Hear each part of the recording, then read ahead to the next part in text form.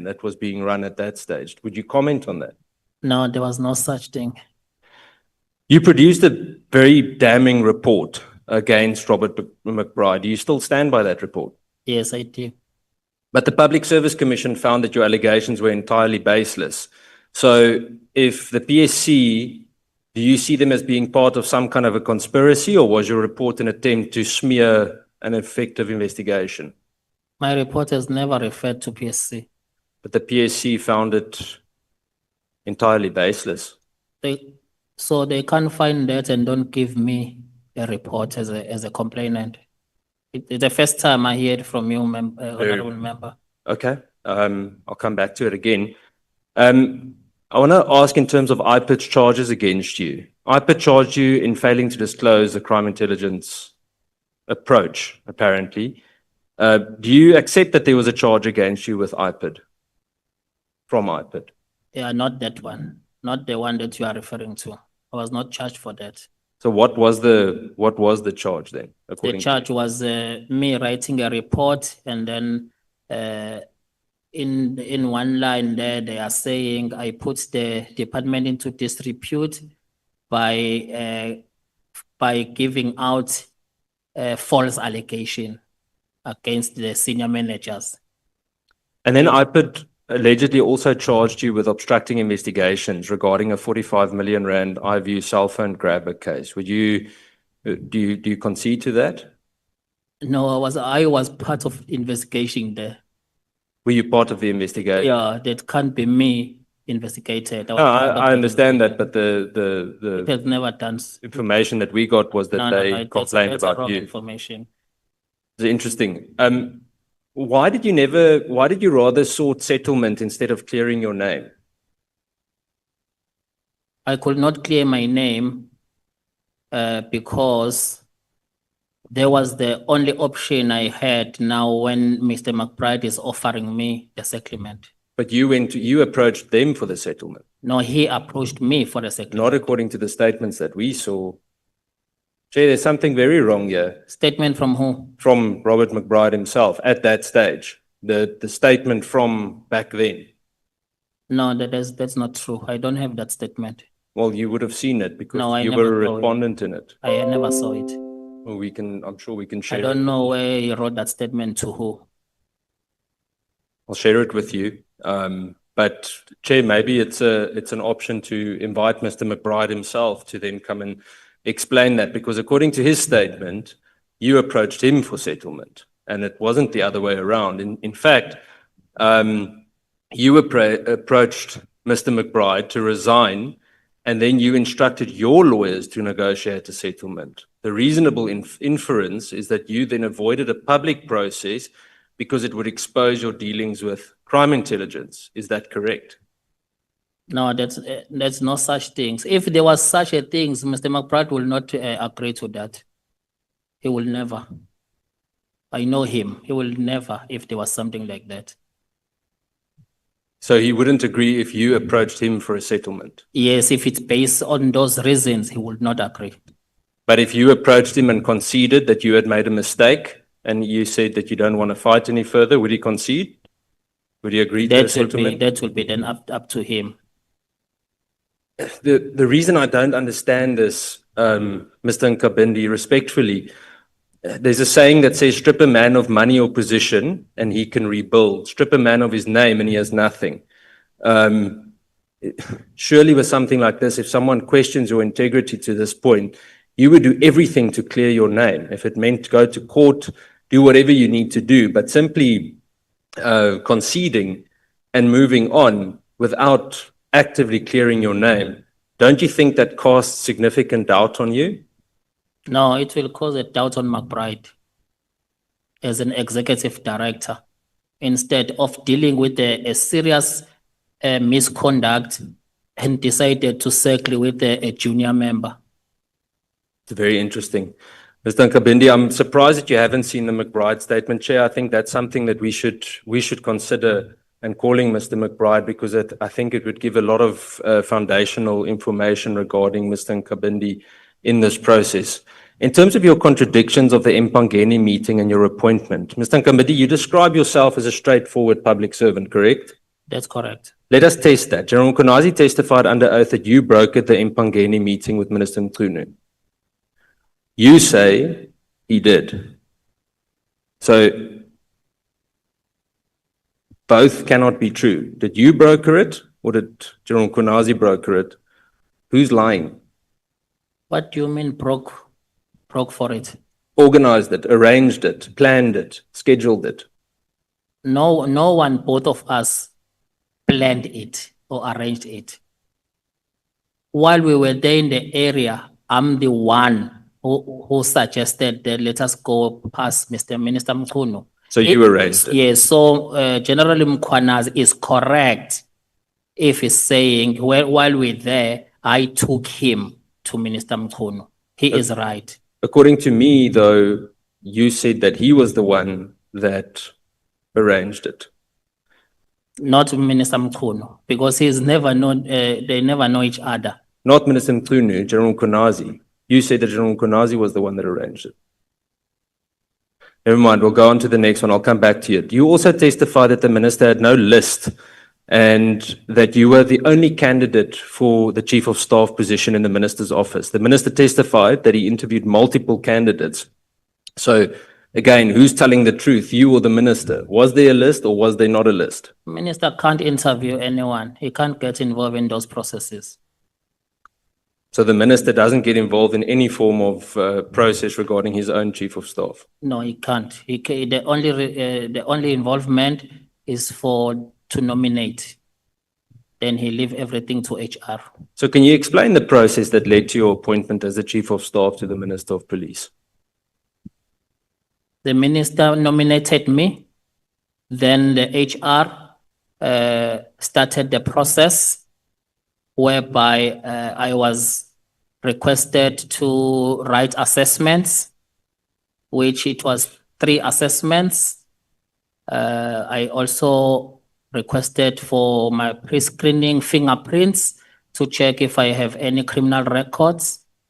Then they check they check my qualifications with SACA. They check my experience. Then they check the suitability. Then they recommended me. And the minister testified that he interviewed multiple candidates. It's interesting that you say he's got nothing, that he's not part of the process at all. And you indicate you were the only one on the list. For chief of staff, yes, but in different areas of positions, it was multiple people. And on what basis do you think you were selected for the senior role? What assurances can you provide us that you operate independently? And we asked this to almost everyone. We asked it yesterday to Mr. Haas as well. How can you assure us that you're not being used to advance the agendas of others within or outside SAPS? No, I got this position on merits.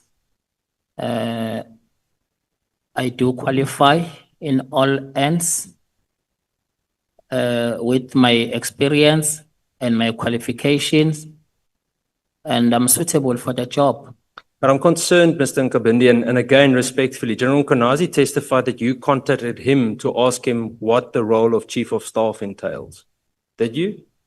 No, I contacted. So is he lying under oath? I contacted General Mkhwanazi to inform him about the offer. So he's lying? I could not even ask him because he has never been a chief of staff himself. I could not ask him. Well, he know? testified before this house that you contacted him to ask about the role of what the role of a chief of staff entails. No, that's not correct. Okay. So you say that General Mkhwanazi lied to us? Yes. Can you clarify whether you now fully understand the responsibilities and the scope of your role? Yes, I do. What steps have you taken since your appointment to ensure clarity on your duties?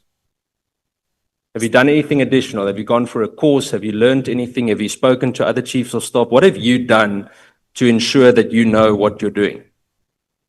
We are having regular meeting with all other chief of staff. So you've been reported and you said it to us today that you schedule meetings for the minister, correct? That's correct.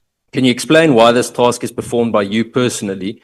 Is this not ordinarily the function of the minister's personal assistant or admin support staff? The reason I ask this is How do you determine which engagements fall within your mandate versus that of other administrative staff?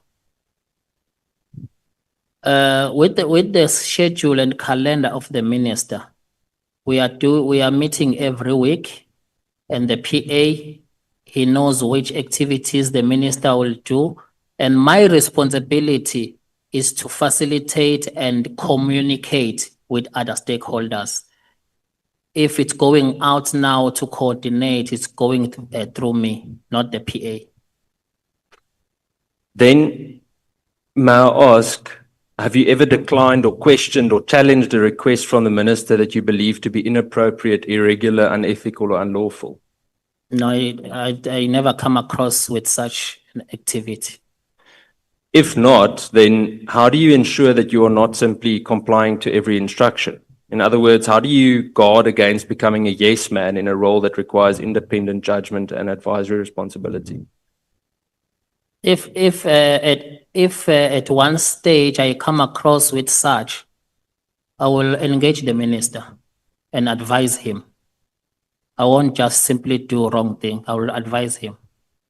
And can you provide an example where you exercised some kind of independent judgment that differed from the minister's proposal or position? Like even when we were busy with his diary, he will be now pushing for a certain meeting, but I can also use my overall leadership that as priorities, Minister, can we shift this one and put this one? Because I need to prioritize, because at the end of the day, I'm the overall supervisor in the office. I must make sure that we do prioritize, irrespective that minister wants this, minister wants that, minister wants that.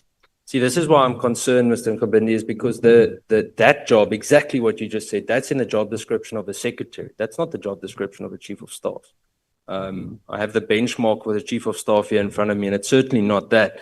I want to ask you about your relationship, the closeness of your relationships with both Minister Mkhunu and Lieutenant General Mkhwanazi. Can you elaborate on the nature of these relationships? We can start with General Mkhwanazi. Last time you spoke about boys' weekends where your wives shouldn't know what you do. But let's talk about that. Today, I get a different picture of the Mr. Nkabinde that sat before us last week in terms of your friendship with Mkhwanazi. So what kind of relationship do you have? It's a very close relationship. In such a way that we discuss personal stuff, me and him. We visit each other. We even go to social gatherings together, social functions together if we are invited. So he is a very close person to me, General Mkhwanazi, in that sense.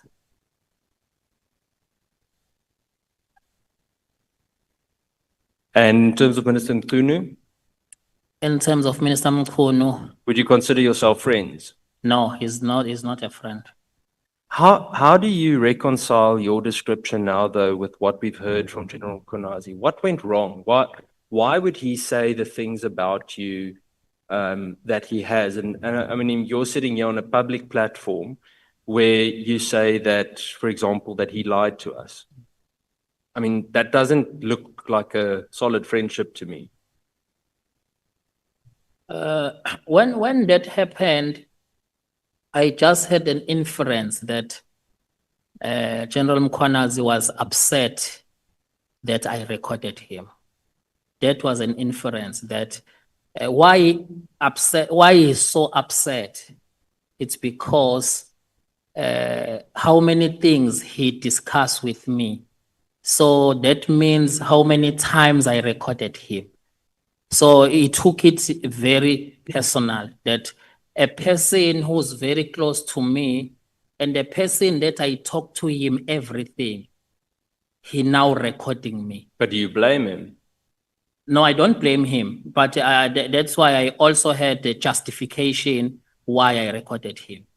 I want to ask you a question. Did you leak the confidential PKTT disbandment letter written by Minister Mkhwanazi to Mr. Mkhwanazi or to Mr. Matlala? So did you leak that to Mkhwanazi or Matlala or any other unauthorized person? Not at all. And moreover, I don't know Matlala. Were you acting as some kind of a political conduit at that stage? Did you ever pass any sensitive documents to advance any agenda of any kind? Not at all. And can you explain your involvement in preparing and revising that 31 December letter? I was going to say, Chair, that is why I was saying to the Honorable Evidence Leader, even if it's inconvenient for search and seizure and all, but in a way I'm happy that at least the investigation will reveal the truth, whether you did something or not. Coming to, can you repeat I just got disturbed? No, I just asked, can you explain your involvement in preparing, revising or handling the letter? In preparing and revising of a letter, I was not involved at all. When the letter was drafted, we were not together with the minister. So I cannot even comment when he was drafting it, how he drafted it. I only got involved when he said, I've got a directive that I want you to forward to the National Commissioner. I only got involved there. And it means if it's not my job for administration work, probably it would have gone without even me knowing. It's just that it has to via me to do it. Thank you, Mr. Nkabinde. What role did Advocate Pikoli play in redrafting or reviewing the letter? He proofread it, and I can remember he had some inputs, which I can't recall now. He had some inputs where it was inserted before then the minister then okayed it. Then I said, are there any of the changes that you can remember?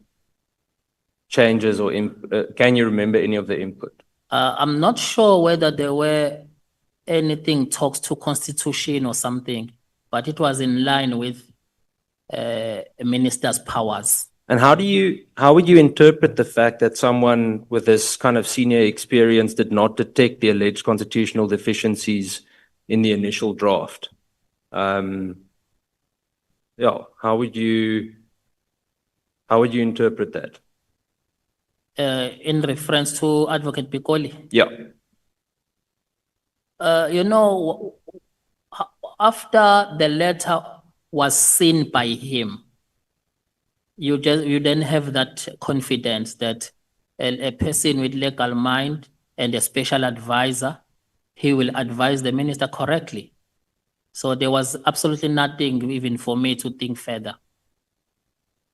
I think it would be good, Chair, if somehow, even if it's a written submission, to get clarity from Advocate Pikoli on that for the record. In terms of the recording of General Mkhwanazi, Mr. Nkabinde, you never informed General Mkhwanazi that it was being recorded, correct? Yes, I never. You deliberately hid the recording device from him. Or it was recorded over the phone. It wasn't a device. It was a phone. It yes. was okay. Yes. Who authorized you to record the general? No one authorized me. I took that decision. So explain to us again shortly, what was the purpose of it? The purpose of the recording, I had a conversation with General Mkhwanazi on the 2nd of January when he was querying about the letter. Then he mentioned all other sorts of things that there will be fight back.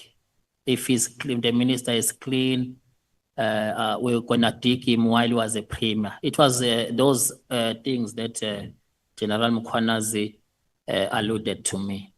Then on the 5th, General Mkhwanazi sent me a WhatsApp message, the one that now is reflecting here in my statement. He forwarded me that message. Then I read it.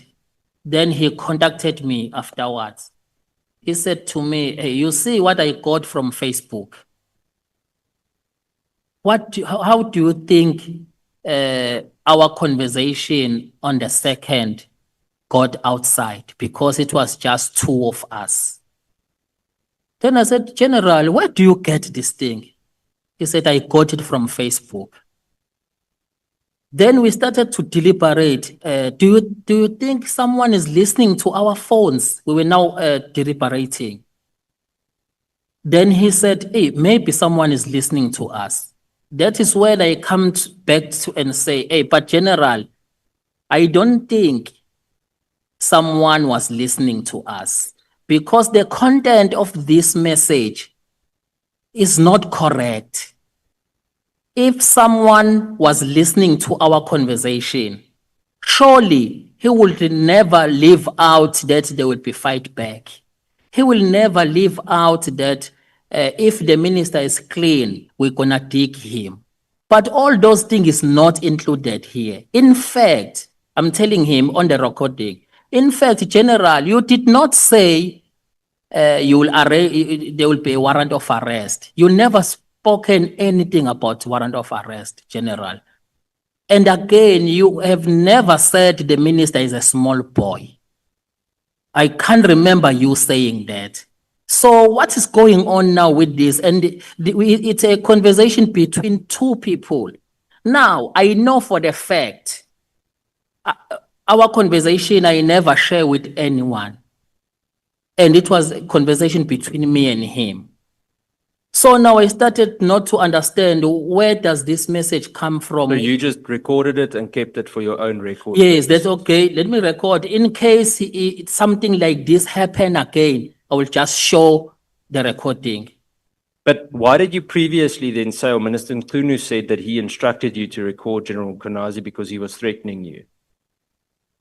No, I was telling the sequence of event that after the 2nd, after our conversation on the 2nd with General Mkhwanazi, I informed the minister. Then the minister said, these are serious threats. You should consider recording him. That's what he said, the minister. But this time around in this one specifically, I'm not saying I would not comply with the suggestion of the minister at any stage, but this specific one, what prompted me is what General Mkhwanazi is giving me, which is now contradicting and distorted. So is Minister Nkunu lying?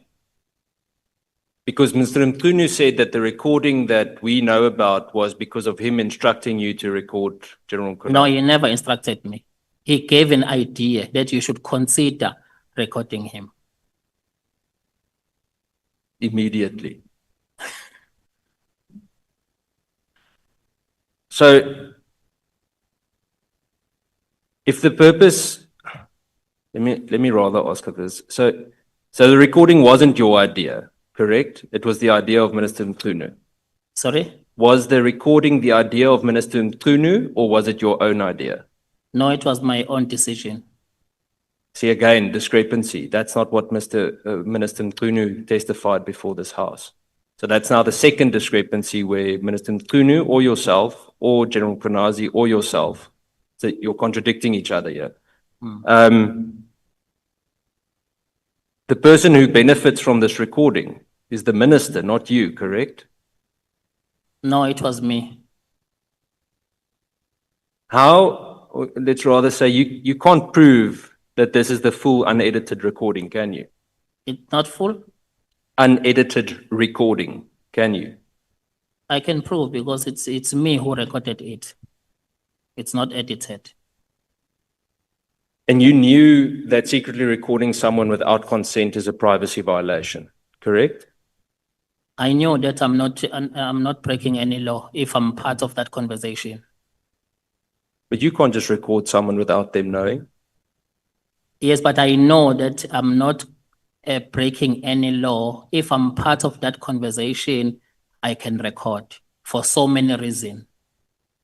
That's very interesting. I would say at least under the Poppy Act, at least. I mean, why would an honest official need to unlawfully conceal and record someone?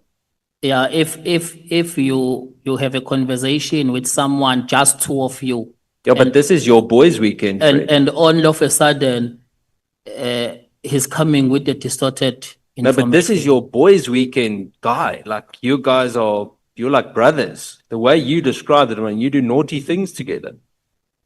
That's what you told us. Yeah. Yes, but that was another thing, that how come he's coming back to me with a wrong message? But wouldn't you confront him with that first and discuss that with him instead of just No, recording we him for discussed backup's it. sake? We discussed it. It was on record, but we were discussing it.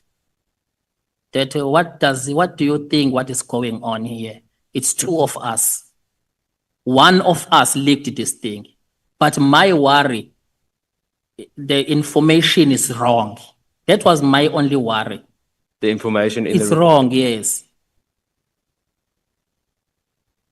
I don't want tomorrow, General Mkhwanazi said, he said something that he did not say, even himself, because this message contained things that General Mkhwanazi never said, even himself. So it's very dangerous now when this thing it will now as if I'm creating it. I want to have a bad name of Mkhwanazi. He's speaking, it's just two of us. And now the message comes back with the wrong information.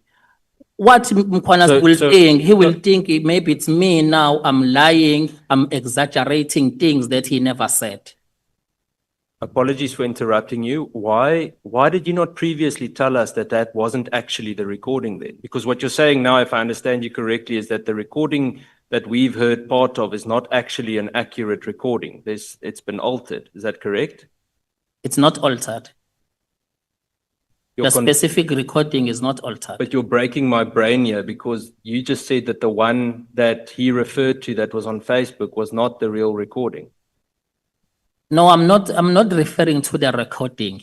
He sent me a WhatsApp message purportedly to be our conversation on the 2nd, of which our conversation were not a correct version of this WhatsApp message, not a recording. On the 2nd, there's no recording.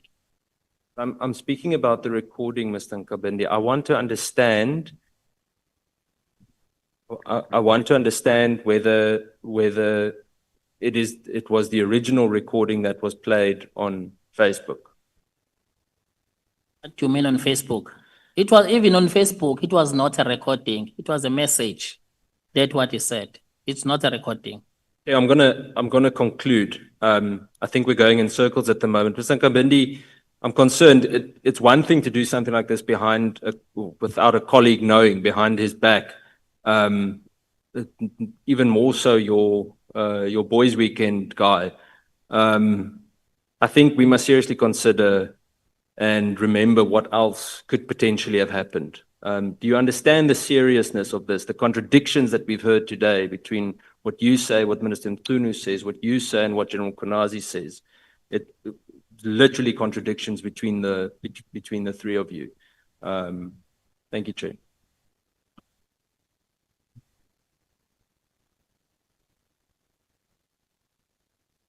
Are you responding to the statement, Mr. Nkabinde,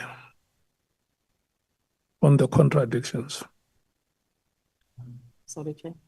Are you responding to the statement on contradictions? Yes, Chair, I can comment. I never contradicted with anyone. What I share to this committee, it's a correct version of what I know. Chair? I think it's just a closing comment, Mr. Nkabinde, and you can stand by that. It's absolutely your right. What I'm saying is there's a clear discrepancy between your version and the version of General Mkhwanazi, one, and there's a definite discrepancy, especially in terms of the recording of your version and the version of Minister Mkhunu. So you can stand by your version, 100%, but you're missing each other on it. And then maybe just the last point, if you share a recording like that with a third person, it becomes illegal. So it's good to remember that. Okay. Thank you so much, Honorable Cameron, Mr. Cedric Nkabinde. It is for the first time since we started with our proceedings, Honorable Cameron, that you exhaust all the time allocated to you. This is the anniversary spirit. Keep it up. Thank you so much. Who is taking the microphone? Honorable Nomvalo. Is it you, Honorable Nomvalo? Yeah. It's now 23 minutes past. Your time expires at 7 minutes before 6. Your time starts now. No, thank you, Chair. No, maybe I must start by saying that with no attempt of trying to subvert the previous performance of the witness before us, but I think today is doing much better. I thought it's important that I make that statement. Are you saying he has the helmet on his head? Yeah. No, Mr. Nkabinde, you've been with IPIT since 2010, right? Yes, correct.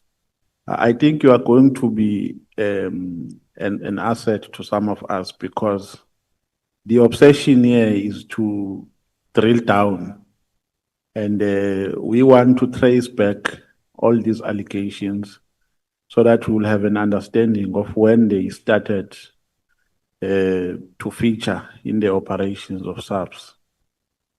Now, when General Mkhwanazi was here, when he was describing your relationship, he said that you guys started to be close when you had problems at IPIT.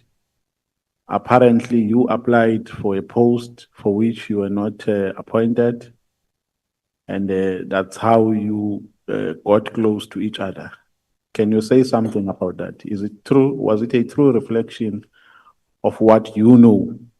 If you want to make some additions, you are free to do so.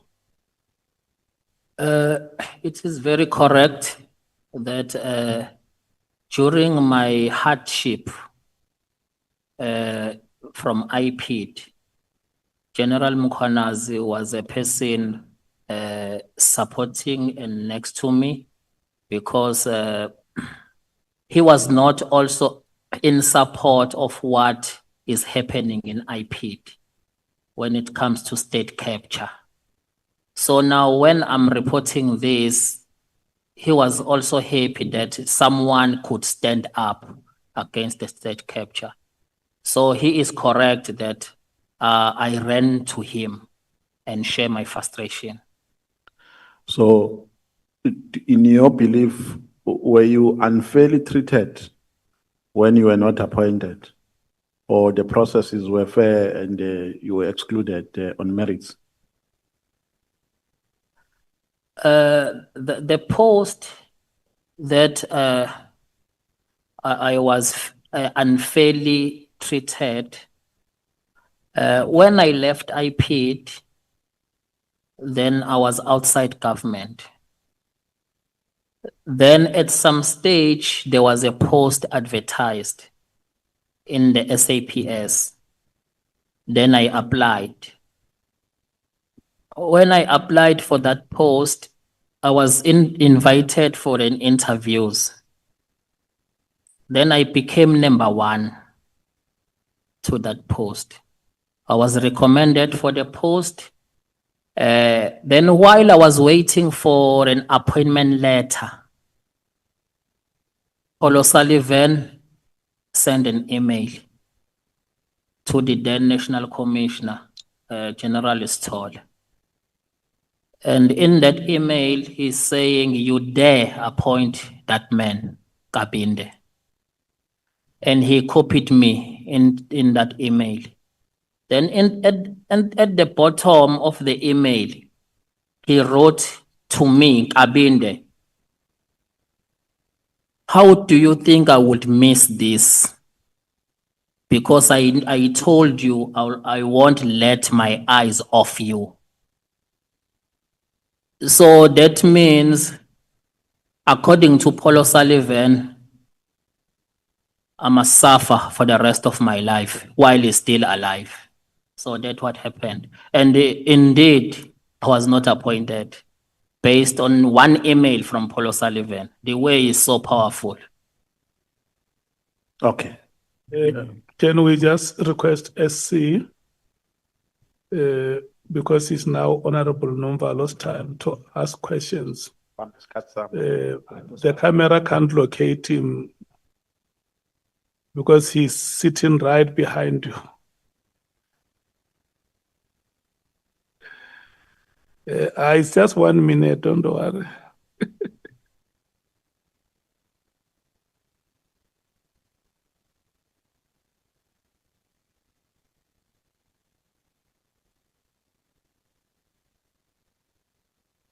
Are counting your time in light years, not in minutes.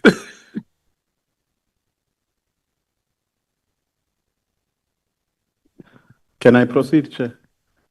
Well, I forgot to ask you, should I address you as Mr. Nkabinde? Yes. I'm asking because the issue of titles is very important. Someone came in here as a professor. When we went for lunch, he was a doctor. When we finished, he was a Mrs. So it's very important that I capture your title accurately. Now, you are saying Paul O'Sullivan wrote an email to the National Commissioner. Yes. Who is this Paul O'Sullivan? Because even General Mkhwanazi, when he came here, he spoke about him. What is his interest in SAPS? Does he play any official role in SAPS? He does not play any role in SALPS, but is in charge.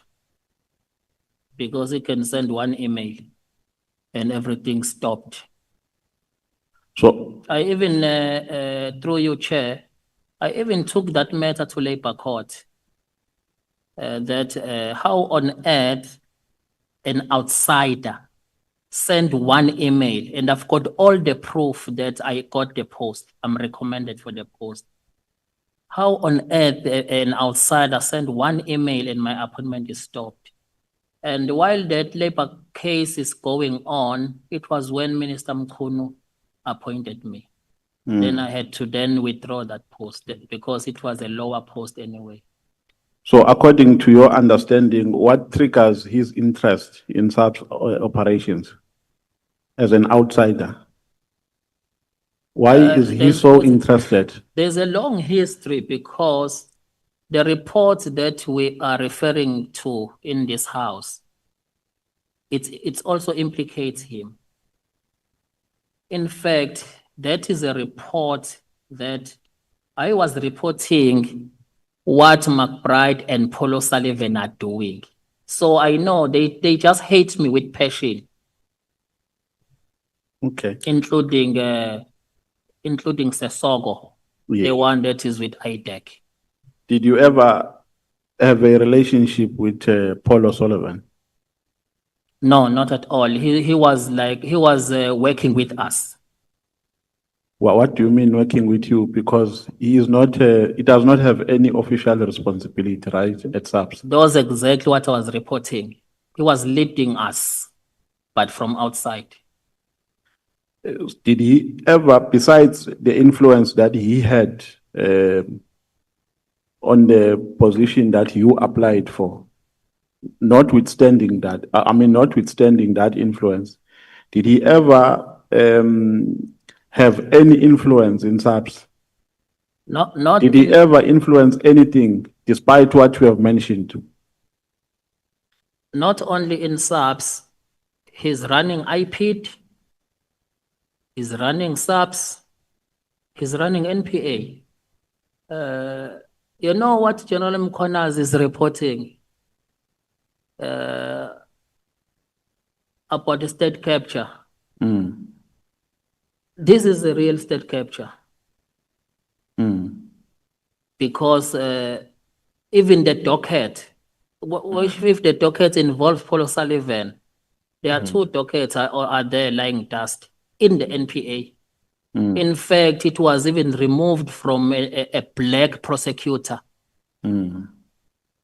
So did he ever I'm trying to connect And some sorry, Chair. dots. When we talk about this thing, Mm, I become very emotional what is happening between me and Mkhwanazi mm, because I was fighting this with him. mm. So you were fighting this interference, Yes, this with him. undue interference Yes. by Paul O'Sullivan. Me and Mkhwanazi, we are one WhatsApp group. So I don't know what is, maybe I'm in the wrong place at the wrong time. Mm, Because these are the things that, even what he's reporting now, these are the things that me and him are fighting, state capture. But what I'm trying to understand here, Mr. Nkabinde, is how does he successfully interferes in SAP's operations? Does he has people that he works with in SAPS? Is he connected to some influential people who just take instructions from him? And if so, who are those people? Yeah, he works with very senior people in SAPS in such a way that even with that appointment, my appointment, they leaked it to him. He even wrote there that I know about an imminent appointment of Nkabinde. Then you dare appoint him. So now, how does he even got internal documents? So do you know who he works with at SAPS? Can you specify people with whom he has been working to influence SAPS operations? Not really, but it shows that because he knows everything in SAPS, but you wouldn't specifically say this did what when. Okay. So while you were still working for IPIT, did you ever get any instruction from him? Or did he ever try to influence you to take a particular position? Yes, he was giving us instruction. How was he He was in charge of us. How was he giving you instructions? Was he calling you, or he was coming to your offices, or he was sending you SMSs? How did it happen? He come to the office, he hold meetings with us to tell us what to do. At some stage, he will go and interview our witnesses, portraying as if he worked for IPID. Having our letterhead of IPID, he will just call you to come and sign, and it's done everything. Yeah, because you know what I'm trying to understand here is how does an outsider who does not work for SAPS how does he has so much influence in SAPS operations? Where is he getting those powers from? I mean, it means the system is very loose at SAPS. Anybody can just go in and call staff members and invite them to a meeting. Is it loose to that extent that anyone like myself, I can just go to any SAPS offices here or IPIT offices and say, guys, let's meet in the boardroom, let's have a meeting and give you instructions? Yeah, no, they are in charge. He is in charge. But where does he get those powers from? Because for you to be in charge, you must get powers from somewhere. Hey, we don't know. Maybe this, at least now, it's revealed now to the higher authority in Parliament. So because this thing was never even attended to. My report was never even interrogated, except that Minister Tsele used it not to renew his contract. But the allegation, they were never dealt with. In fact, I'm the one who's suffering outside. That even when I've got an opportunity to get a job, Paul O'Sullivan will send one email to stop me. Now, it means even this appointment, I only got it because it was a hierarchy from a political office. He could not stop it. Yeah. So what you are saying here is that you were not appointed because of his influence Yes, one email. to the National Commissioner. Yes, So the National Commissioner acted in accordance with the instructions of Paul O'Sullivan. yes. Okay. So did he ever influence a dismissal of anybody or a removal from any position of any person who ever worked for SAPS?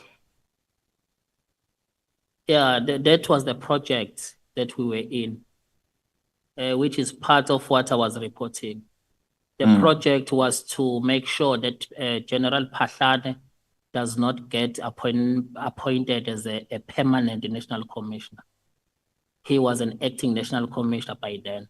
No, wait. So when you are saying it's a project that you were in, do you also involve yourself in that project? Hence, I reported it, yes. So you were a group that was plotting against General Phahlane. We were in that task team that were plotting with an instruction of McBride and Paul O'Sullivan. So how were you plotting? Were you holding physical meetings or? Physical meetings and how we're gonna do it. That's why I ended up reporting this. It was against my conscience, destroying people. Then Phahlane was then suspended.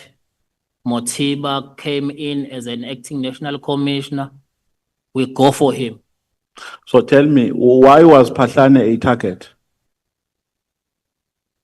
The main thing was that there was no permanent national commissioner. Phahlane was acting. Yeah, sorry, because I also want to move with you. If you don't mind, and if you can remember, can you cite times, years and months to say at this time we plotted, at this time we did this and that, so that we can move together? Yeah. Yeah, no, I think it was a year 2017 where we were busy with plotting to remove Phahlane. He was an acting national commissioner. The main reason, Paul O'Sullivan wanted McBride to become a national commissioner. So we were targeting everyone who occupied that seat.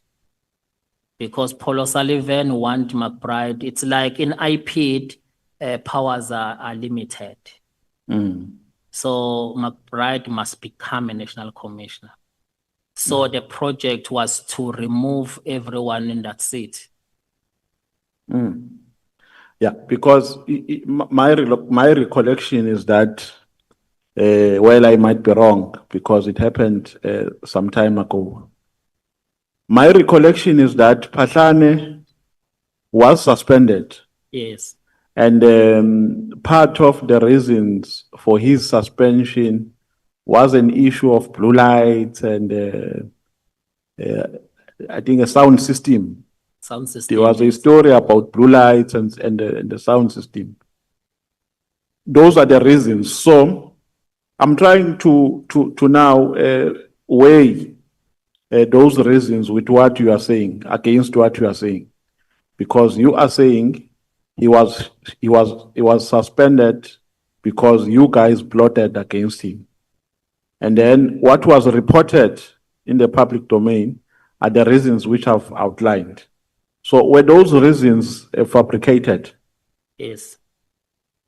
How were they fabricated? We created a scenario where we have a search and seizure to go to his house to look for the sound system that he bought. But the aim was not about sound system. The aim was to come with the media. Acting national commissioner's home was raided, so that the president will have no choice but to remove him. So you came with the media. Yeah, the media was plotting with us. So you plotted with some journalists. Yes. And then the other story of blue lights. No, the other story, Blue Light, it was after he was not even already, he was already removed. He was Yeah, removed. it was other, But it ongoing also investigation. implicated him. It also implicated him. And in that Blue Light, the target was him because they were looking for him in all angle. Even the Blue Light story was part of that. So the gist of all of this was a power struggle. The gist of all this is to usurp power in the criminal justice system.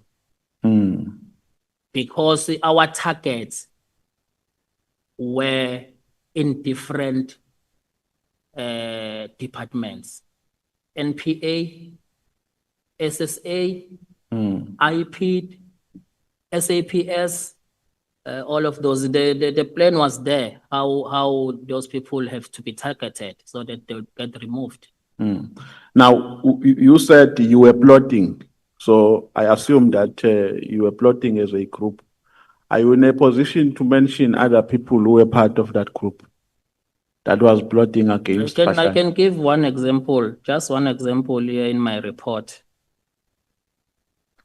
In one paragraph here, it was a well-known fact that Mr. Robert McBride wanted to become a national commissioner, and he was telling some members of task team that he was considered for the post.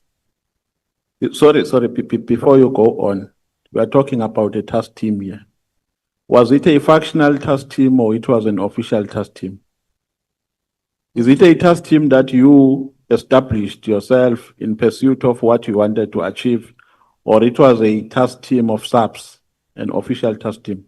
Now remember, this is IP. I mean, sorry, of This is IP. Yes. Then McBride Yes. established a task team.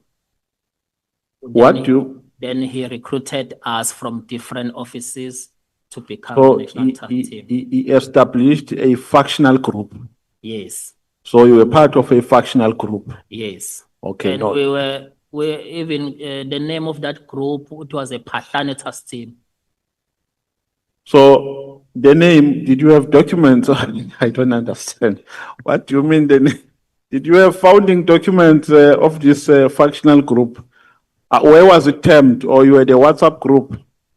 Yeah, but we were reporting directly to McBride. So you had a WhatsApp group. Yes. That's where you were plotting. So that's where this name was written, Phahlane Group. I mean, The Phahlane. name of the group, yeah. The name of the group was Phahlane Task team. Task Team. Yeah, because the task team was established solely for him. No, Chair, I think we'll make a submission, but I think it's very important that we invite General Phahlane to come to the committee. Yeah, you can carry on. I interrupted you while you were still speaking. I was just want to make one example in this paragraph that there was a meeting that took place at Mr. Paul O'Sullivan's house. This house was a former house of a well-known Rondoville creature, whereby Mr. Paul O'Sullivan was chairing this meeting. And among other people present in this meeting, it was Mr. McBride, Mr. Mandlakayise Mahlangu from IPID. He was with our task team, the late Mahlangu. Mr. Cedric Nkabinde, myself. Sarah Jane Trent, she was a Paul O'Sullivan assistant. A white lady called Candice from Crime Intelligence. Mr. Cedric Sibia, the former Gauteng Hawks boss. Two white males, representative from AfriForum and from DA. And a white lady as a journalist. The main purpose of this meeting was to plot how to bring down Phahlane to ensure that he was not confirmed as a national commissioner. AfriForum representatives guaranteed that the funds were available to carry out this mission. And Paul Oh, O'Sullivan, sorry, I'm sorry for interrupting you. You forgot to mention the year. When was that? 20. this report is 28 April 2018. 2018, Yes, when report. you were about to leave IPIT, Yes, so this probably towards the end of 2017. or towards the end of 2017. Okay. The main purpose of the said meeting was to plot how to bring down Phahlane to ensure that he was not confirmed as a national commissioner. AfriForum representative guaranteed that the funds were available to carry out this mission. And Paul O'Sullivan was responsible of spying on Phahlane to find anything. The meeting sought to plot how to usurp power of the entire security cluster, NPA, Crime Intelligence, SSA, DPSI, and specific individuals were identified from the above mentioned department to be targeted, the purpose of which was their removal from the same position. Mr. McBride gave assurance that IPID will go after them and Paul O'Sullivan will be a spy on them. Okay. No. Can you do me a favor, Mr. Nkabinde? If you can summarize, because there are some questions which I want to ask you, and I'm afraid I'm running out of time. The gist of that meeting, even if you don't read word by word. So the gist of the meeting was to establish a plan to get rid of Phahlane. Yes, And in that meeting, you identified Paul O'Sullivan as a person who's going to spy yes, on Phahlane. Phahlane, yes. So that was the first meeting of that formation. That was the first item. The other item was to identify other role players in other departments. Yes. So what was the common interest here against Phahlane of these people?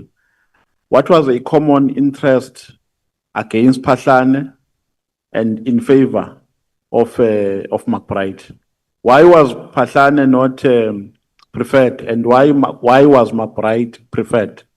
Because Phahlane did not comply with Paul O'Sullivan. So Paul O'Sullivan could not control Phahlane. Whereas he could control McBride. Yes, Okay. And then ultimately the goal was achieved because Phahlane was suspended. yes, So according to your evidence, the reason why Phahlane was suspended was because of this plot yes, and nothing else. yes. And everything else which was reported was fabricated. Yeah, that's why he has never been arrested on those things. Okay. And then That is why allegations are very dangerous if not proven. Because we have people like Phahlane now who they lost all their livelihood. So it's very important to prove allegation and test them. So with this blue light case, they were just fueling Yes. a plot which was already in existence. So that there will be more halabaloo. So which company was supplying blue light? I can't remember. Instrumental law something. Were they charged? That company? Yes. Were they formally charged? Yes. Do you know where the case is now in terms of progress? Is there anyone who was arrested, They prosecuted? are going court even now. Yes. Yeah. But no one has been arrested. No, they were arrested. They are appearing courts now. Or they have not been convicted. They have not been convicted as yet. Okay. And then when the NDPP was here, I asked her about her relationship with Paul O'Sullivan. And I asked if she knows Paul O'Sullivan, and then she said in her reply, she doesn't know Paul O'Sullivan. She only hears about him. Subsequently, I asked her about a case. I think we got some information somewhere that Paul O'Sullivan was once charged and prosecuted, but charges were later withdrawn. But let us start here. According to your knowledge, is Paul O'Sullivan also interfering with the NPA? Yes. Do you know who is his link in the NPA? No, I don't have a specific individual, but why I'm saying that, it's because the case against Paul O'Sullivan, it gets stuck in the NPA. Okay, so the case for which he was charged and prosecuted related to what? It's related to what I'm reading out in this report. He misrepresented himself as an IP employee. All those things, yes. Yes. Do you And know? then he was charged, and McBride was charged, and the case was withdrawn to get a racketeering certificate, which is up until now. Instead, it was removed from another prosecutor to the other, but it does not come back to court. Yeah, because Over 5 years now. Because we requested the NDPP when she was here to tender a progress report in that regard, and we were patiently waiting for that report. But do you know who was the prosecutor of the case? Who was Yeah. dealing with the case? Yes, I know. What is his name? Advocate Mashego, Is he still working for the NPA? I think so. DPP's office, So he's the one who was handling the case. yes. And the investigating officer of that case is Major General, he's now acting as a divisional commissioner here in the head office SAPS. Yes. So, according the chair is saying I'm running out of time. I so wish I can have 4 hours with you today, because there is more information that you are giving.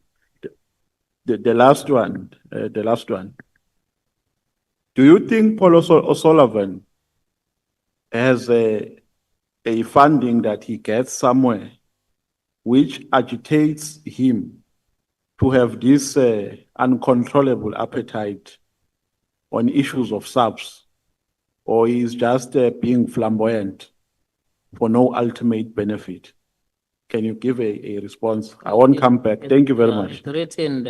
It's written in this report that he do have fundings from overseas.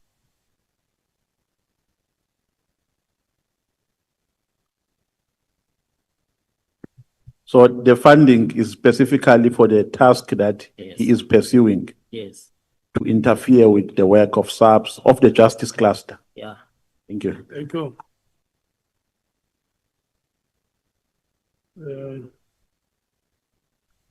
Honorable Skosana, Thank you, Chair. 26 minutes past 6, your time expires. Thank you, Chair. Once again, good afternoon, Mr. Nkabinde. Now, I must say that what you just testify about here, though we know we're still probing, we still say these are allegations. But indeed, I want to give General Mkhwanazi a salute that today you've spoken about the issue of the state capture, that the state capture, the real state capture is now. Am I right? Yes. Quite scary that there was a task team which was established, in particular to focus on the former acting National Commissioner, General Patlane. Yes. I understand that, as you said, this thing makes you emotional and being a target as well. You risk your life as well today by revealing names here. And I want to thank you for your bravery, that it takes a man to do what you have done just now. The issue of Paul O'Sullivan, who were told that he's got many passport, am I right? Yes. Now, I think SAPS must arrest that man with immediate effect. Now, I'm going to start by saying to you, when the boss of IDEC was here, Advocate Andrew Johnson, I posed a lot of questions, and I think I'm going to do that to you today. Do you believe that there's an Indian cabal at IDEC? I can't be sure of that because I've never interacted with them or worked with them. Do you know Harumel? Yeah, there is a chief of Perumal. Yes. Yeah, there is there. Right. Do you know Beluch? What is it? Beluchun? Luchan, yes. Sunij? Yes, he's there. What is your relationship with them? Are they rogue? Because, you know, there was an issue with Advocate Patoy, that he was very sensitive that we should not use those words loosely. But what we receive, let me just make a disclaimer. I sit in the Police Portfolio Committee. There's a lot of people who are sending us their frustrations like they are sending to you, as you said, almost 100, am I right? Yes. Now, this so-called, inverted comma, alleged Indian cabal works with a prosecutor called Advocate Tyler Chabalala. Do you know him? No, I don't know him. You don't know Tyler? Yeah. Not by name. I'm sorry? I know the name, but I don't know him. Okay. Now, in your submission, what made you leave IPID? I left IPID after my after I blew a whistle. Then I got victimized, and subsequently I was offered a settlement agreement. In your submission, remember you said that you were used by Minister Peggy Tele, and the portfolio committee did not renew McBride, you know, as an IPID executive director. Can you elaborate on this? The contract of I left IPID 19 September 2018, and the contract of McBride was due to expire the following year, February. Yes. So now the process of renewing a contract of the executive director, it has to go to the portfolio committee and go and be confirmed in the National Assembly. The minister should motivate why he recommend the renewal and why he's not intending to renew. So those are the motivation the minister, former minister Peggy, he submitted to portfolio committee that he's not intending to renew. And one of his reasons, then he used this report. And that report was deliberated in the portfolio committee. The portfolio committee issued a report that they are not intending to renew, and the report was adopted in the National Assembly. Now, you said McBride and O'Sullivan hate you with passion. Can Yes. you know, summarize it for us? Why? because of this report. The one which you, Which the report, I sent to Begitele reporting all of their unethical conduct. Because in this report, it was not an anonymous. I wrote that it comes from me. you mentioned that there's 2 cases registered against McBride and also Sullivan. Which other 2 cases which are gathering dust? What is the status as we speak now with those 2 cases which you mentioned? It's quiet about it. What are those cases? Do you know? Do you have an idea? Yeah, the other one will be corruption, defeating ends of justice, and so forth. The one that where Paulo Sullivan was impersonating as an IP officer and all that against Pahlane. That is the one. The other one, it was in respect of the meeting that I was alluding here, where one of a former Hawks boss, Mokoteti, he registered a treason case, which also that case was nowhere to be seen. So in other words as well, we have to have another witness, but I guess we have that chair of Prince Mokotedi. It's been mentioned many times, and I guess we have to have him with General Pahlane here. Because your role in these cases was that task team where you plotted to have Pahlane not getting a permanent appointment as a national commissioner, am I right? That's correct. Who idea was this? Paulo Sullivan was spearheading it, and No. then McBride. Now, was the minister aware of this? No, I don't think so. Minister Begitele. Was not aware of this. No, he was not. So it was a clandestine operation within SAPS. Yes. You've mentioned General Esibia. Was he then the Hawk boss, or was he with was he at national level? As you said 2018, he was not a deputy at that time. I guess he was with the province at that time, am I right? No, he was at municipality.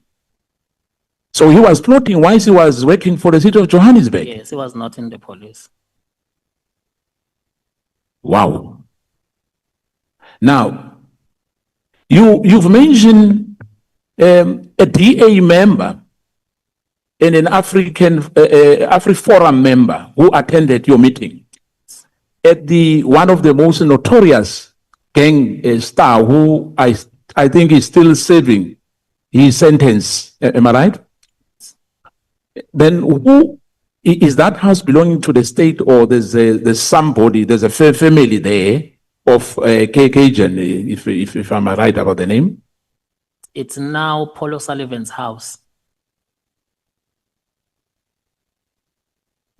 No, this is a mafia state. That's the question again, Honorable Skosana. I'll give No, I will. I will, Chair. I'll give you 30 seconds. Ask the question again. I ask, Chair, this house, as we speak, somebody is serving a sentence in that house. And if my memory serves me well, we were told that house was auctioned. Yes. Am I right, Mr. Nkabinde? Yes, that's correct. So the guy who bought the house is Paul O'Sullivan. Yes, that's correct. Are you happy, Chair? Whose house is this house you are asking the witness about? It was Ketcher's house, the one who was arrested, who's serving a prison sentence. The fugitive. A fugitive.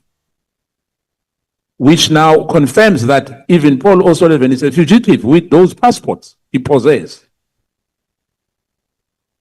Hence, Chair, I'm short of adjectives of how to describe these revelations which we are getting now here. Now,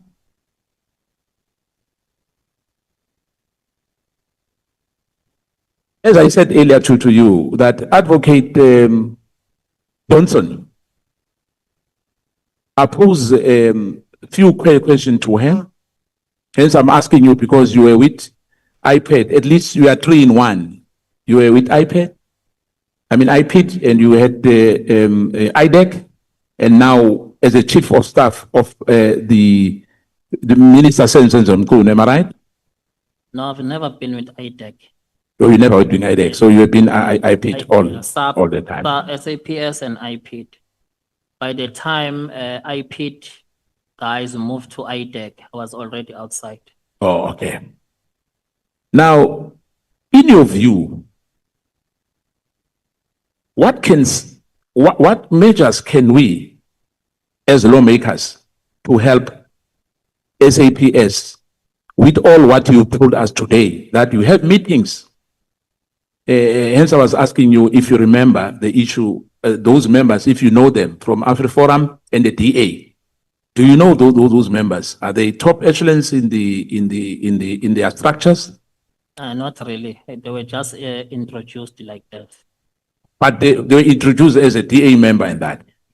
And remember, we have Roque as well, a journalist. You said there was a journalist there. Yes. Perhaps, do you have the name? No, I don't have a name. It was a white lady. How I wish that we had pictures, because as I have mentioned some of them here, Karen Morgan, Marian Tam, Paul van Veek, and you say it was a female, am I right? Female white, yes. Yeah, I think, I'm not sure whether we can do that. There's cameras in that house, in Bedford View, am I right? Yes. Yeah. Now, this unethical conduct, is it for the first time we are reporting this to this ad hoc committee? Yeah, it is the first time someone is listening to me about them. But you did try to raise an alarm on these matters. Hence, hence the report was sent to the minister. Which minister? Minister Pegicele. So Pegicele did nothing about this? I did nothing except use it not to renew the contract. Your contract? No, he only used this report not to renew McBride's contract, but he never done anything about it. It's the first time I talk about it. The only thing I know about this report is that I lost my job. Now, if you remember the issue of the blue light, that contract which some few generals were arrested, am I right? That's correct. In your view, I think there was a police, a provincial commissioner Tilang in that blue light issue, am I right? That's correct. And there was General Mkhwanazi in that arrest, am I right? There were about 8 or 9 or more. And General Patlane was a target, am I right? That's it. Because of this position which he perhaps would have been appointed for if there was no Patlane task team. That's it. I hope the president is listening. That in this country, at the top echelons, in 2017, in 2018, 2019, the state capture was indeed in a swing. And the media as well, whoever was there as well, because we know that they sponsored views poisoning our society. We are quite aware of that. Now, when did you last spoke to McBride? I last spoke to him during my last day of work, 19 September 2018. So, in your statement here, who's Mr. Temane Binang? He was part of the task team. Now he works for IDEC. He was part of the task team. And he was working for? He was part of Patlanet task team. Yeah, what I'm saying, was he working for SAPS or was he No, working for? the task team was for a IP task team. Okay. Now, you've mentioned as well SSA, if I listen to you carefully. Who, are you comfortable to give us the name? Because you've mentioned Mr. Sisoko from IP, am I right? Before you went to IDEC. And you've mentioned Mr. Kuba, Yes, who was able to stop this investigation, am I right? yes, they were the heads. Mr. Kuba, where is Mr. Kuba? Is he still with IP? Yes, And Sisoko is IDEC, am I right? yes. Now, there was a meeting which shortly before the African National Congress, in your statement, African National Congress conference, and they wanted to procure a crime intelligence equipment costing 45 million, which will be used during the conference. And however, that did not, that procurement did not succeed. Am I right? Yes. What was the plan? What was why was the police wanted to procure that equipment for the African National Congress conference, in your view? No, the guy Hlongwane, Brigadier Hlongwane, was part of that meeting. He mentioned that a grabber worth 7 million, they were pushed to buy it for 45 million. That's what he said. And then Mr. McBride then said the rest of the money was planned to be used for the conference. Of the ANC. Yes. In other words, they wanted to inflate the invoice of that equipment. Because in that meeting,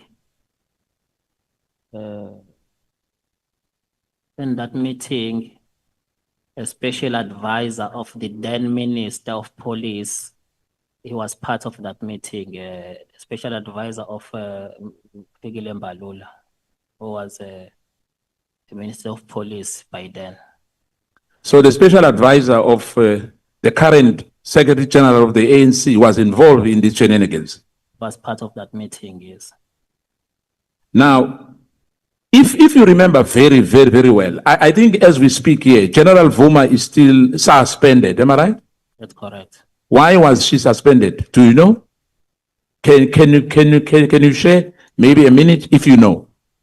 I think it's part of that that procurement. I'm not sure. Now, the plan was to use one Brigadier Hlongwane. Is he still with the police as well? I think it's been dismissed. Because he's the one who was supposed to influence this procurement. Yes. I mean, procuring this machine.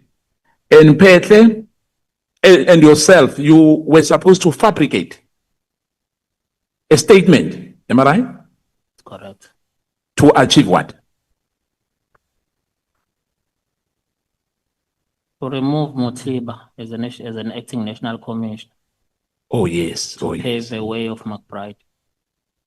Now, the 702 Barry Bateman at that time was used to for disinformation. Am I right? Yeah, it was part of us. So Barry Bateman was part of the Pahlane task team. That's correct. Mandla Kayise Mahlangu, you said he has passed on, unfortunately, if I heard you well. Was he a prosecutor or was he a policeman? He was an investigator from IPID. From IPID. He was part of the task team.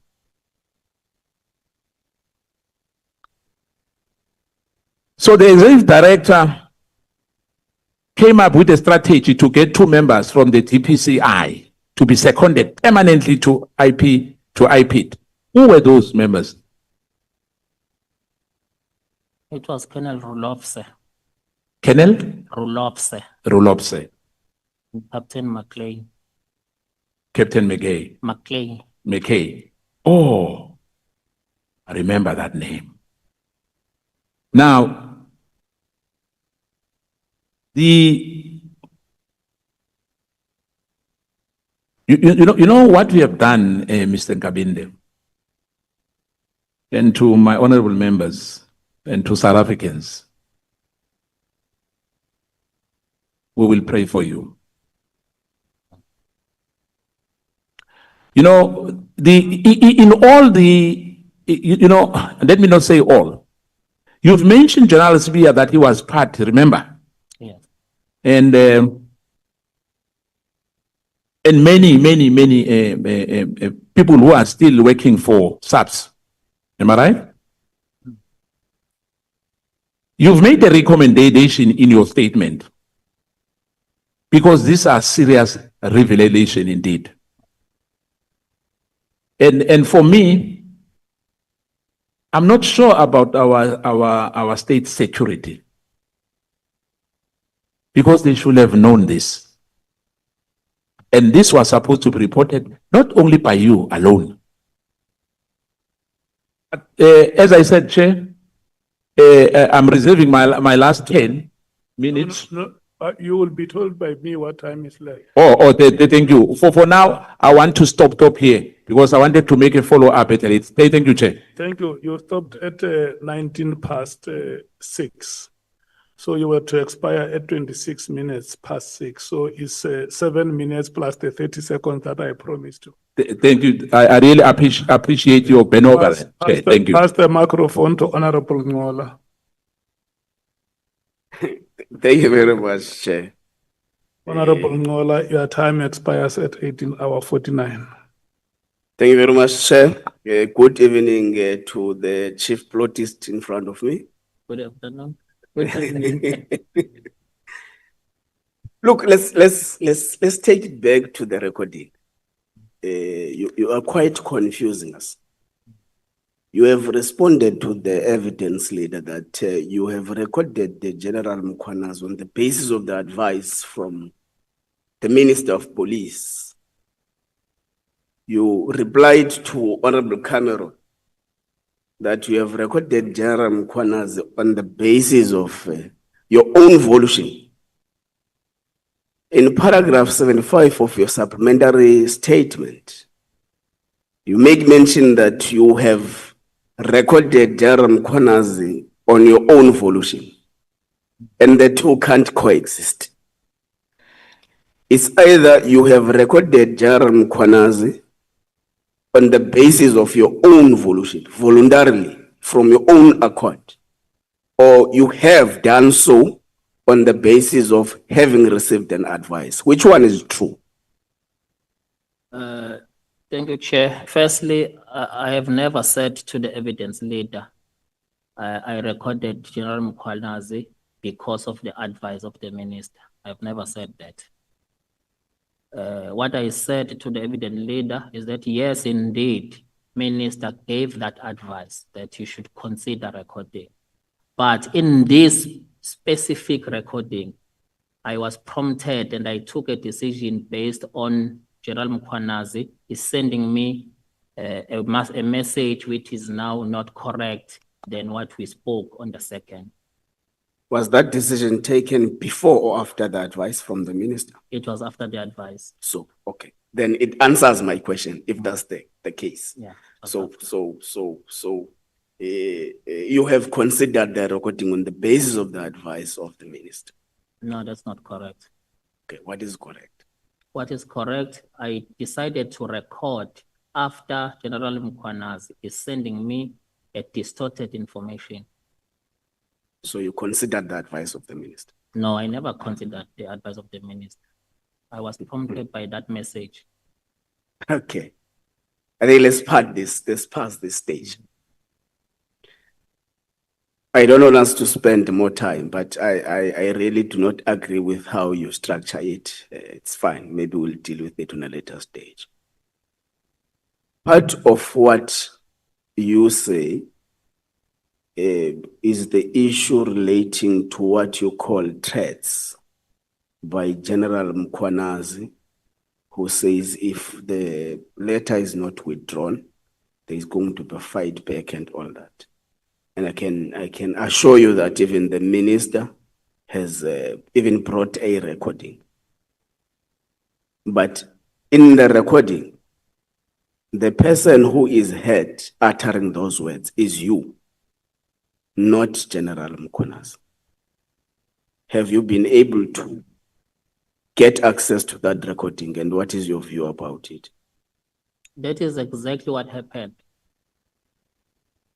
After I received this message, which is it's carrying incorrect information, I started to record. Then while it's recorded, we are now deliberating, myself and General Mkhwanazi. Let's do like this, Mr. Nkabinde, with due respect. May you just pull back a moment, redirect the microphone to, you can switch it on and proceed. Thank you. Yeah. Okay, thank you.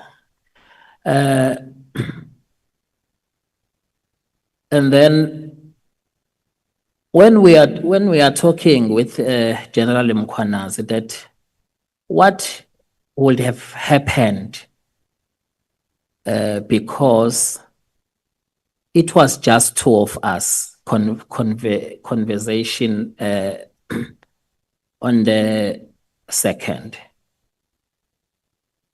Would it be maybe someone was listening to our conversation or tapping our phones? Then I said, no. I don't think someone was tapping our phones, because there are crucial things that you said, which is supposed to be contained in this message. If there was a person tapping us or listening to us, he wouldn't leave out that you said there will be a fight back. He wouldn't leave out that you said if the minister is clean, he can continue. And then General Mkhwanazi is affirming, is agreeing with me that, he never said this thing, and is agreeing with me with in reference to our conversation of the 2nd. So that's what the recording entails. Okay. You say there is nothing special about the complaint brought by Mr. Adams, but the series of events are proving otherwise. There is 2 days in between opening the 2 cases in Cape Town and Johannesburg. But in a space of about less than 20 days, there was an arrest already. It went to the minister, went to the national commissioner, went to the chief of staff, went to IDEC, an arrest was made. Now, the events actually suggest that the complaint by Honorable Adams was actually treated specially. So, in your own recollection, are all the complaints that you receive treated the same way, getting the same special attention, and exacerbated within this short period of time? First of all, why I was saying the complaint of Adams was not special to me, it's because I treated like any other complaints that I'm getting. In the complaint, I did not even know details of the complaint. I only see case numbers. I'm not even sure who's involved and who are the suspects. So that is why I'm saying that complaint for me, it was like any other complaint. I even referred the same day to different authorities. Do you usually refer complaints the same day? Yes, I refer complaints like almost every day. I screen them, I refer to the relevant department. In some others, you'll find that it does not even for the police. Then I need to refer to other departments. So there's always referral.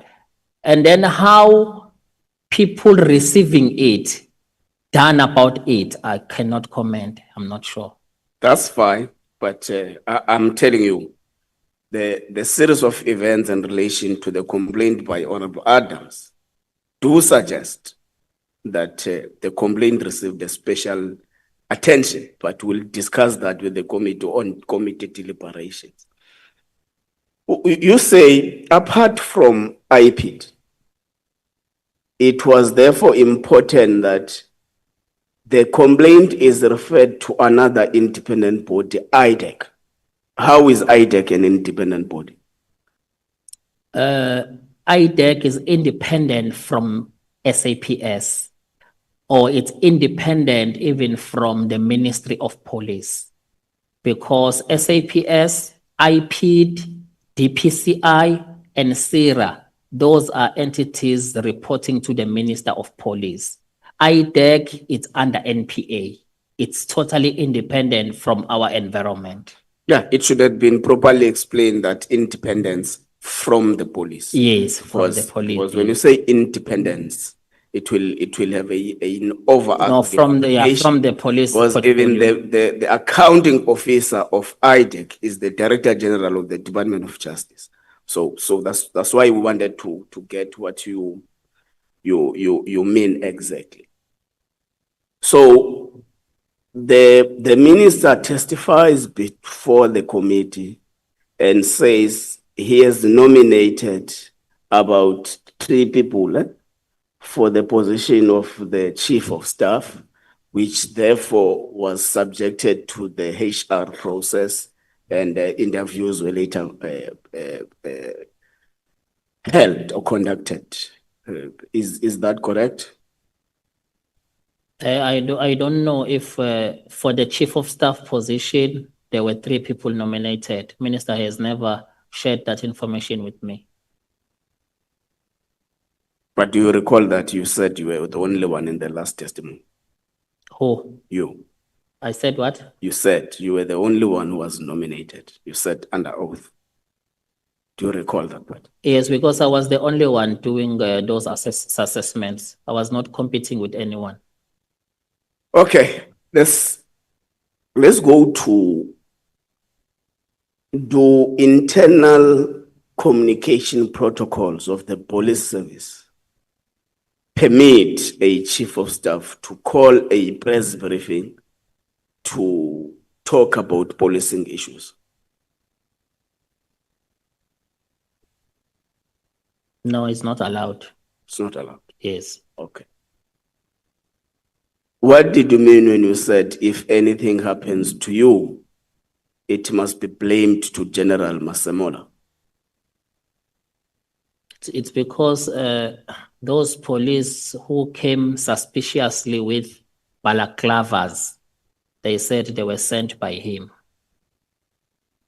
The people who invaded your place? Yes, with balaclavas. Had balaclavas? Yes. And they said they were sent by Masemola? Yes. What did this not happen during the time of the raid and confiscation of gadgets?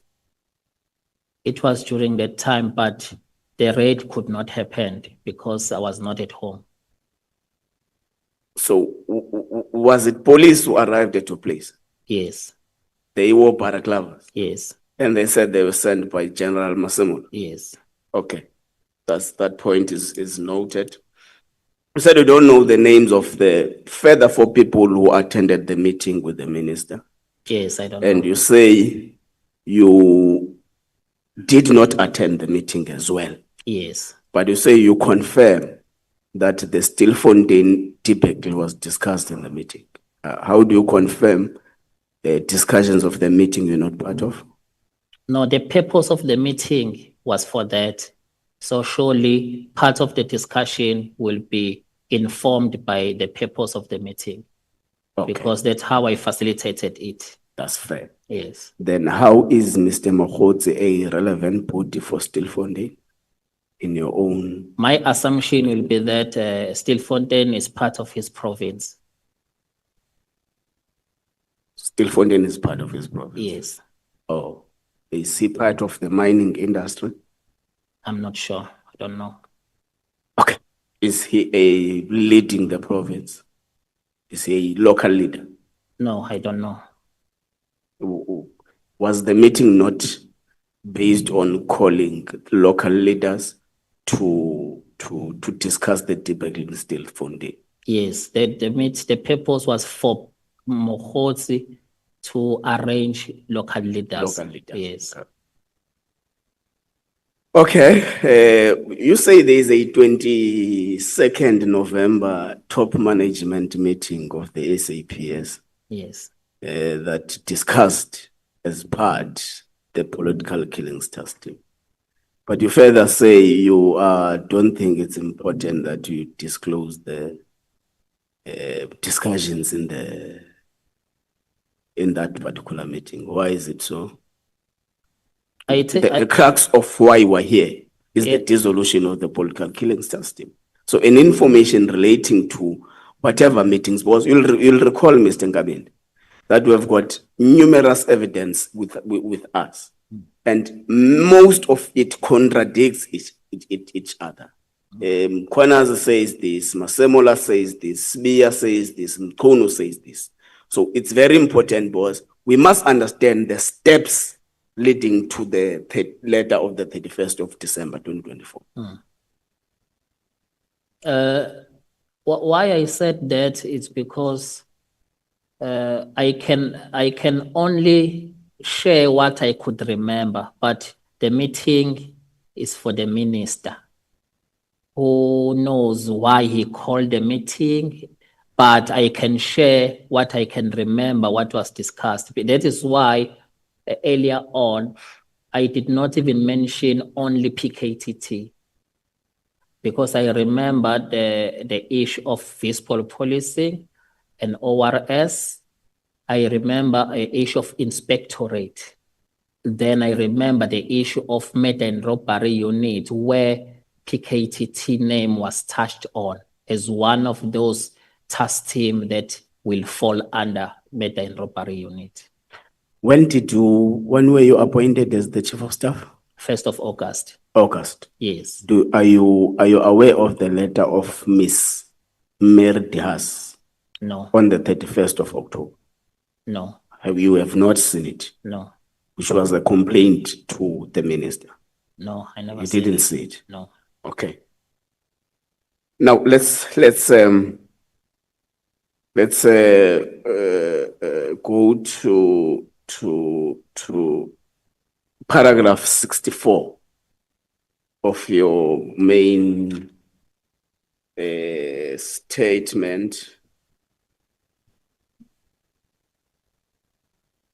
Of your main statement, 64 of the supplementary statement, sorry.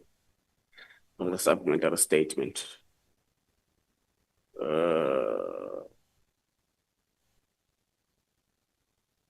You say, yeah, you have no prior knowledge of the existence of the PKTT before the letter of the 31st of December 2024. That's paragraph 64 of your supplementary statement. But in the same statement, you say you had a meeting on the 22nd of November 2024 discussing, amongst other issues, the PKTT. Isn't that a contradiction? No, it's not written like that, 64. It does not say I had no knowledge of the existence.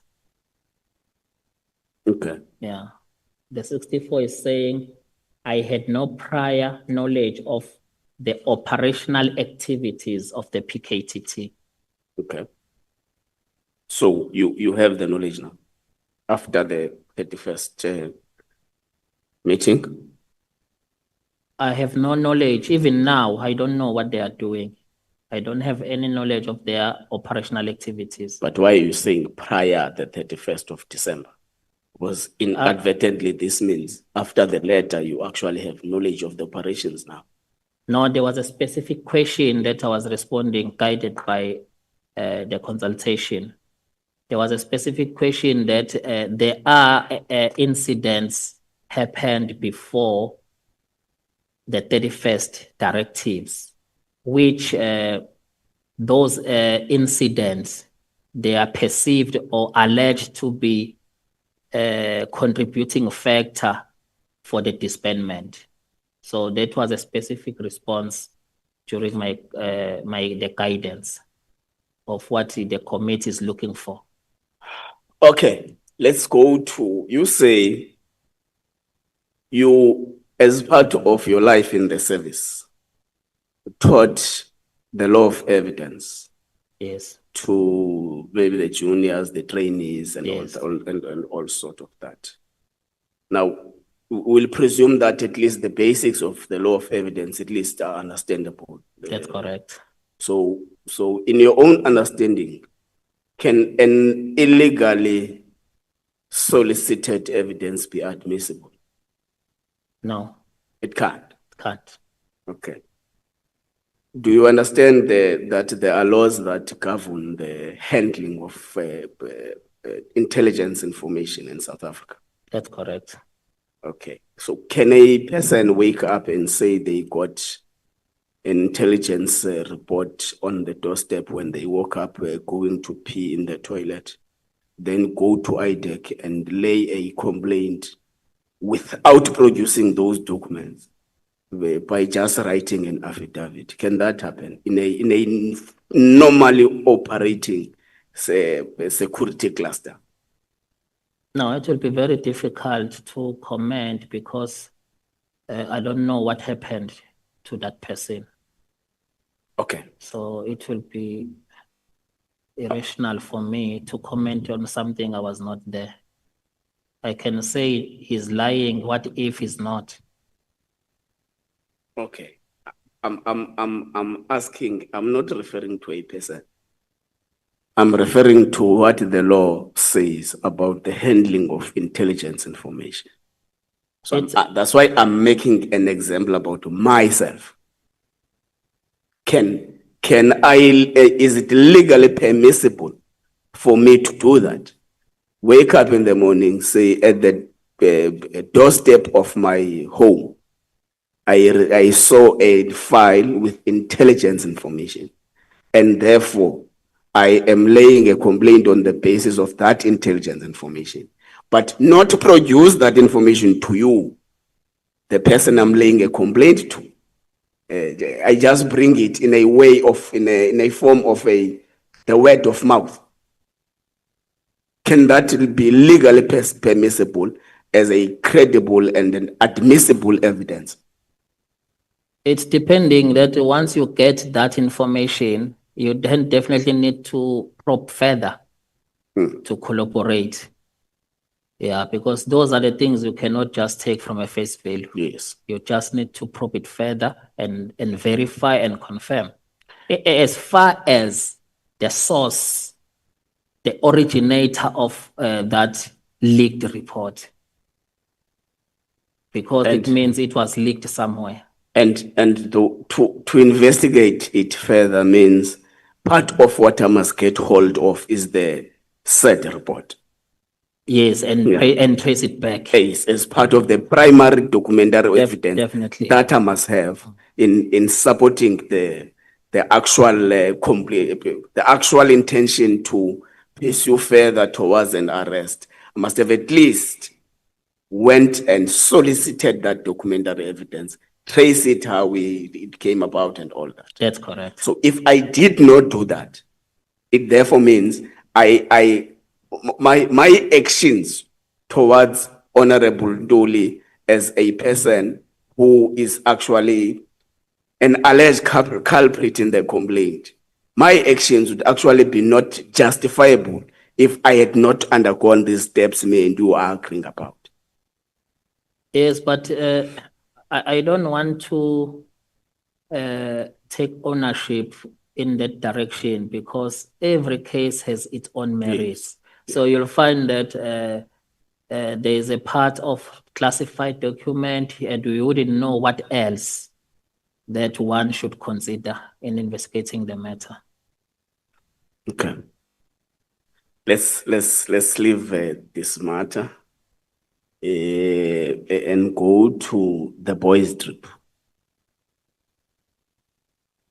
You say in your statement that the boys' trip ultimately ended up taking a visit to Minister Mkhwanazi's homestead, That's correct. and you call it incidental. It's not incidental. I decided that let's go past there. Okay. It can't be incidental where you will drive to that direction. So you withdraw incidental. I will. Written in the statement, the introduction of Mkhwanazi to the minister was incidental. And incidental, how I know it is us accidentally meeting each other in the toilet, meeting each other in a restaurant, meeting each other in a corridor without knowing that we are going to meet each other. So taking a conscious decision to take a drive and visit someone can be incidental. Do you agree on that? No, it is incidental in a way that it has never been a planned trip. And we're coming from Durban. We drive all the way to Mpangeni side for something else. Then we are in the area. Then I said, hey, let's go and visit the old man. That's the part. Yeah. That's the part. So that incidentally come from there. That's the part that contradicts your explanation. You say incidental means you didn't plan. Yes. And you say again, then you are in the same area. Then you say, hey, let's go visit that man. That's a plan. You plan to visit the minister. No, it can't be planned if it's sudden. Can't be planned if it's sudden. If it's a sudden thought that now we are here, can't we go and pass by the minister? But do we agree that incidental means meeting each other without knowing that we are going to meet each other? I was referring to that because General Mkhwanazi had no plan to go and see the minister. I hijacked him while we were in the area. Then he agreed. Yeah, I get that explanation and I'm not against it, but I still maintain that it was not incidental. It's an acceptable, look, don't confuse this thing and think that we're saying is wrong. No, that's not what we're saying. But all we're saying is that it cannot be incidental as actually alleged by the statement. Because you consciously took a boys' trip to Minister Mkhwanazi's house to visit him with an intention, visit him. So it's not a coincidence. It's not an incident. But it was not planned. Okay, let's leave it. Have you been able to? Wait, this is my last point, Chair. I'm taking this to you because you have experience in the detective work. So, have you been able to see or access or hear what General Khumalo is charged with? The charges against General Khumalo?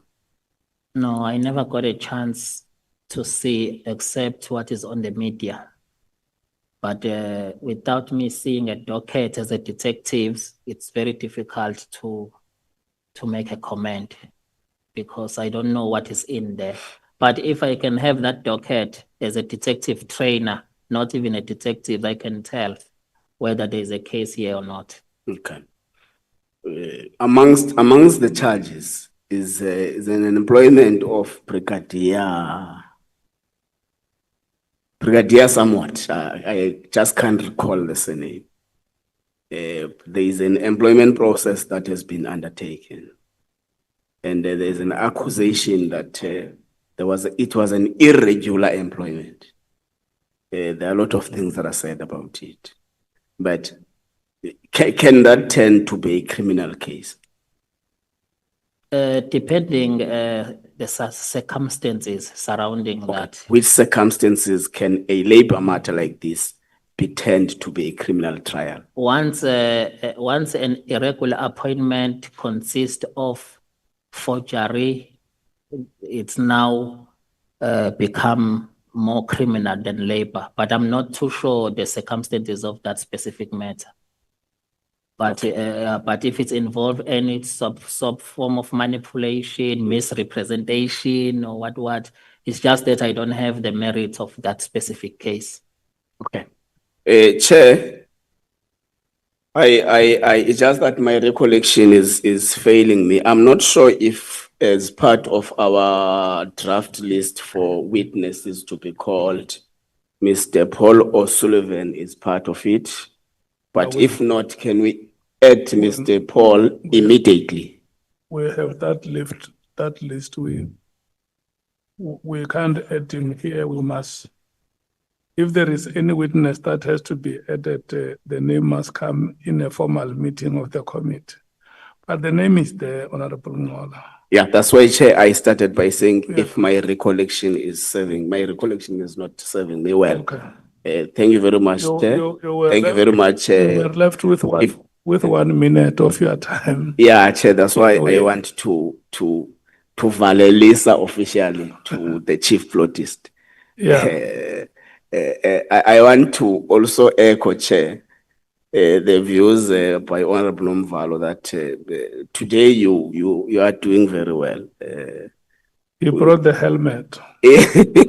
In assisting the committee, because our own objective is not to fight with anyone, but to try to get to the bottom of what happened so that it informs our findings. I was worried last time because you appeared like someone who was here to stage a fight back.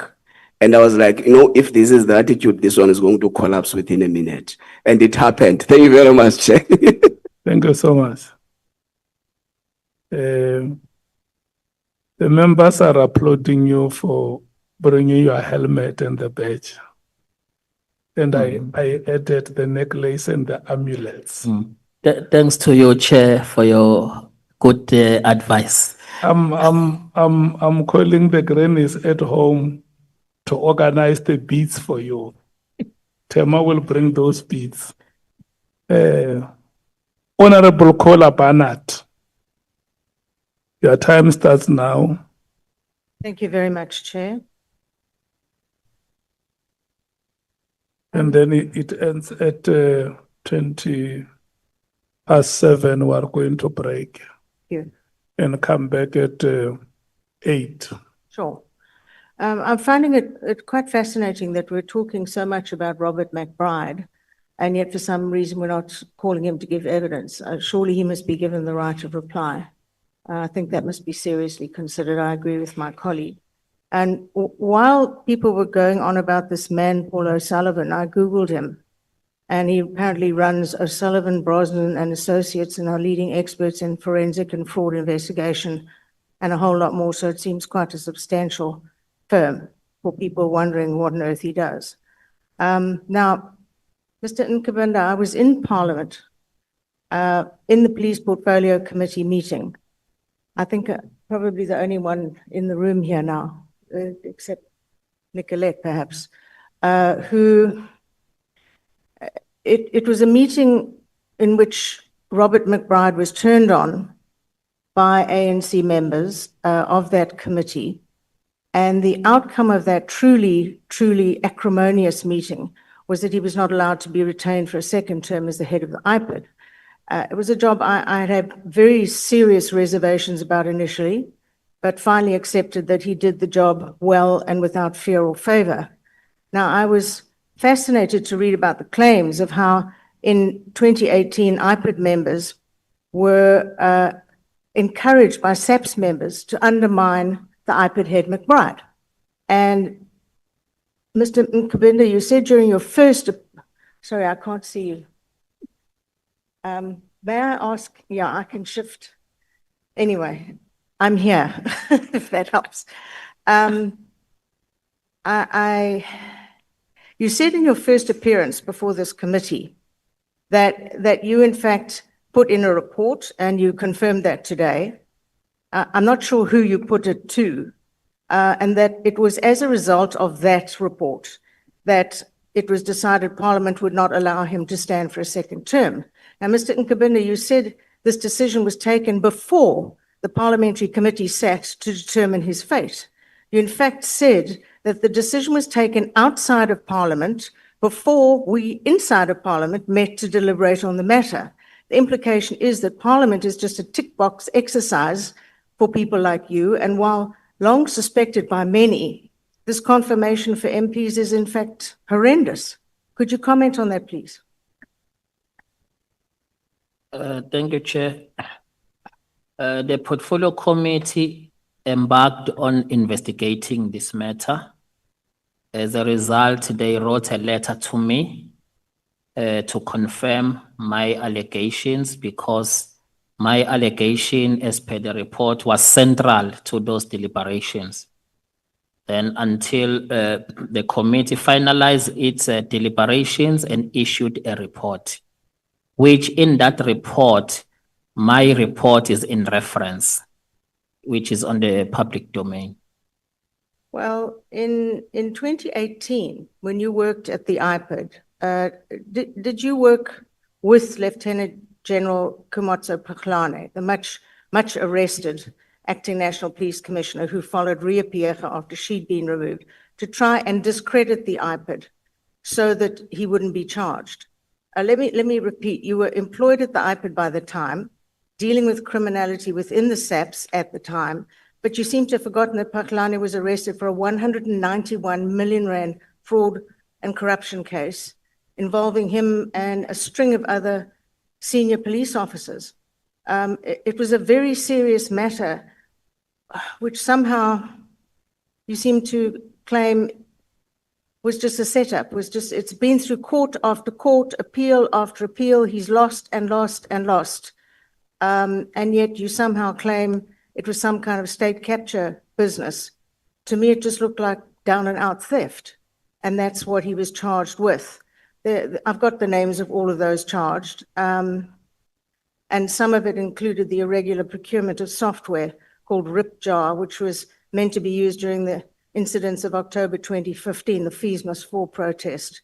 All irregular contracts related to procurement, which is where most of the thieving in the SAPS usually happens. Did you write an affidavit specifically for Mkhwanazi to use as a supporting affidavit for him when he was charged by the IPID, the very entity you were working for? No, I wrote this report, which it was in favor of Mkhwanazi. Okay. You were a senior investigator at IPID and on the very task team investigating Mkhwanazi, when it apparently came to light, and I quote from an affidavit and various other documents, in mid-March 2018, that certain SAPS members, including General Mkhwanazi and Mkhwanazi, had allegedly approached members of the IPID task team and offered them promotions to brigadier within crime intelligence in exchange for giving false statements implicating McBride and other senior IPID members involved in the Mkhwanazi investigation. Now, your response to that? I was never approached. I was not also part of those people, if there are any, whom they were approached. I don't know about that. So did Lieutenant General Mkhwanazi convince you to give a Section 204 statement against McBride and try to destroy the case against Mkhwanazi? Of course, you were one of the main investigators, saying that as your very close friend, he would help you get another position. No, that has never happened. Okay. Were you offered a brigadier position in the SAPS for bringing McBride down? No, not at all. Okay. And certainly an affidavit by Mandla Mahlangu confirmed what was happening and that had happened to him, but he was killed shortly after deposing that affidavit. I'm sure you must have known him. Now, the IPID was at that stage investigating crime intelligence for the purchase of the grabbers at the massively bloated price of 45 million. It's presumed that this is one of the reasons McBride was targeted. Yet somehow when you were talking earlier, you gave the impression that somehow he was behind the purchase instead of driving the investigation into the purchase. Could you clarify, please? I was part of that investigating team. We were investigating that matter. Okay, so you were not implying that, in fact, as the head of IPID, he had purchased the grabbers? No, McBride was investigating that Yes, matter, yes, with us. Sorry, when you presented earlier, it didn't quite come out like that. That's fine. I'm glad you've clarified that. Thank you. Now, I'd like you to clarify your expertise. Did you, in fact, meet the minimum requirements in terms of experience for a chief director post? Because as the chief of staff to a minister, the requirement is you must have at least 5 years' experience in senior management, which means you must have been at least at a level of director for 5 years. But you left the IPID as an assistant director, which is a junior management position. So it's difficult to understand how you were given the position, in that the HR department is very, very sticky in this area. Yes, after I left government, I acquired a managerial position as a head of forensic, managing forensic in private sector. For 5 years? Yeah, more than 5 years. Thank you.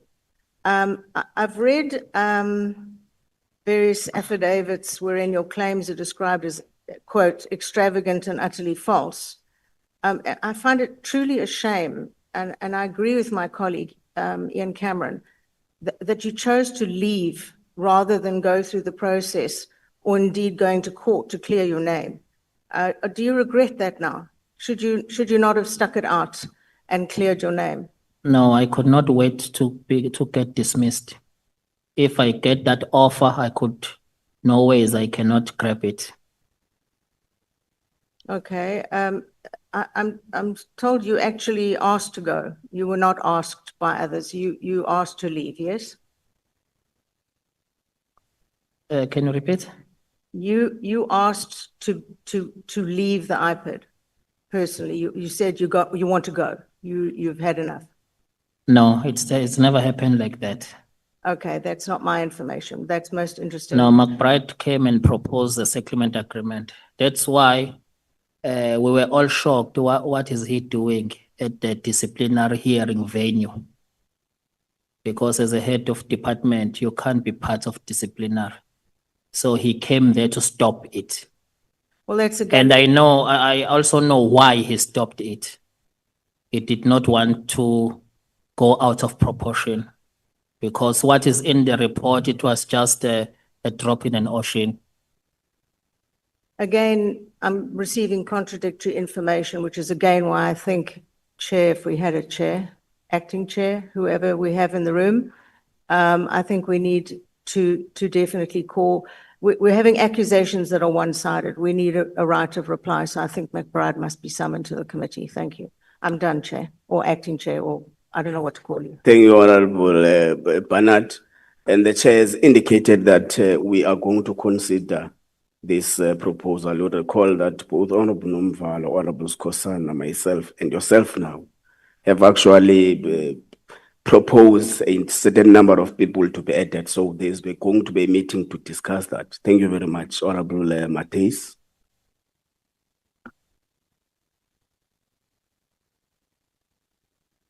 Are we going now or are we having a break? I have no problem going. Oh, what did you say?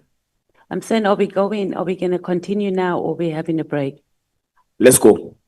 Let's go. Must be nice again.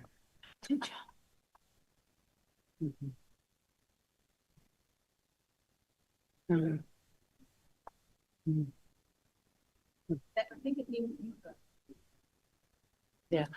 Honorable Mateus, we're going to take the break immediately after you. So we will take your 30 minutes, because anyway, we're supposed to take a break at 7:30. So you can proceed, Honorable Mateus. Thank you.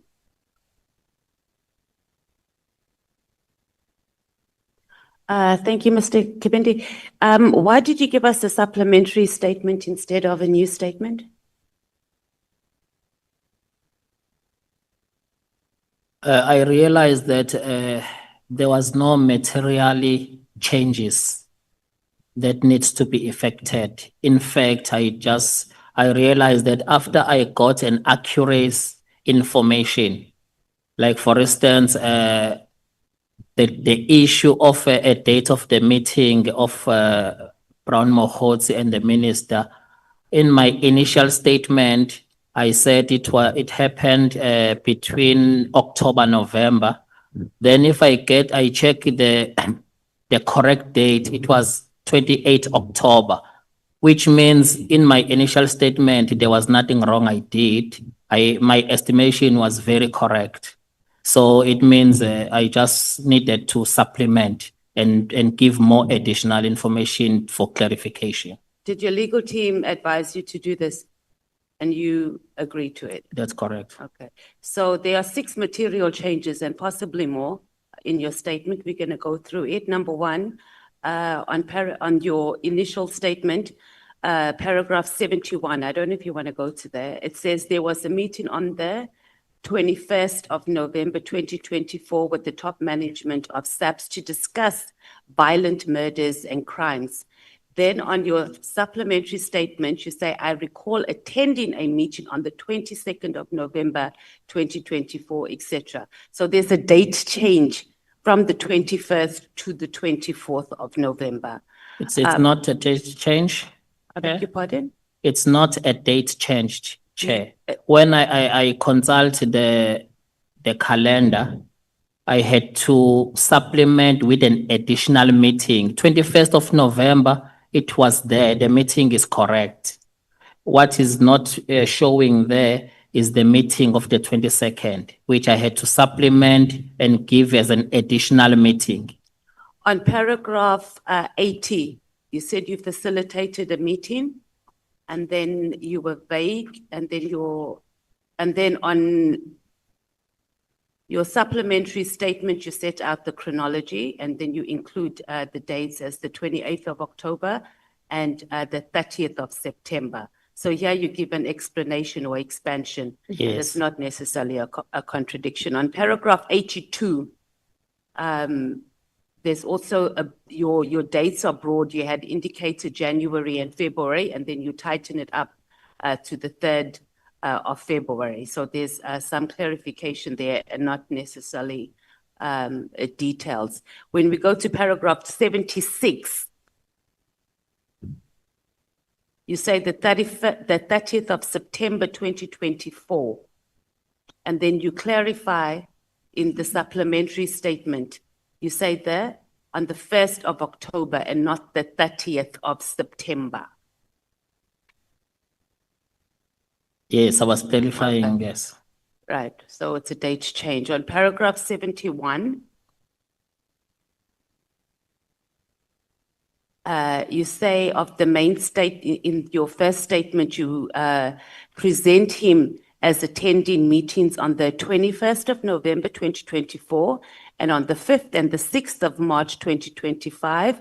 And then you have the 27th of March 2025 describing what was discussed about the PKTT and the murder and robbery unit. So you don't spell out how active or passive your role was in those meetings. Then in the supplementary statement, you reaffirm that you had no operational knowledge of the PKTT prior to the 31st of December directive. But you clarify that your role in these meetings were to provide strategic and administrative support. So you have reframed your role completely in these paragraphs. Yes, in my supplementary, I was now clarifying more of my role. You're reframing it. Should we read it? There's a difference to clarifying and reframing it. No, I was putting in additional information. You narrow your role down. You're not. Okay, let's read it. If you're saying that, let's read paragraph 76 in your statement. The initial one or supplementary? Your initial statement. Because you reframe your role, and in the main statement or your first statement, you create an impression that you were more involved in these PKTT discussions. And then in your supplementary one, you say that you didn't really participate in it. So you're reframing it, you're not providing us additional information. Chair, where is it that I was showing my more involvement in my initial statement? Which paragraph? Paragraph 71. 71 does not show any of my involvement. Paragraph 68 to 72. I beg your pardon?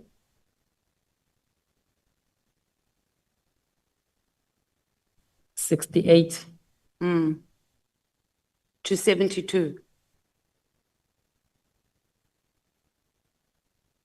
I had no knowledge of the operations of the PKTT prior to the directive being issued. Then 69,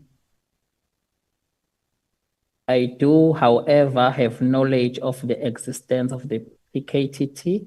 I recall attending meetings in November, which was attended by SAPS top management, of course, in my capacity as a chief of staff.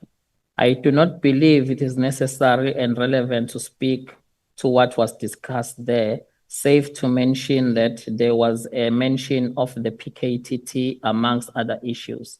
So also here, I don't see my involvement or my active participation. 70, I attended all meetings with the minister in my capacity as a chief of staff. My role during these meetings was to provide strategic and administrative support, to take note of key decisions and directives, and to ensure that all matters arising were properly coordinated and implemented through the appropriate channels, acting with the instructions of the minister. Also here, I don't see where I was actively involved, except those administrative support. 71, there was a meeting on 21st November with the top management of SAPS to discuss violent matters and violent crimes. And also here, I don't see my active participation. 72, I attended the meetings of 5 and 6 March, where the gradual disbandment. You don't, in your supplementary statement, you remove the word strategic. Which paragraph? In your supplementary statement, you got knowledge of, you don't say strategic, you say knowledge of PKTT prior to the issuing of directives. Where do I say strategic? You don't say strategic in your supplementary statement. In my initial, where do I say it? Paragraph, let me go to it.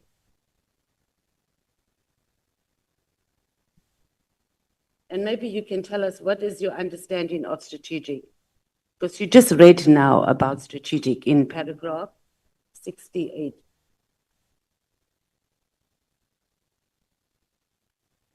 Did you not? You just read now. Yeah, in paragraph 70, I was outlining my generic duties when I'm attending meetings, that my responsibility is to provide strategic and administrative support. Okay, and then in your supplementary, you remove the point about strategic. So I guess we're not clear, or you're not clear, because there's a huge difference when you say strategic and then you withdraw it, because now you're downplaying but what your role is. In my supplementary, there is no strategic. I beg your pardon? In my supplemental, there is no strategic. There has to be. So there's just been a complete different reframing of your role in those paragraphs. Let's move on to paragraph 55 in the first statement. Yeah, but in my paragraph 66, in my supplementary, strategic is there. in the same context, hold on, let me find it. I have to look on my Yeah, laptop. Let's go to paragraph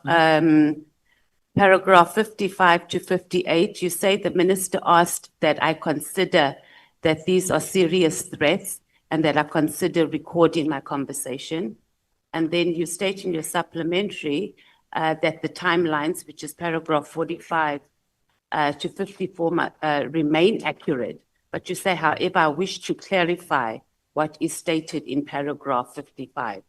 So your first statement rather is strong, has very strong links to the idea that the recording, which has come up, was the minister's suggestion. Not that he told you to do it, but that it was his suggestion.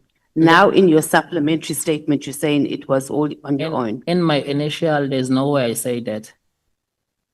You don't say what? That I recorded because The of minister asked that I consider these threats as a serious threat and consider recording my conversation. Yes, that's what happened, but there's no way I say when I recorded, I considered that idea of the minister. There's no way I say that. You are, well, now you're playing with words, but you're saying that the minister gave you the idea to consider it. That's what he did, yes. But thank you. when, Okay. by the And then time now I you've recorded, changed it, but let's just agree that you've changed it now because you make it out like this was only your idea and the minister did not ask you to consider doing I it. never changed it. Why it does not appear on my supplemental? It's because we reiterated that we are not going to repeat what has been said. I can only write in the supplemental what I need to supplement. You shift in your supplementary. You shift from the minister asked or recommended to it was just you. Let's leave and move on to, let's leave that and we've noted that. Are you still an ANC member? Have I ever said I'm an ANC member? If you say It's the wrong question. Are you an ANC member? No, I'm not in politics. I asked if you're an ANC, so you're not, you can be a member and not be necessarily active in politics. No, I'm not a member of any party. Are you, I'm asking about the ANC, yes or no? No. Okay, thank you. Let's move like that. Let's talk about the Minister Kuno's iPad case in 2017. What were your findings? Can you just summarize? Because you were assigned to that case. My findings was that there were no reasonable, valid reason to reopen a case which was declined 5 years ago. Did you also say that the hawks were being used to interfere in political matters in your findings? The hawks were used. Yes, I said that. Did you share this information with Minister Kuno? Did you share the information with the minister? Yes. About these political matters or? No, I shared to him that my findings is that there are no valid reason to reopen the case. I'm talking particularly about that there's been political interference. No. No. What was the political interference? No, that what during my interviews, that what I told, that it's a political pressure. That what the Who way. is giving the political pressure? No, I never got the name. So you closed the case or you concluded on a case without having a name of anybody on who was doing that? I never closed the case. The case, Well, your findings, the case let me put it remained this with way. them, yeah. Okay, but your findings, you gave those findings, but you didn't know who the person was. Yes. That was doing the political pressure. When you investigate a case, you deal with the crux of the matter. Was there a valid reason to reopen a case or not? That was my findings. There is no valid reason. Then my recommendations, this is the route you must take if you want to properly reopen a case. Okay, so you're saying that you, there was no valid reason to reopen the case because, and you based it on because of political pressure, you said, not interference. I think Your initial statement says interference, it doesn't say pressure, which is two different things, I guess. But let's go with the pressure, right?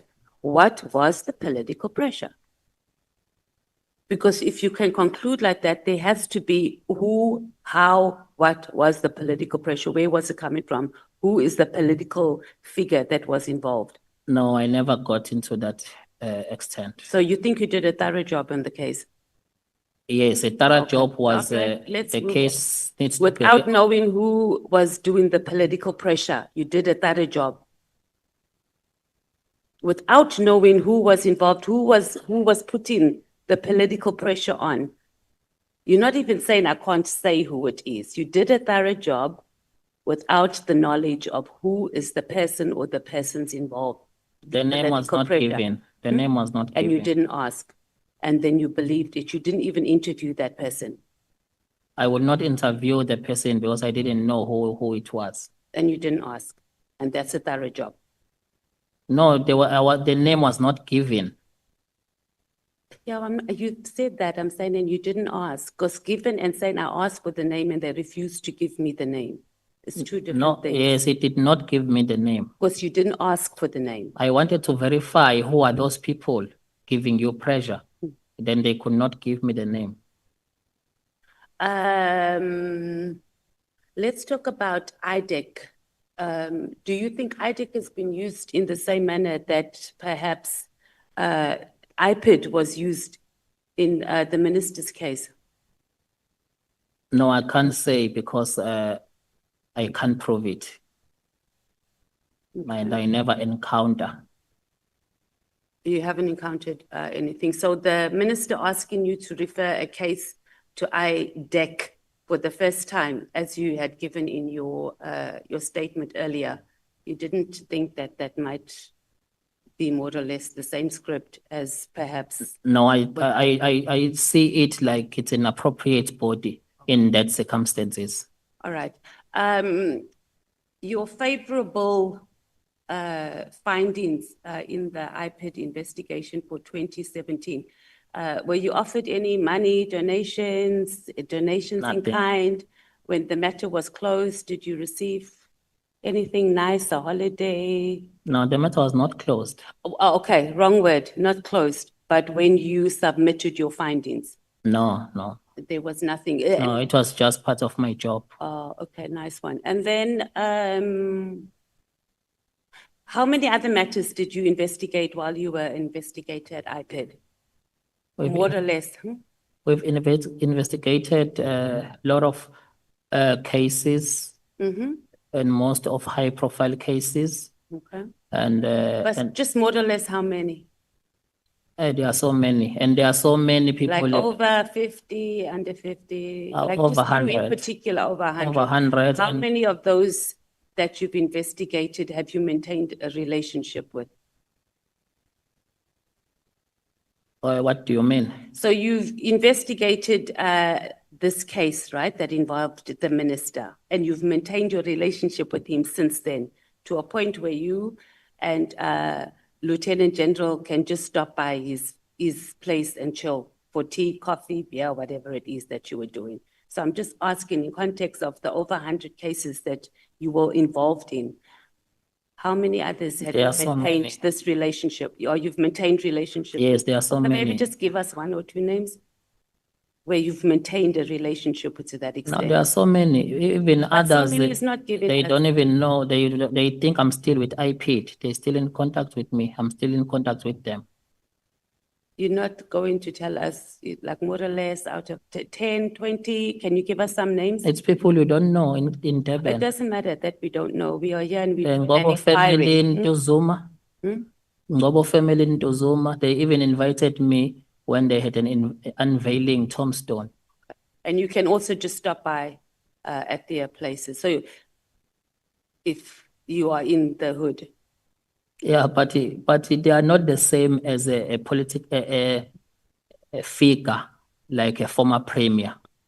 Okay. Like if I can get your number, Okay. it won't be the same like any other people. I'll say I'm having a So he Matei was number. the only high profile, because just before you said you interviewed or you were part of investigations of many high profile people.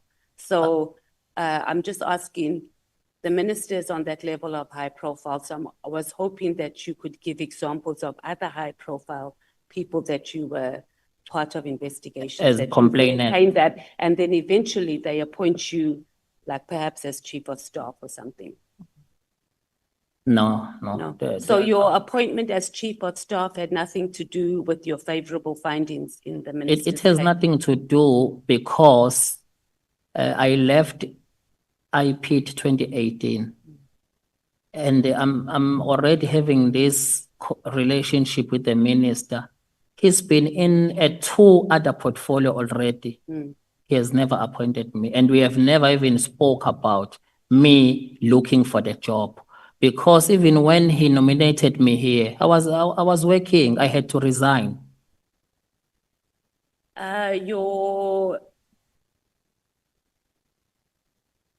Let's move on to, my laptop is just keep moving up and down. It's just jumping. It must be your lucky day because now I'm going to miss some questions that I need to ask you.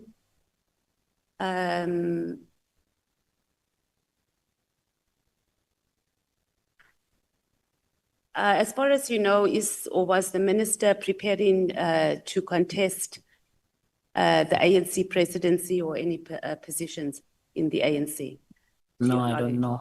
He has never spoken to me about that. Okay. Who was with you when you recorded the conversation with Lieutenant General Mkhwanazi? I was alone.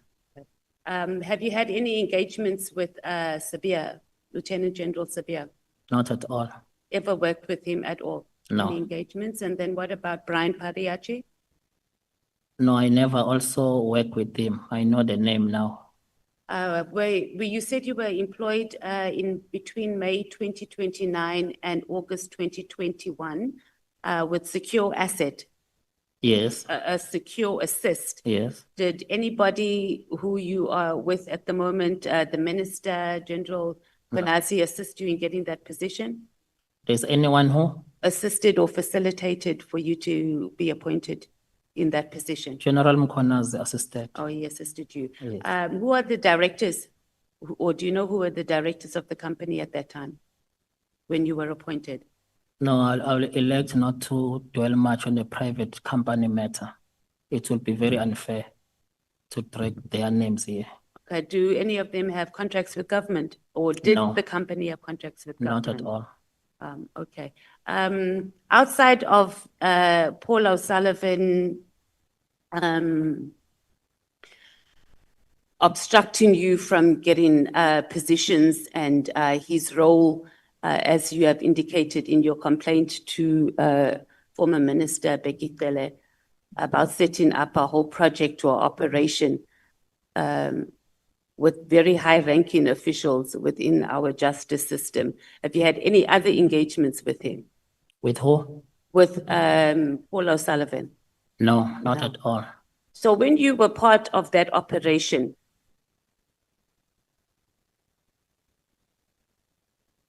what was your Damascus moment where you thought, I need to leave this? No, after I realized what we are doing, because I thought we are doing the job. After I realized, then I wanted to leave it. What job did you think you were doing? Our job as IPID, investigating crime. And then on this particular operation, when you initially, what did you think you in particular was the operations for this particular job? Like, who were you investigating, or what was the investigation We were about? investigating General Pashane. Okay. So I thought we are chasing the crime. Up until I see this too much involvement of Paul O'Sullivan as leading us. Then I started to realize that no, something is not right. So that was your Damascus moment. Yes. So you were not actively involved in the faction. You only realized afterward that this was a faction. And then did you speak to anybody else about it before you went and you wrote the letter No. to the former minister? You just went ahead and said that, no, this is a factional arrangement and I'm leaving. Yes. You are now looks like we have the same vibe happening there in SAPS, well, pretty much in the justice system of factions operating. Are you also having a moment? I also have, Are you also having another Damascus moment of exposing a faction? no, I'm not in that. You were not involved in any No. factions at the moment. You were just doing your job there as a chief of staff. Yes, You and your buddy, Lieutenant General Mkhwanazi, had your things on the side and you weren't involved yes, in any untoward things that were going on. exactly. Okay, thank you. Thank you, Chair. Thank you, sir. Thank you so much, Honorable Matthys. You still had 4 minutes left. I want to thank you so much for that. Those minutes would be donated to the anniversary of Honorable Cameron. Honorable members who are breaking, who are coming back at 20 hours. When we come back, the next speaker will be Honorable Sols, will be the first speaker after break. Yeah. Followed by Honorable James. Recording stopped.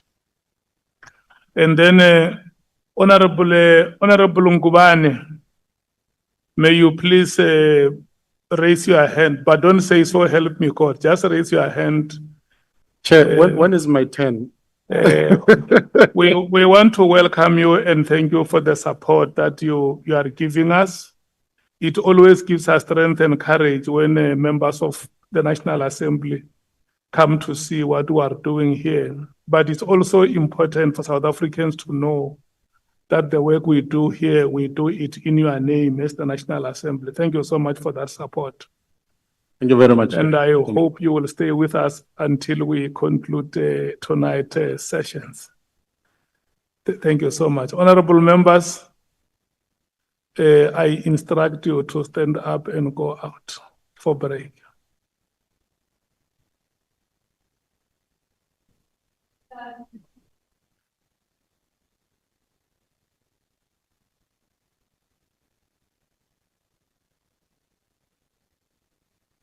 Yes, sir.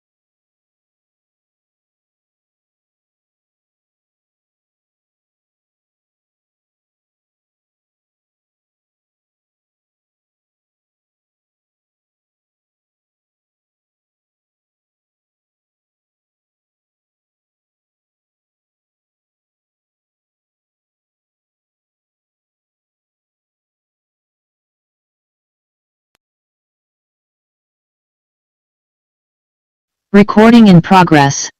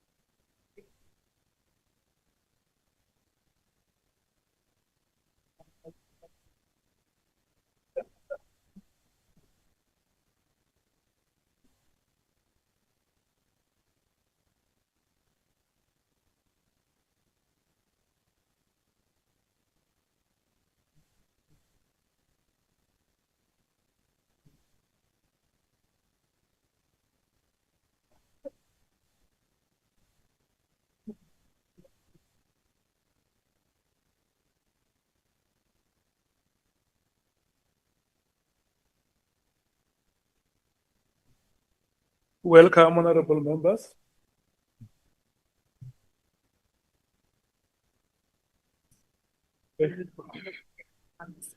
Okay, thank you.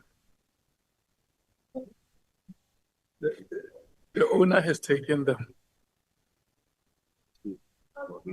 Yeah. Yes. Good evening, Honorable Souls. Good evening, Chair. Mr. Nkabinde.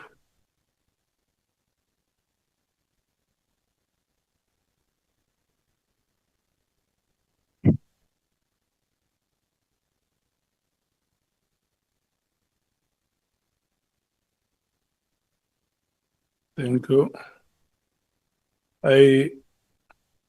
I have granted the SC permission to go and consult. He has a sore ear, and he was struggling. So, as a respectful young South Africans, I don't want to see elders in pain. So when he came to me requesting permission to go and get medication, I immediately released him. Honorable Souls and Mr. Nkabinde, your time starts now. And the best I can do from this table is to wish you good luck. All the best in your engagements. Oh, you want to say something? Okay. Sorry, Chair, to disturb the process. I think it's important that I put this message, which I received now, into the record. Yeah. As I'm eating there, I received this message from Paul O'Sullivan. Yeah. Get ready, you lying crook. I am going to make sure you spend some years in prison.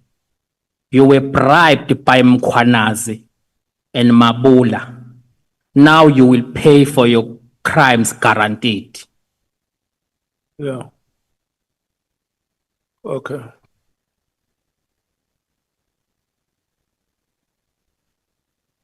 Honorable members, are you triggered?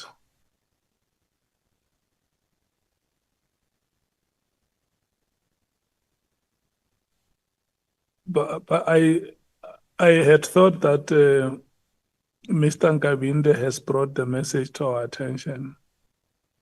And then what we should do now, we may not be coherent in the manner we deal with it.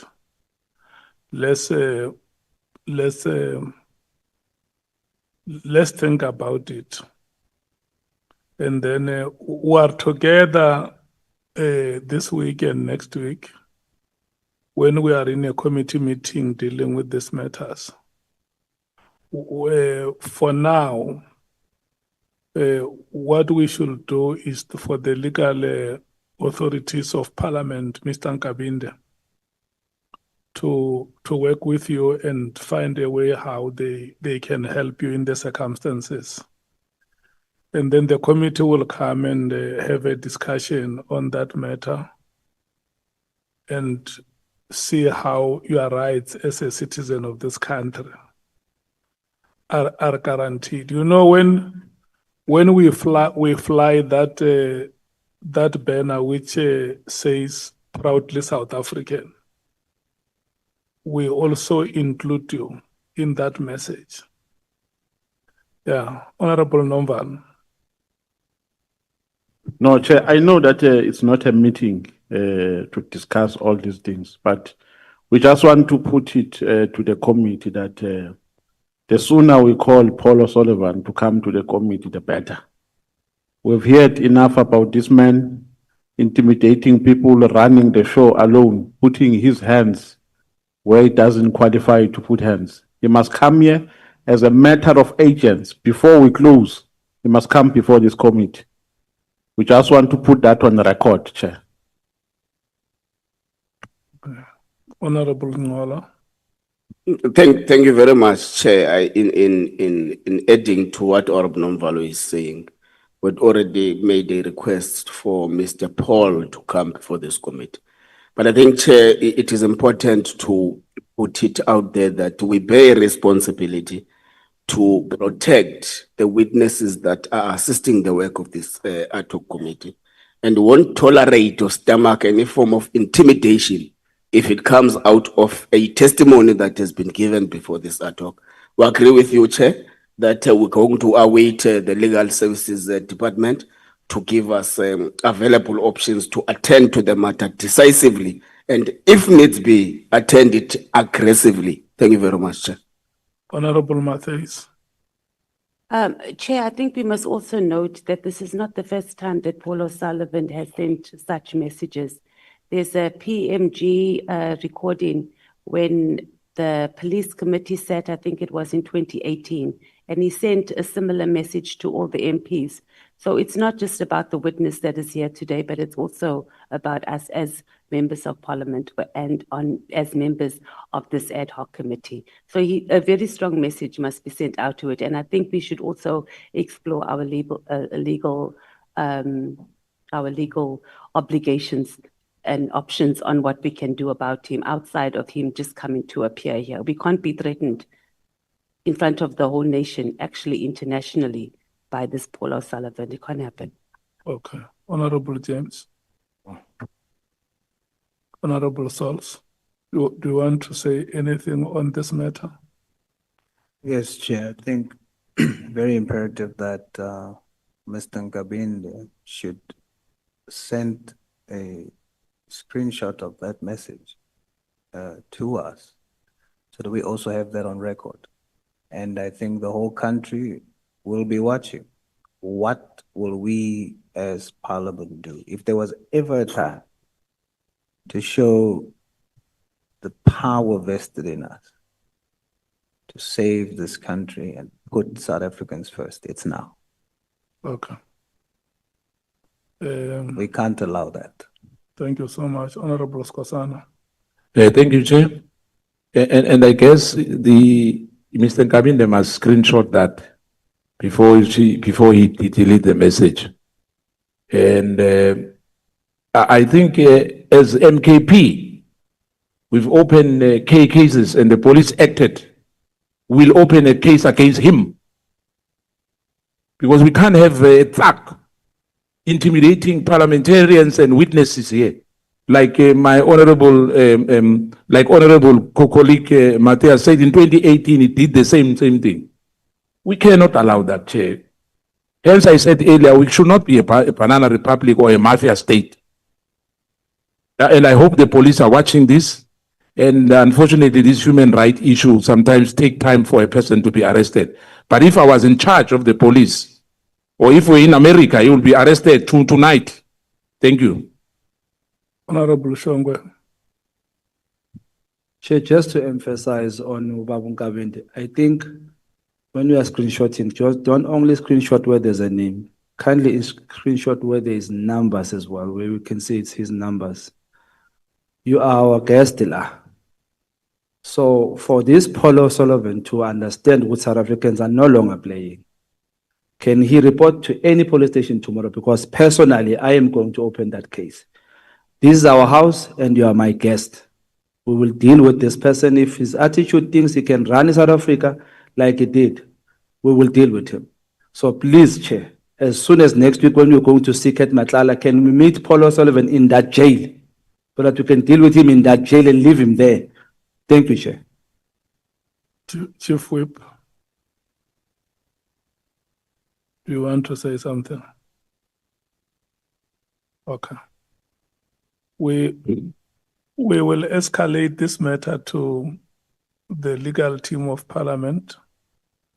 You are also here with your legal team, Mr. Nkabinde.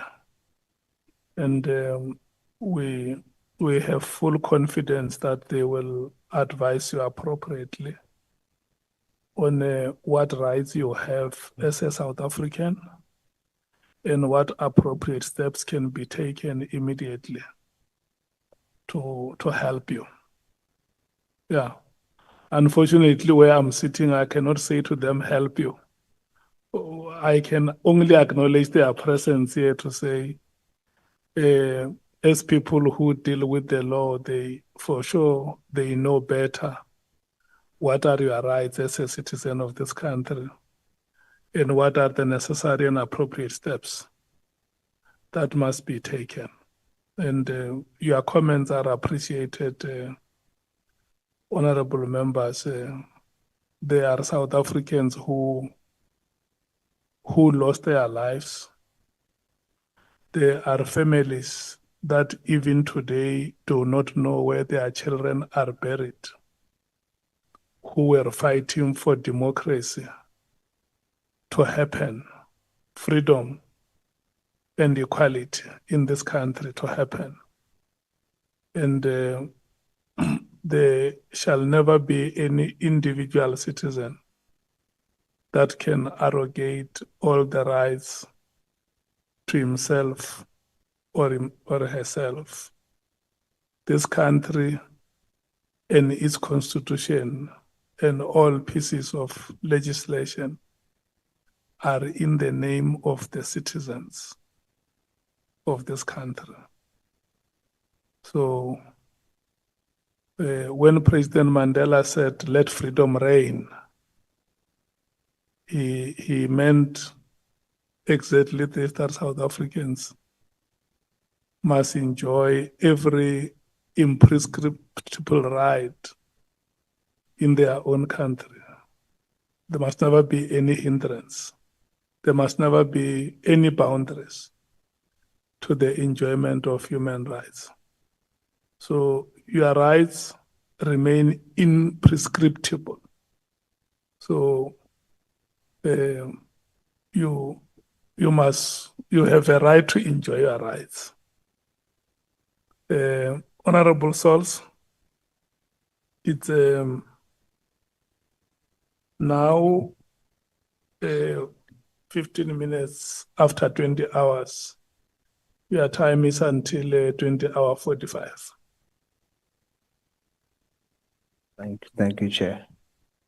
I think it's also very important to soberly say that we take what the witness read into the record on his phone in good faith.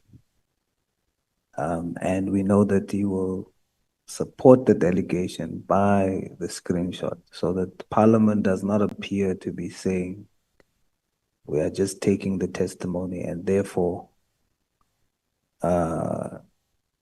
is moving on that. We are still requiring that evidence.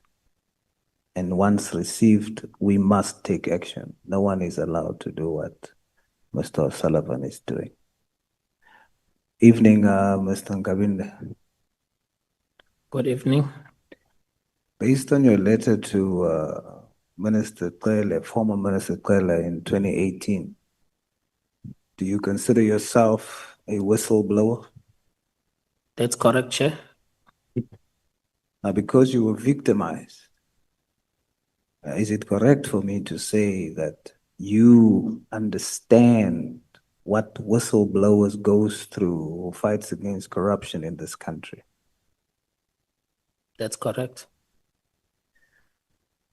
Earlier, in your response to my colleague, Honorable Cameron, who said it was illegal for you to record General Mkhwanazi without his knowledge, you said you are sure that it was not illegal and that the law allows you to record. Were you referring to the RICA Act, Section 4.1, that says any person other than a law enforcement officer may intercept any communication if he or she is a party to this communication? That's correct, Chair. Just so that the country knows that it is indeed the case. You say that you and General Mkhwanazi is very close friends. If you had to choose between your friend and our country, would you choose your friend or our country? I will choose the country and I will choose what is right. You state that General Mkhwanazi called you on January the 2nd this year. What did he ask you in that phone call? He asked me to speak to the minister and ask the minister to withdraw a letter of disbandment. Otherwise, there will be a fight back. And if the minister is clean, he can then continue with the disbandment letter because they are going to dig the minister while he was a premier. Furthermore, don't speak to the minister as a chief of staff. Speak to the minister as a person you know before you become a chief of staff. So in a nutshell, Chair, that was the conversation. In your statement in section 52 or paragraph 52, you also mentioned, in addition to what you just said, that he asked, why did you allow the minister to issue this directive? Is that true? That's correct. And then he says you must speak to the minister to withdraw. Tell me, how do you understand? How did you understand the use of his words? How can you allow the minister to issue the directive? No, I think the way I understood it is that some of my responsibility is to advise the minister. So I understood by that, how did we advise the minister to reach into this decision and write the letter? Then he says you must speak to the minister to withdraw. Why does he think you have the power to do that? I think he was referring to speak to the minister not as a chief of staff. I think he thought that because I know the minister prior, I even took him to the minister. I think he had that perception that I can speak to the minister at that level, of which it was impossible. Okay. Do you know that he called the national commissioner on the same day, the 2nd of January, and that he WhatsApped the Minister Mkhwanazi, also on the same day? Do you know that? Can you repeat? Do you know that that General Mkhwanazi called the national commissioner on the same day, 2nd January, and that he also WhatsApped the minister on the same day? No, I'm not sure. Okay. I put it to you that that's what he did, and we'll see later why that is important. General Masimula testified that he never called the minister to ask about the letter after speaking to General Mkhwanazi. Do you think that it's possible that General Mkhwanazi told the national commissioner on the 2nd of January not to do anything because he will deal with it? Is that a possibility? It is possible because on going forward, the national commissioner was dealing with the matter, and even General Mkhwanazi has stopped even talking to me about the same matter. We were just talking other things after that. So you think it's possible that the provincial commissioner can say to the national commissioner, he'll handle it, possibly? No, I think I misunderstood you. I thought you say the national commissioner said he will handle it. There's the other way around, but okay, so you withdraw that. Based on how close you are to your friend, General Mkhwanazi, how would you rate his influence on the national commissioner? It is obvious that he is having an upper hand because the national commissioner had no problem in implementing this disbandment. A person who showed unhappiness from the onset was General Mkhwanazi. After he called you on the 2nd of January, Did he call you again to follow up? He called me the following day, the 3rd, to check if I did speak to the minister. And he also called me the 4th to check, and he also called me the 5th. So he called you the following day, the 3rd of January, Yes, and he called you the 4th again. yes. Why was he so adamant about this, do you think? No, it means he meant what he was saying, that this directive must be withdrawn. So he was making that follow-up if I spoke to the minister, whether I come right. Was your friend angry? He was angry. So when you say on the 3rd of January, you told the minister that he wasn't happy, you meant that he was angry. Yes. Can you describe that anger? It coupled with the threats that he mentioned. He was not saying those threats politely. Can you please tell us about those threats again? That if the minister does not withdraw these directives, there will be a fight back. And if he is clean, he can continue. Otherwise, we're gonna dig him while he was a premier. Did the minister, you told the minister this, correct? Yes, I told the minister like that, yes. Did the minister continue after hearing that threat? In fact, with these directives, the minister gave directives and there was nothing the minister has to do. In fact, the national commissioner was continuing implementing it. Yes, but the minister didn't stop it, didn't change it. No, he did not change it because what he said the directive was for the national commissioner, not for the provincial commissioner. Now, given the wording of that threat, and the minister heard it, and despite hearing that, he continues to do what he set out to do, is it proper to assume that the minister did that because he felt that he knew he was clean?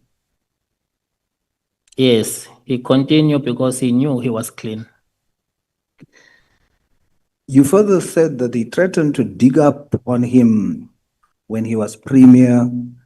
And of course, you said he's going to fight. He said the General Mkhwanazi said he's going to fight back.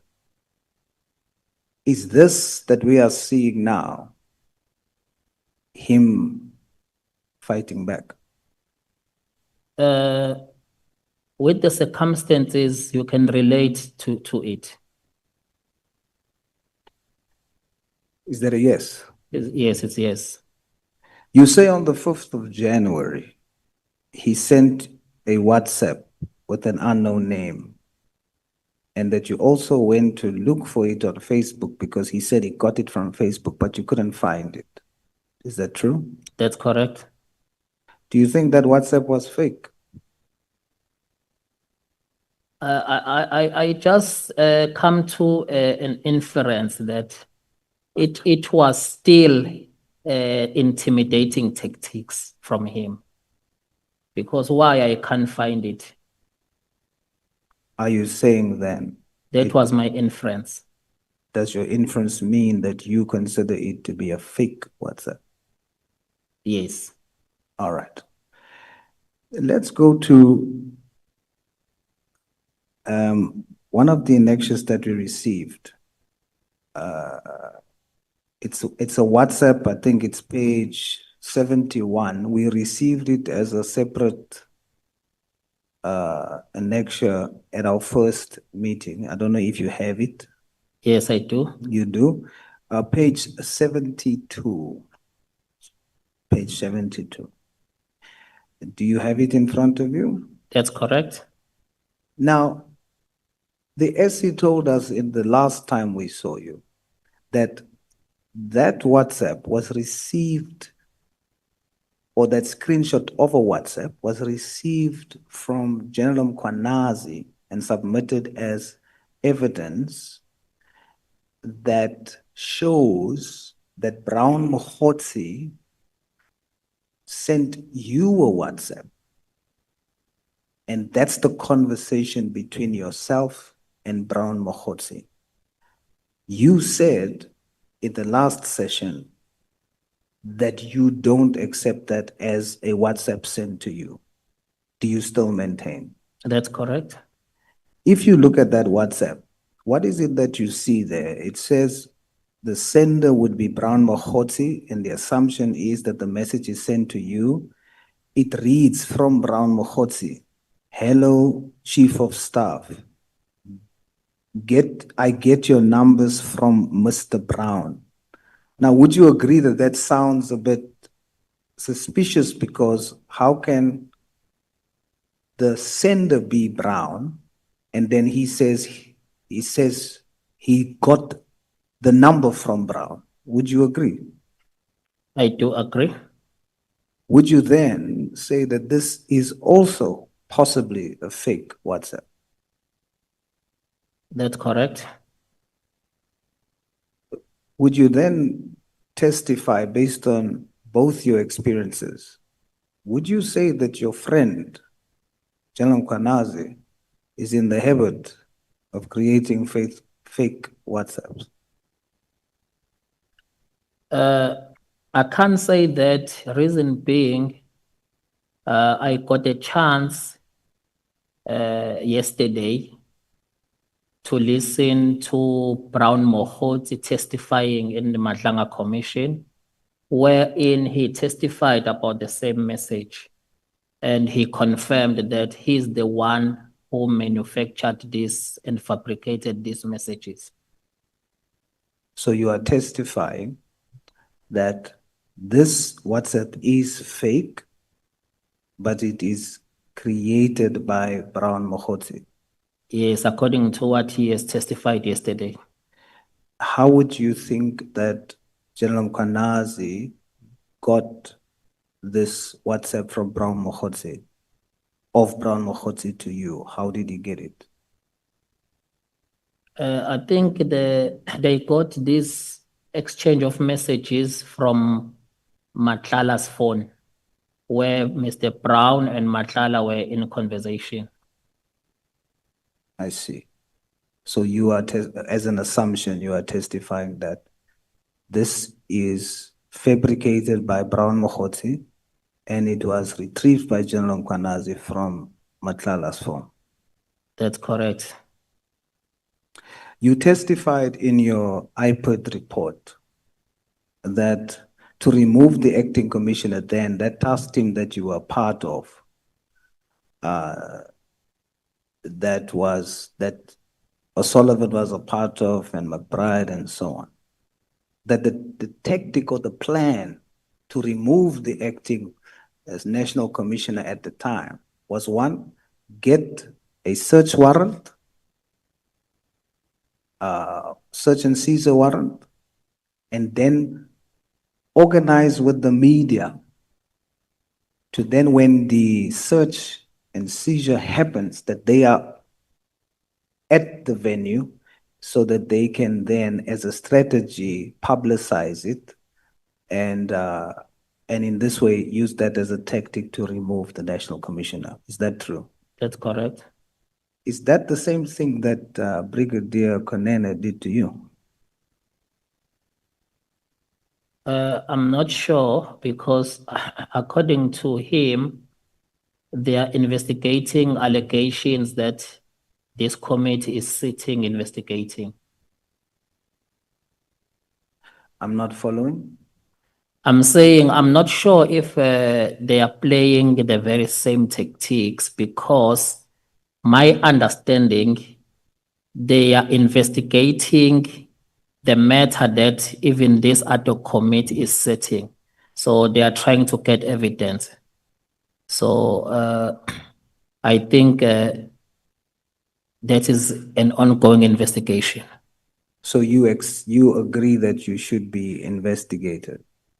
There's grounds to investigate you, to get a search and seizure warrant and also publicize it. You agree with that approach for you personally? After all that has been said, I fully support that the investigation has to be conducted so that it will clear our names that are already on the map for nothing.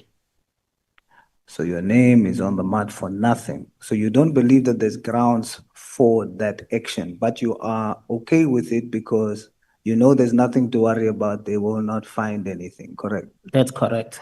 But procedurally, you disagree with the fact that they would take a search and seizure warrant and then have all this media around the whole situation. You disagree with that? I disagree, yes. So you would then testify that it looks similar than what you have reported in 2018. That is correct. Would you then say that the similar thing has happened to General Sibia? It's great possibility. As a fact, the PKTT was not disbanded immediately. That's a fact now. They agreed to the winding down. That's what the testimony we've received. And you testified that you were part of 2 March meetings where the winding down was discussed and the minister participated in that. Would you then say, based on that, that even though the minister in his directive said immediately, but based on his conduct and actions thereafter, and you were part of 2 meetings in March, that would show that the minister was not forcing to rush it? That is correct.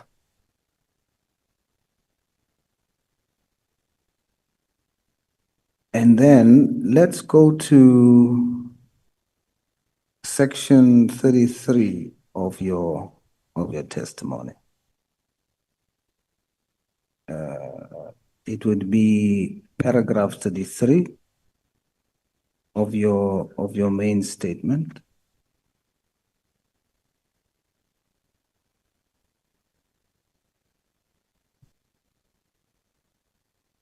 I got it. You got it? You say there in the second sentence, you say, I agreed to go with Lieutenant General Mkhwanazi because I was also planning. Are you there already? Which paragraph? 33.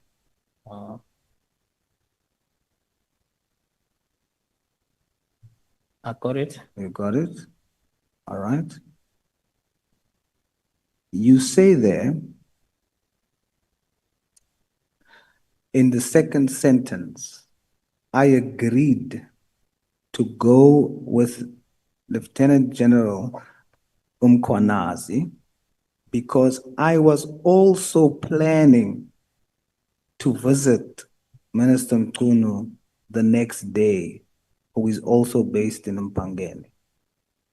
Is that correct? That's correct. Now that sounds like you are saying that you only agreed when General Mkhwanazi came to your house to visit. The wording there says that you agreed because you were also planning to visit Mr. Mkhunu.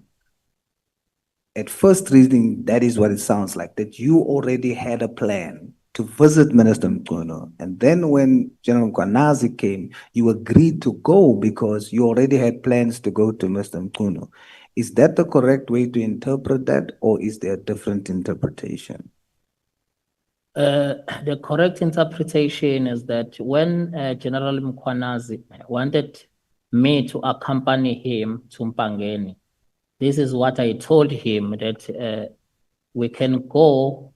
I was also planning to go and visit the old man. It's been a while. So when we're there, we can just pass by. Or it was not to mean that you had the plan before? No. All right. Then you also submitted, this is now just as a matter of interest, as I draw to a close, you've submitted to us the staff in your office, the support staff. You there, number 4, you have a Miss Mkhwanazi and you have a Mr. Khumalo as part of your support staff. That is correct. Just out of interest to confirm, is there any relation to Raun Mkhwanazi and General Khumalo? Not at all. You are 100% sure? Yes. All right. My last question, another one of interest. Your friend, General Mkhwanazi, you make us believe that you are very close to the point where you attended a funeral of a family member, etc.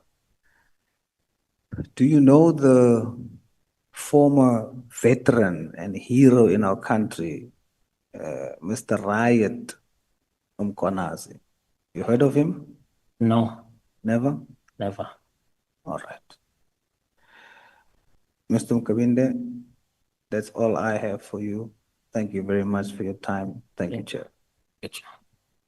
Thank you so much, the Honorable Souls. Honorable James, your time starts now until 10 minutes past 9. Thank you, Chair.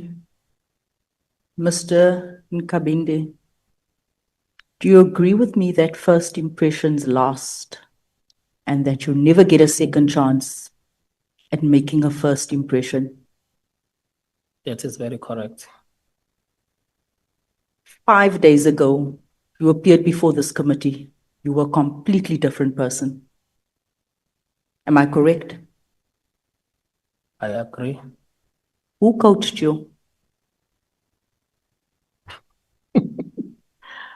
No one, Chair, coached me, but you go to a place for the first time, you feel, you assess. Then if you get a chance to come another time, obviously you will then have the sense of environment.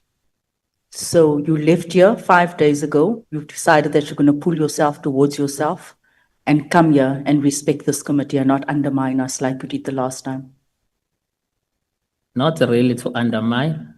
Even last time I was telling what I know, but obviously there is always a room of improvement.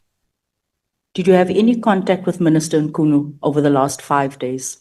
Did you make a phone call? Did he call you? Did he say, well done? Did he say, do better? Any contact with the minister? We did communicate, yes. You did communicate in the past 5 days. And what was his advice to you? No, he did not have any advice. The only thing he'd always say, not even when I testified, he always stressed that go there and tell the truth. Okay. You don't go there to cover anyone, go there and tell what you know. That's what he's always saying. The other thing was, General Mkhwanazi came here and he said he saw you wearing an ANC t-shirt. What type of friendship do you have with General Mkhwanazi? Because in your testimony last week, you said you are best friends, that's what friends are for. He got you a job, you were traveling together, you designed his house. He came, he said he saw you in a t-shirt. And do you have a real friendship? I'm beginning to question that friendship. And I stipulated earlier that he was angry that I recorded him. So he lied about you wearing an ANC t-shirt? No, there was no need to say it. He was just throwing tantrums.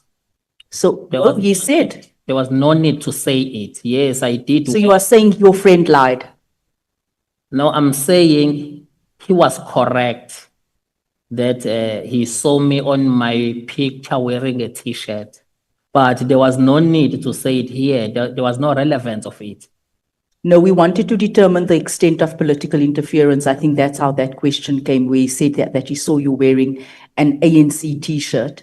You said earlier on that you're not affiliated to any political party. Are you then, you were seeing you've got a picture in an ANC t-shirt. Are you an ANC supporter or an ANC member? I'm in a political office. The minister is an ANC member. I'm asking about you. No, I'm not. You're not. You just wear those t-shirts. Yes. If the minister is another political party, I'll support him like that as my principal, whatever is So doing. you'll just wear any t-shirt that where you can benefit. If there's a job, you'll wear the t-shirt. No, I'm already in the job when I'm wearing the t-shirt. I'm already chief of staff. But you just said that you'll wear the t-shirt irrespective if it's a different political party. I'm trying to determine who is this man before us. Yes, I'm saying my principal. If my principal is affiliated in any political party, I'll support him in that because my job is to support him, whatever he's doing, because I'm in a political office. So irrespective of your own values and your own principles and your own beliefs, you will just do what your principal does and support. No, especially if there is no harm in doing it. Let me get to the more serious questions. In your meeting in your report about the meeting at the house of former alleged gangster, drug kingpin, murderer, mobster, organized by Paul O'Sullivan, who was the AfriForum white male? I'm asking this because AfriForum has been meddling in a lot of issues, and especially when you're saying we have a state, the state has been captured. So I want to determine how far back does this go?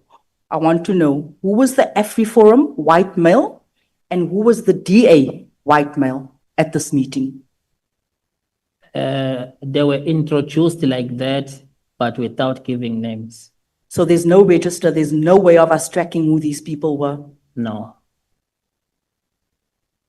They were referred as representatives. And the journalist, will anyone know the names of those two people at that meeting if we must go back and investigate this?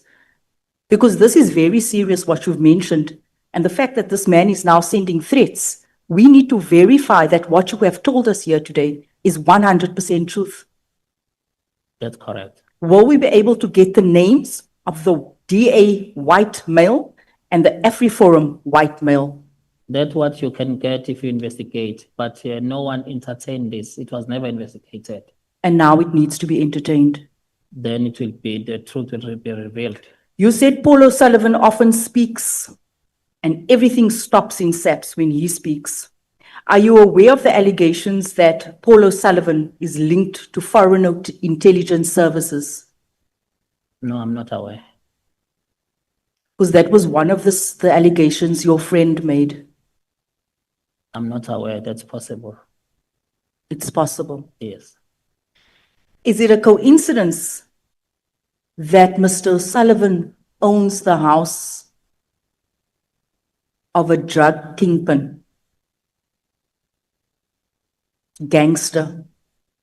It is correct. Where we had a meeting, that house was bought by Paul O'Sullivan. Do you know what is so scary? The evidence is from a decade ago, your report. Yet the same characters are still very active and in fact are the first to come out screaming after that press conference. And today again, they are the first to come out screaming, sending threats. 10 years ago and today they are still active. That is extremely scary. And I ask myself, you formed a task team, and today we're all supposed to be clapping for a swimming fish. You formed a task team, you knew what you were doing. and you went to the home where bodies were found in bathrooms. You're part of SAPS, and you use taxpayers' money, and you take members from every unit within SAPS to advance agendas because people want ranks. Is that fair on South Africans? Is that the right way to deal with matters that compromises our safety in this country? And then you say, I had an aha moment and then I stepped away. Do you know these people embroiled, these people that you were sitting around this table with? They've been feeding drugs to our communities. And I'm not saying this from hearsay. This is how serious this is. And it's scary to think that Mr. O'Sullivan is sending messages right now in this committee, compromising all of these members in this committee. And you as SAPS had a task team set up, a task team not to deal with the safety of citizens, a task team to deal with plotting against your fellow colleagues. Does that make it right? Not at all. That's why I reported it. You reported it, but you were part of it. There's no holy cows in this. There's absolutely no holy cows in where we find ourselves. So people can't participate, and months later they have an aha moment, and because they come here and they speak truth, we're supposed to be clapping hands. You were part of the harm. And you need to be held accountable. Am I correct? No, you're not correct. Honorable member, You're not correct. may you please not pass judgment on the witness. Ask him questions and allow him to respond. The moment I realized, Chief, I reported. understand where I'm coming from. These people, I cannot understand, Chair, how SAPS members can go to the home where women were murdered, where bathtubs were filled with blood, and they decide to host and have meetings at a crime scene. We cannot be calm with it because that person that was sitting in jail was selling drugs in our communities with all the networks. No, I hear what you are saying, Honorable James, but we said that the witnesses who are appearing before us are not suspects.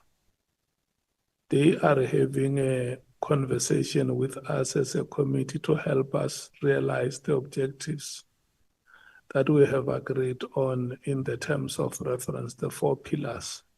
I agree, But- they're not suspects, but even Yeah. if they're not suspects, Let- Chair, sometimes they are enablers. Let me conclude this.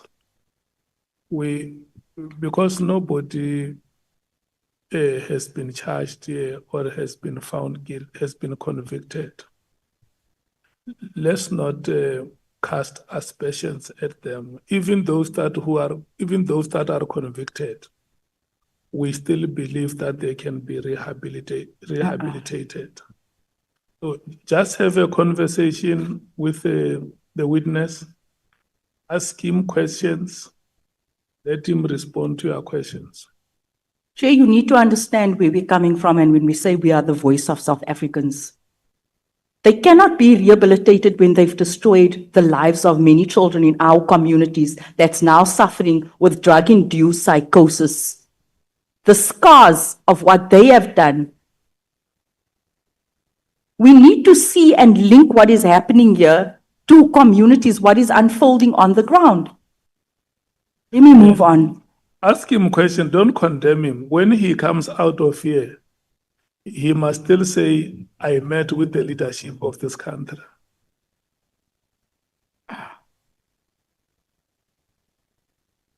Mr. Nkabinde, in your supplementary statement, you apologize for using thumbsuck dates in your original affidavit.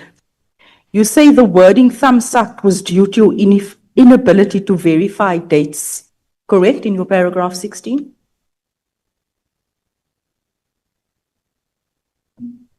That's correct. You effectively excuse the fact that you told this committee that your dates were thumbsucked because your devices were seized on the 10th of October and you could not verify the dates, correct? That's correct. In the same supplementary statement before us, you again provide exact dates. For example, that the 30th of September meeting was cancelled and replaced by the 28th of October meeting, and that Mkhwanazi called you on the 1st of October and not the 30th of September. Now, how did you verify these dates if your devices were seized? I verified it with an assistant of the PA of the minister and the minister's diary. You blame the device seizure for your thumb-sucked first affidavit. But in the supplementary, you say you verified dates using the minister's diary, which you say now, shown to you by the PA. Why did you not consult that diary before signing your first affidavit? Because what you said here the first time you appeared before this committee, you said that under oath. My initial affidavit and the topics that I was advised to cover, I was satisfied with the version that I gave up until the question came from the committee that it's not enough. I must first check when and how I met the first time Brown, of which I never, and I think with the evidence leaders and my legal team, we never anticipated that we need to clarify as far back as I only reported the meeting of October, which it had materialized. I thought that was the issue, according to the guidelines. Moving on to claiming you didn't know Mkhwanazi to now, you know him. When exactly was the first time you came across Brown Mkhwanazi, and how did you get in touch with him? The minister gave me his number.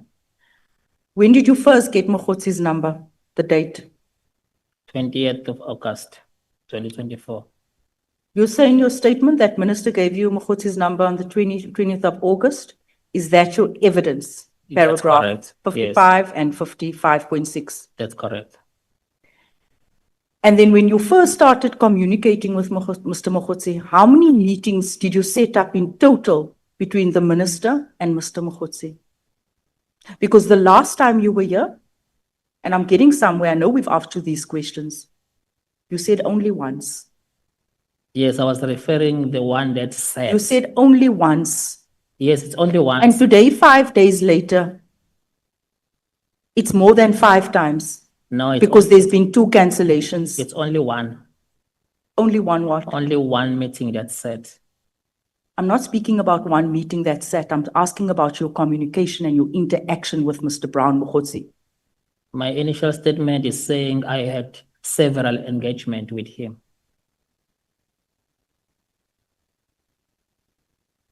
You told Parliament last week that you only arranged the one meeting in Stilfontein, 28 October meeting. Do you remember that that was your evidence? No, 28 October is a supplementary. Previously, the initial statement, I don't have a date. I said October or November. But do you see the contradictions between your 2 statements? It's not. And they were both under oath today and last week. It's not contradiction if the date of the meeting is October or November, and the actual date is 28 October. There's no contradiction there. It's within the estimate. Let me say this to you. What I cannot understand is that you were under oath last week, as you are today, and you told us last week, you told us A last week, but we are being told B today. Yeah, there's not different anyway. So it means my estimates were accurate, in fact. The only thing I did not have an exact date. I am struggling to understand when you were telling the truth. Was it last week or was it today? We know that there were discrepancies in dates. It means both because there are no changes. You left out a lot of information last week. Yes, we never anticipated how the committee will probe.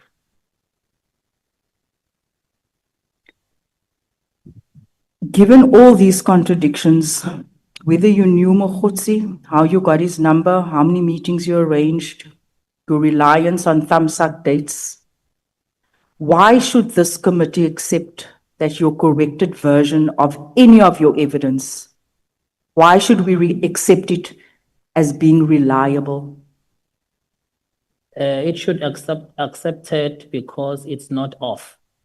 So you're saying It's that not this, way off. If the initial statement, it's estimate October, November, and the correct date is 28 October.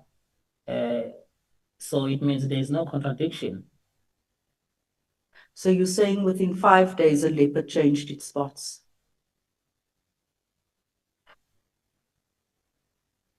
I'll leave it at that, thank you.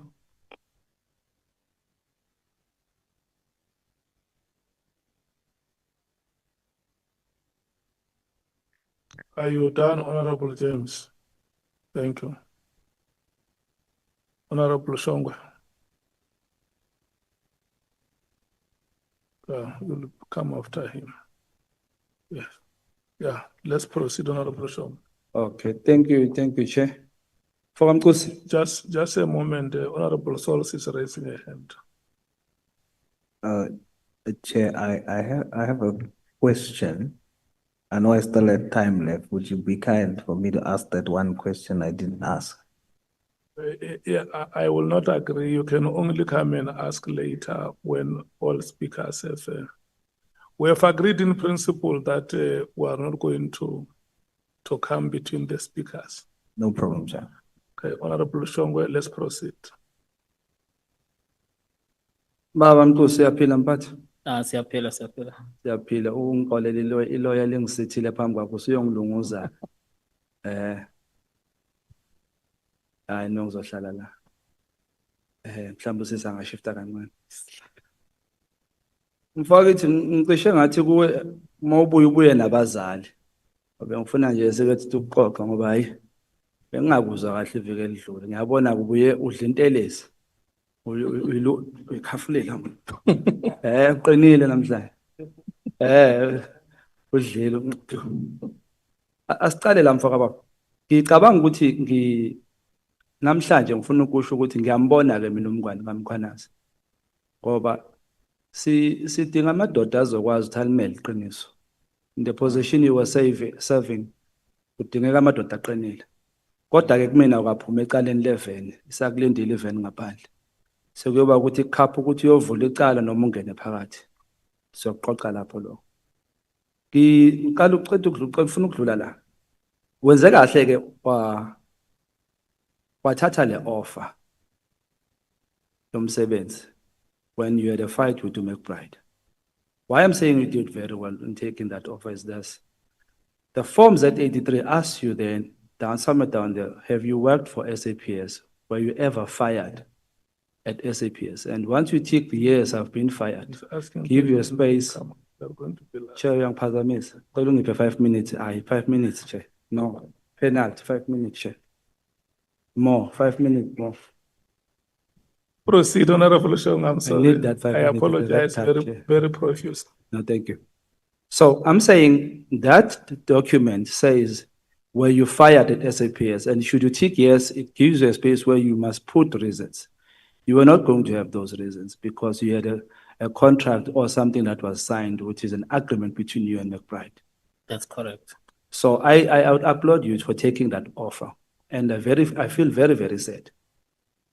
You know, when your phones were taken and Mr. Mkhwanazi's phones were taken, not so long after that, a gentleman who's also ahead in the IDEC got kidnapped and his phones were taken. What worries me is that the same Z33 you are applying to get IDEC, right? That's correct. It said that Sisoko got fired twice in the subs, if I'm not wrong, or IDEC somewhere. I paid. Yes. How come, in your own knowledge, he got to be rehired on the third time? By that time, McBride was on suspension when Mr. Sisoko got fired. And when McBride returned back to work after he won a constitutional court, then he brings them back.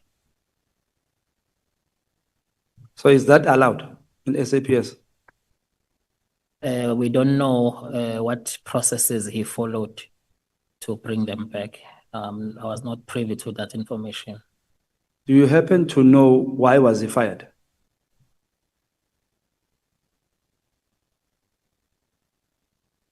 I know I can't recall. Okay. Angibambele na umphako mfethu uye nayo ekhaya engakakhohlwa. One ngicela mawufika makubuya amafoni wakho ungizamele ngakho yonke indlela ukuthi umthole labantu be-DA, AfriForum, especially lower media. Do you know who was that journalist? I don't know the name. You know the name? I don't know the You name. don't know. Okay, umphako oqala lo mphako wesibili now oSolomon wakubhalela i-email, wabhala i-email to whoever was supposed to hire you, right? That's And correct. you're not hired. I need that email. And who did it go to? Who was it sent to, that email? The former national commissioner. Who was General, that? General Sitol. Did he confirm that he got such an email? Yeah, I was copied. He got it because he responded to Paul O'Sullivan. How did he respond? He said he acknowledged the message. He will keep him posted. And do you think he did keep him posted? Yeah, because I was never hired. Okay. Do you assume you were never hired, or you know what you were never hired because of that email? I know I was never hired because I had all documentation that I was recommended for the post. Oh, okay. Okay. So please, ubambele lo mphako mfethu, I need that. Do you have any evidence, mphako wokugcina, do you have any evidence that O'Sullivan gets money from ngaphandle? What I know is that he frequently to London and then he comes this side with equipment of spying. He bought them outside. Yes, Does he have any business with Paul O'Sullivan? Uyasebenza anyway. Does he have a salary or what? I don't know. He calls himself forensic examiner or forensic investigator. He called himself like that. Do you think that would make him a very rich person? No. Who McBride, is it the same McBride who was, I'm not sure, fired at Kuruleni or something was happening? Is this the same McBride? Yeah, the same one was fired at Guruleni. Is he friends with Paul O'Sullivan? Yeah. And why would you say that? Yeah, because while I was in IPID, they were very close together. They were very close. Yeah. I thought at the beginning, Paul O'Sullivan is a complainant, But I realized that no, they are pushing a certain agenda here. Unpet. Is this the agenda of getting McBride as the commissioner of SAPS? That's correct. Ngike ngasebenza ke mfo emaphoyiseni. Ngenkathi ngikhona, wayekhona lama rumors lawo. Ngikhumbula indaba kaPhahlane, ijimiswe kakhulu nge-sound system. At some stage, General Phahlane, it was said he was in his office giving proof to whoever was there in that office of the payment of sound system. But at the same time, it happened with on the media, there were people with estate broadcasting the issue of this sound system, while on the other side, he was giving proof. Do you recall such a story? I was there. Which side were you? At his office or in the house? I was at his office. We arranged the media to be that side. So that when we arrived, the media was waiting for us to capture us. Then when he produced the proof that he bought the sound system, we were so disappointed. Then we contacted McBride that no, we are having a problem here. This man is producing a proof. Then he said, no, just go, just so that we can do what we are doing for the media. In that same time, I remember in one of his interviews or somewhere, or it was part of the story moving around SAPS, because I was in the college. It is said that Paul O'Sullivan entered that estate pretending to be working for SAPS, That's what happened, pretending to work for IPID. for IPID. Yes. Was there a case open for that? Yes, that is a case that I said it's gathering dust. How long ago? When I left IPID, the docket was already there. And Maybe how long ago have you maybe- left IPID? 2018, Is this when you were fired or given an offer? yes. The docket but was already there. Ngikhumbula something, when I say now I see umngani kaMkhwanazi, you are now showing me what you did what Mkhwanazi did. Bakushaya. That's correct. So usho ukuthi ekuthenini uphinde futhi uyenze lento wayenza bosovinjwe isisu mntaka baba ukuthi mhlamba kunakudla ekhaya. No, under the circumstances, it's all about principle and the truth. I can be your friend, but I also be firm with the truth. If you were to get a chance to speak to Ubaba Mkhwanazi, what would you say to him? We're still gonna talk. Mbungathini kuyena? No, we are still gonna talk about the whole of this thing because my assessment into all of this, and now we are having ad hoc committee and all. First of all, General Mkhwanazi is a person that what you see is what you get. Okay. And Mhlamba ungizwa ngamntaka baba ubungathini ubaba Mkhwanazi? Uzokunika ithuba lembuzo yakho. Yabo lo wakho umbuzo uzubuzile wena. Asambe ngalo wami mntaka baba. Uma ungabona ubaba Mkhwanazi ungathini kuyena? about the whole issue. Ungathi asilungise insizwa sebabangani silwempi noma ayifo ayishayane lethi induku ushayane. Hayi namanje siyibona abangani. Nisaxoxa. No besingakaxoxi phela kusashisa. Idubela. Kodwa namanje sayena umngani noma sixabane ngalutho. Wadinwa nje ukuthi ngimrekhodile ngizozomchazela nje futhi kahlamba ulalele la uthi hayi ngangikurekhoda ngoba ungilethele imessage engingayitholi. Okay. Uyabona la Kodwa kona ukuxabana sixabene. Uxabene. Asixabene. Phethe 3 amaphepha imibuzo yami yokuqala naye bengikufaka evenini ngale. Ngale ngifuna ukukulalela. So ngifuna ukuthi sicede sibuyele emuva. Senimshikishile kuphahlana. The next in line was supposed to be Umthiba to be National Commissioner. What happened with that? Did you guys anticipate ukuthi angangena? Yes, then he was become a target. Namenzani yena? There were 2 cases opened against him. Which cases were those? Defeating ends of justice, that I remember. I think it was 2 defeating ends of justice. Were they successful? They wouldn't be successful because they were fake. They were fake. Yeah.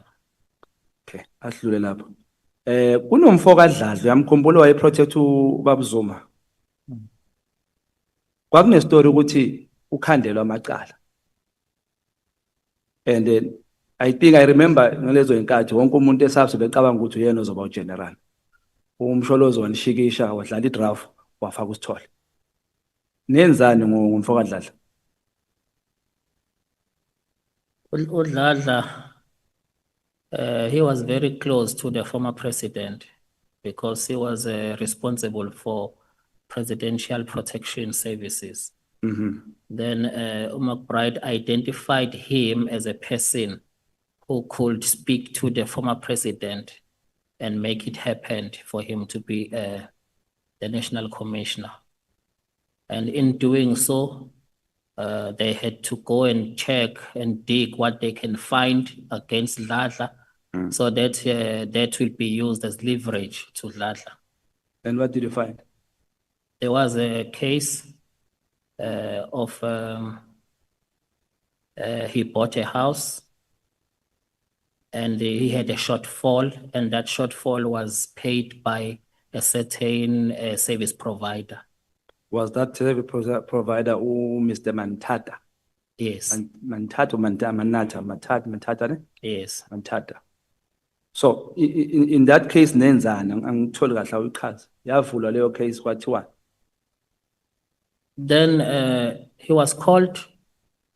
This is the case we are having, but this is what, let's just make a deal. This is what we want for McBride to become a national commissioner. And was the Then the deal, case will be not go forward. was the deal made? Yes. Do you think he took that offer because he was guilty or what? Was this money clean? The money was this money clean or what? No, we couldn't prove any corrupt activities in the transaction because there was a loan settlement, there was a loan agreement, and also we could not find if Dladla is involved in any supply chain or procurement services. So it's also alleged we supply chain as well. There were allegations as well. The allegation were that the service provider paid a shortfall who happened to fitting a blue light in the VIP cars. So now, because Dladla is a head of presidential protection services, and the cars under his environment were fitted by the very same person. So they were linking that as it could be a corrupt activities. I once came across a newspaper, I think the article was down there, saying this Mantata won a case. Was it the very same case, Lenny Bill deal or something? I think so. But now, you said today they are back in court on the same issue again. No. This is a separate blue light. There is another blue light where Pashane is involved. At the time I was working as SAPS, I think there were 3, if not 4 times of this blue light, because I was working at Benoni Mechanical, where we also fitted blue lights in that college. So his name was very well known, but there's a company that fits blue lights, and the vehicle markings as well was done there as well. So I remember the standard didn't come once, it was in sections, right? So all these sections, do you suspect the people who are busy opening cases against Mantata were like looking for Imali? No, I can't be sure because I don't have such evidence. So what would be making ukuthi abuyele kangaka ke court lo Mr. Mantata kangaka? Because he's rumored to be complaining about Abosisoko.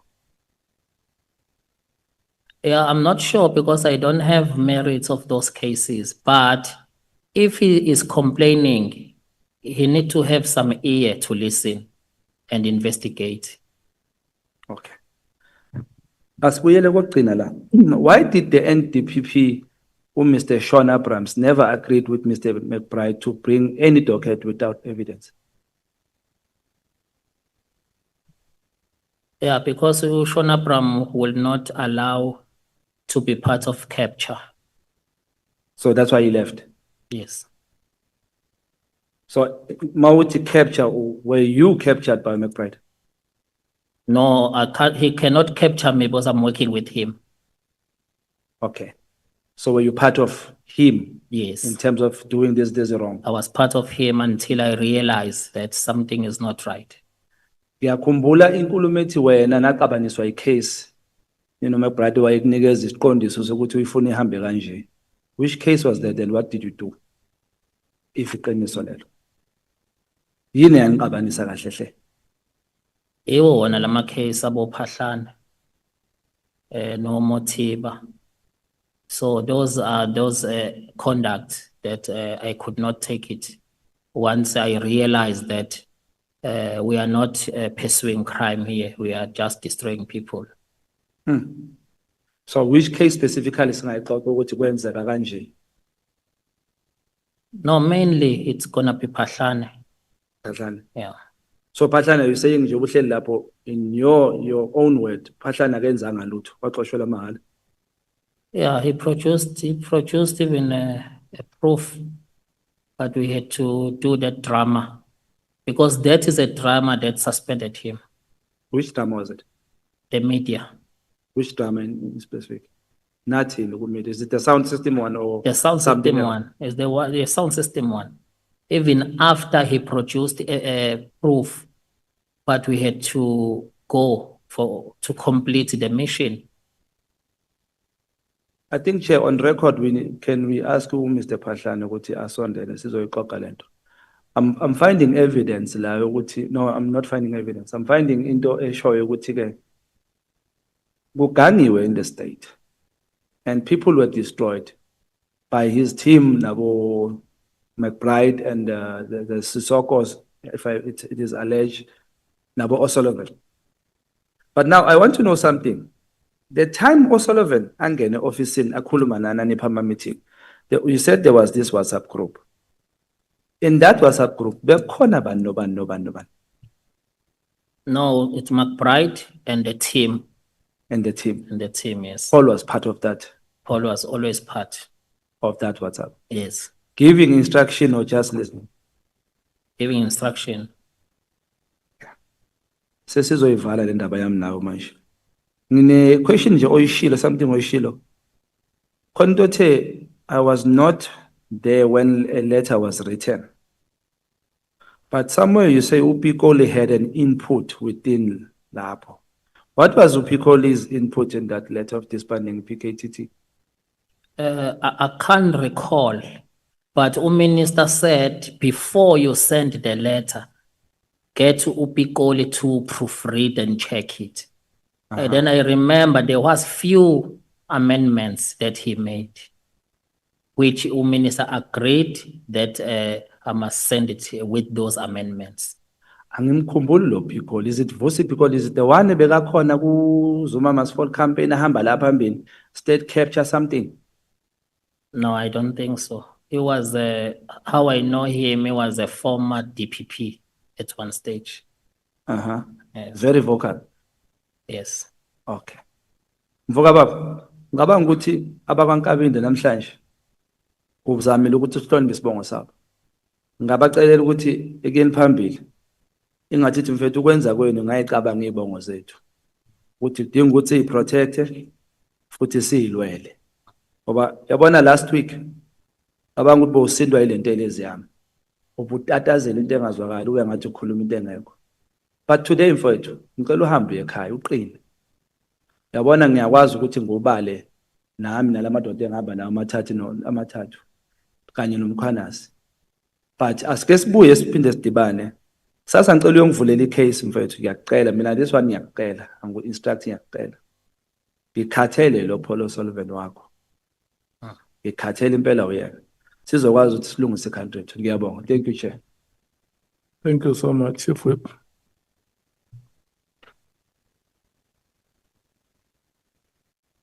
No, thanks, Chair. I think the first question I would like to get a clarity on, Mr. Nkabinde.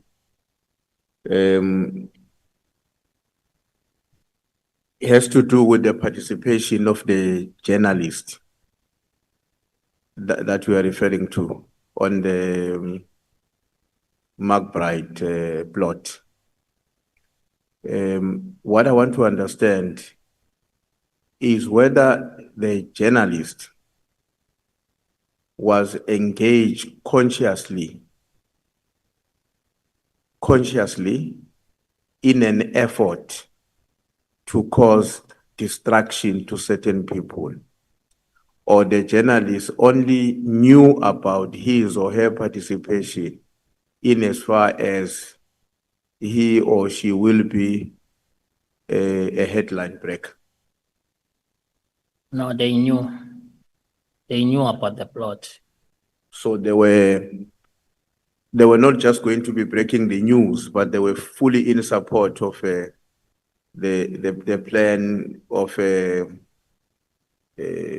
taking McBride to the role of a national commissioner, meaning fully conscious that we also want to see that happening. Yes, they will be present in the planning, even if it's a planning for next week or days coming. They will plan with us. What could be the motivation or the possible gain for the journalist, in your own view, having gone through The that? journalist, it's a breaking story. This is a high profile people acting national commissioner. Yes. And on the other hand, the media is got power to influence the decision makers, like the president. Okay. So what would probably be their benefit at a later stage would be that this journalist in particular, or those journalists, will have a national commissioner who I will say eats on the palm of their head. Possible. Okay. And then on the issue of, and I want to come back to your statement. If you remember the statement that you gave us, I think it's on the first one, paragraph 25. Paragraph 25 of the first statement, not the supplemental one. In that paragraph, you are making references to the hawks being used. That is a matter relating to the concern that had been raised to you and IPED. Who, in your own opinion, and for what purpose was using the hawks, or could be, or could have been using the hawks? No, I was not privy to understand political dynamics at that stage. I'm not sure. Okay. You know, when Minister was here, and one of the things that, among many that he told us, was that he directed you to send his letter, his directive, Yes, to the Office of the National Commissioner. yes.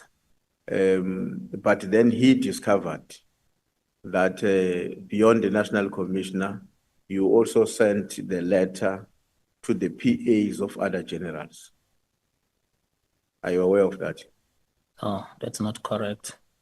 That's not correct. Yeah, if he referred to PAs, he will be referring to PAs of the National Commissioner. Okay. Because he said, we have that on record, that I think it was me or someone else who even asked a question. It must have been myself. I asked a question that shouldn't we draw some inference to the conduct of Lieutenant General Sbiya on the matter, and with him having been told almost at the same time with the National Commissioner about the directive, would not create a perception that Mr. Nkabinde was somehow a part of a game which was intended to ensure that this directive is out. It must never be delayed. Sbiya must have it as soon as possible. I posed that question to the minister because he said, I then discovered that the letter was also shared with the PAs of other generals. So I'm explaining to you to understand why was it important for me to ask that question, because we have been exposed on the activities of Lieutenant General Sbiya, some of which raise questions about the manner in which he essentially applied himself to the disbandment of the PKT. So that is the context within which I was asking the question. So you didn't share it with PAs of other generals? Not at all. What is reflected there, these are only people I've sent. Okay. Now on paragraph 32, that's when you were talking about that you were introduced by Mahlangu to Mkhwanazi. That's correct. Yes, you were introduced by Mahlangu to Mkhwanazi, and then of course you got along from there as friends.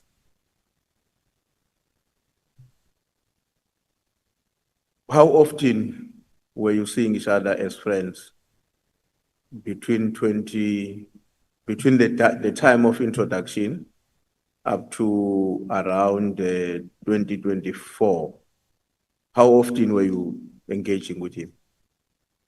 No, because of the busy schedule, especially his site as a PC, and also me working in Gauteng, and he's a PC in KZN.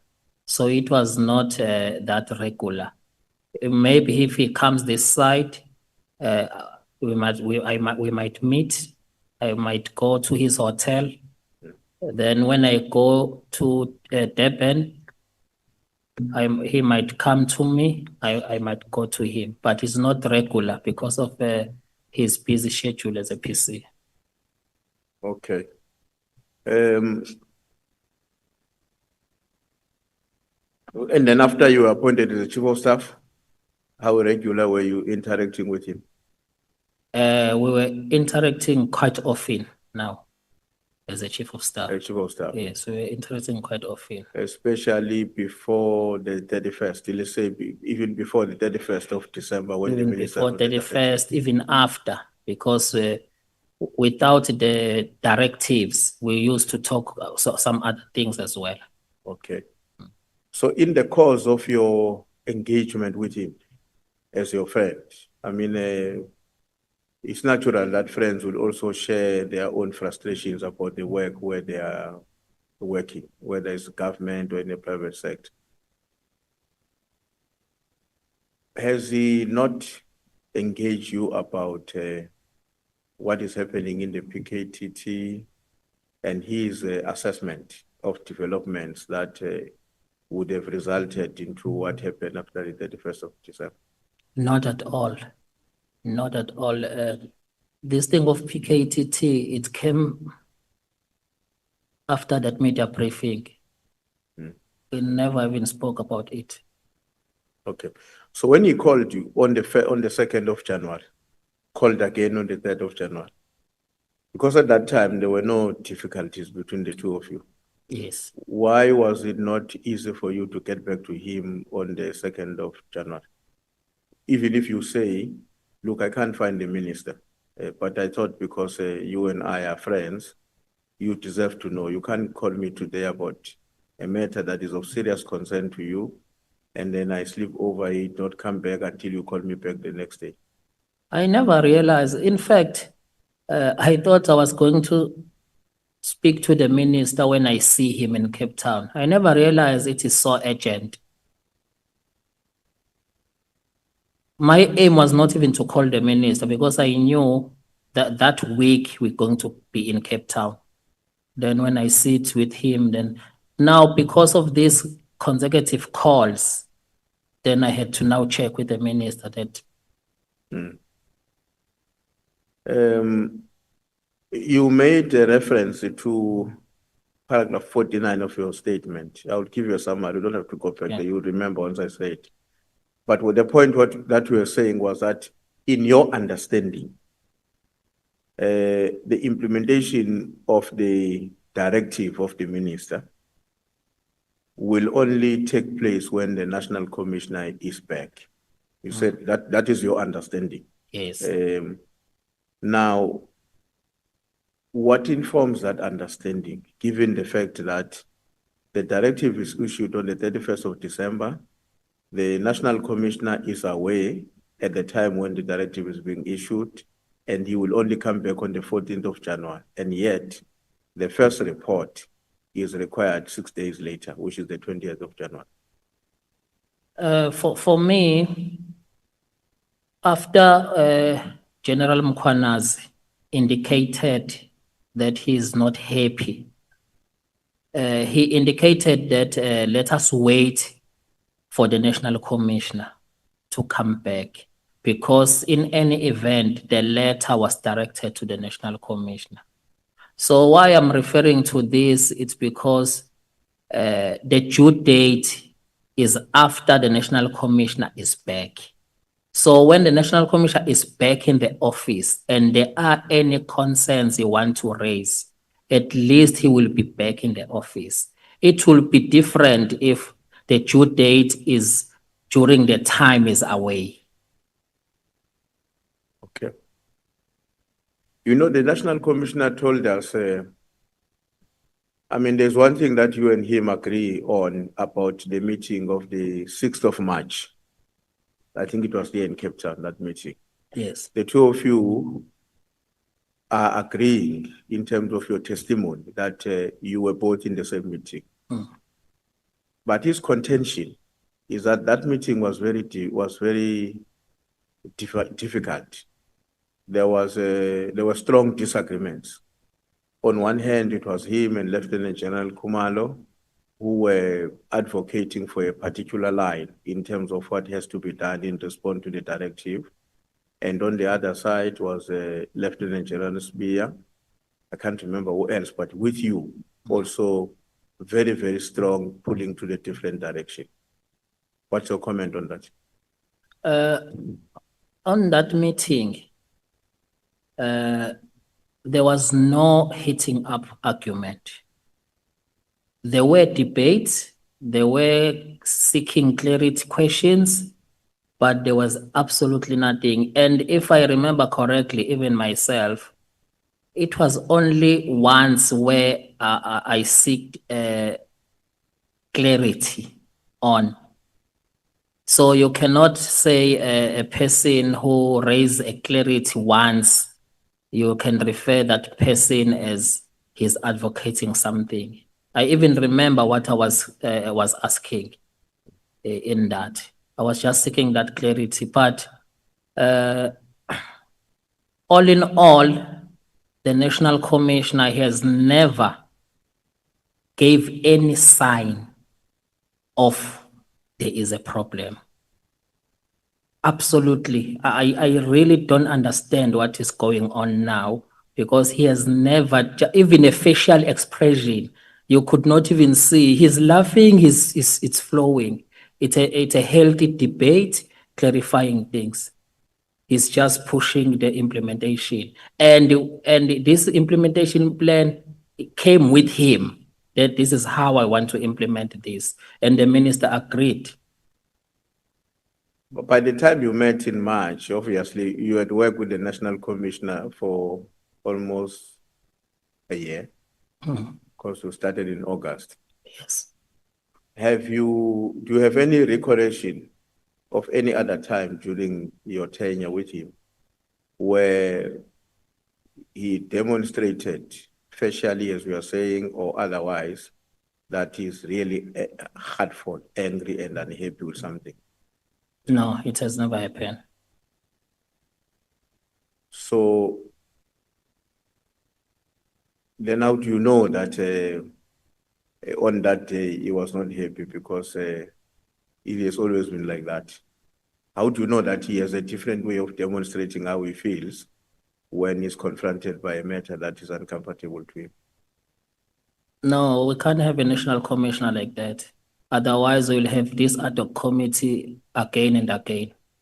We can't have a national commissioner who cannot say left or right. Because we are here today, it's because of the national commissioner. No, he told us that he was saying left and you were saying right with others.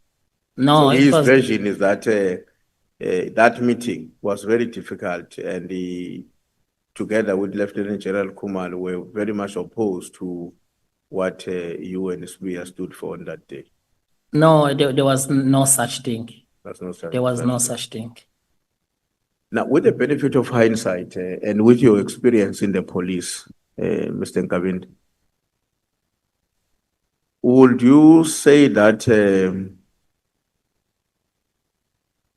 Lieutenant General Mkhwanazi was correct that the minister must be careful because he might be caught in an internal battle within the police officers? Yes, he did share with me that sentiment. He even said we need to protect the minister. So you and in your own assessment, the minister is really now into the space that Mkhwanazi has warned against? No, I think it was a directed. As a person who is also close to the minister, I believe that the minister is just caught in the middle here. You believe that? Yes, because I'm close to the minister, and even General Mkhwanazi did share with me that sentiment, because General Mkhwanazi had a problem with General Sibiya, of which the minister tried to call them together as to try a peacemaking meeting. So now the minister is in a predicament where he speaks to everyone in the top management, not necessarily because Sibiya is his friend. So General Mkhwanazi was engaging me in that perspective, of which me, next to the minister, I could not see anything wrong as well, because the minister, it was all about work. Okay. And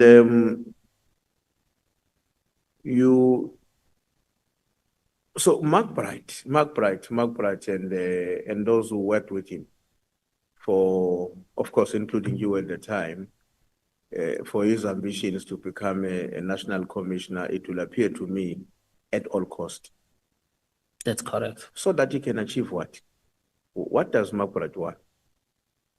I think they had more things with Paul O'Sullivan, maybe things that we don't know at our level. But to be a national commissioner, it was identified as more powerful than being executive director of IPID.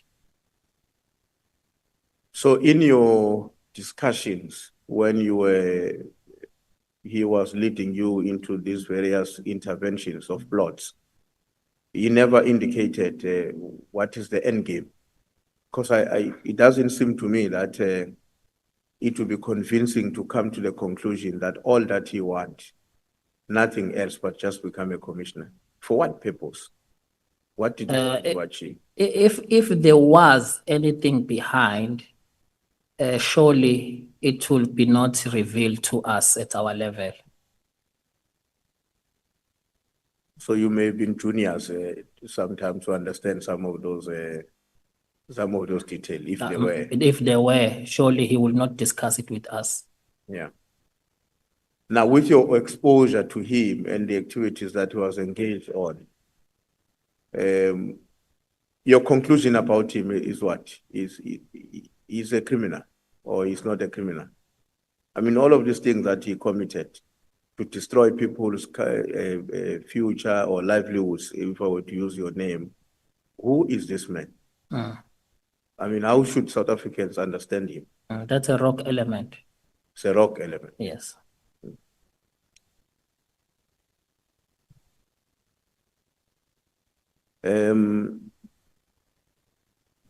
Now, it would seem to me, Mr. Nkabinde, that following your report, the IPID report that you gave us, it would seem to me that maybe more than what we have come to realize, but there are seriously dirty policemen, because I've not heard of a policewoman as yet, policemen in our system. And what do you think we need to do to eradicate them? What will it take? You are a police officer yourself. This is your terrain. You've been there. You were fortunate that besides being an ordinary police officer, you were taken into the IP, deployed there, and from there you went to the department to become a chief of staff. Now, you are almost closer to people who might say in the nearest future, I've seen it all. What do you think we need to do in order to defeat that behavior, that destructive behavior within the police service? Yeah, I think it's more of a consequence management. No accountability. instead of accountability, there's so much cover-ups. So now, if there's so much cover-ups on the top, the train is losing a direction. But it's more of accountability and consequence management and make sure that things are, people are held accountable. But how to do it when the leading figures are those who are in charge? I mean, McBride is the top guy in IPID. He's the executive director, that's what it's called. And then, but he engages in such a dirty exercise. How to deal with that? I think even oversight bodies, including portfolio committees and all, they need not just to receive what is presented to them. They need to be more held people accountable. Would you say that with the benefit of hindsight, given where we are now, since the day, that fateful day, if I were to call it, when Mkhwanazi did a press conference, would you say that you are happy that he did that press conference, in a sense that this has given us an opportunity as a nation to confront the rot and hopefully to eradicate and defeat it? Yeah, as a person who even did it before myself, I always support when people are coming up front and report things. Then it's depending whether the truth or not truth and how the investigation unfold. But I will always encourage people to come forward and talk about issues. And then on this document, your report on IPID, that report on McBride, I just want to draw your attention to a paragraph on page 6 of 8, where you say, Mr. Sisoko recalled this docket back to the original investigating officer to continue with the investigation after the outcome of the ANC conference. And this case is still not yet finalized up to date. What was the significance of the docket being recalled and you mentioning the outcome of the ANC conference? What is supposed to be understood by us with that?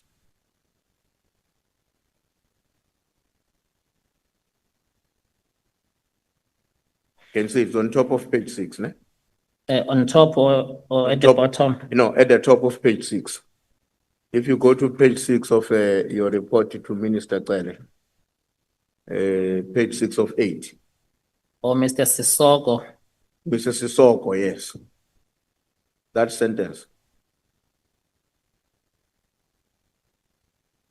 We can read it loud so that we can confirm on the same Mr. sentence. Sisoko recalled this docket back to the original investigating officer to continue with the investigation after the outcome of the ANC conference. And this case is still not yet finalized up to date.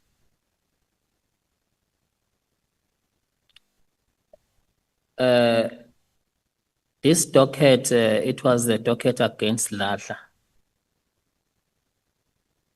And it was used for Ladla to arrange and talk on behalf of Mr. McBride to the former president. And then this docket was removed from the initial investigator. Then, after the former president appointed General Sithole, it means the plan has never materialized. So it was thereafter, after the conference, when McBride wanted the docket to move now because it did not yield the desired result. You know, the reason I was asking Mr. Nkabinde, I wanted to ascertain the significance of after the outcome. Because after the outcome and after the conference may be two different things in terms of the importance you are attaching to them. But you have used the word after the outcome. Is there any particular reason why there is a reference to the outcome, not after the conference, just generally? Yes, it was relevant because this docket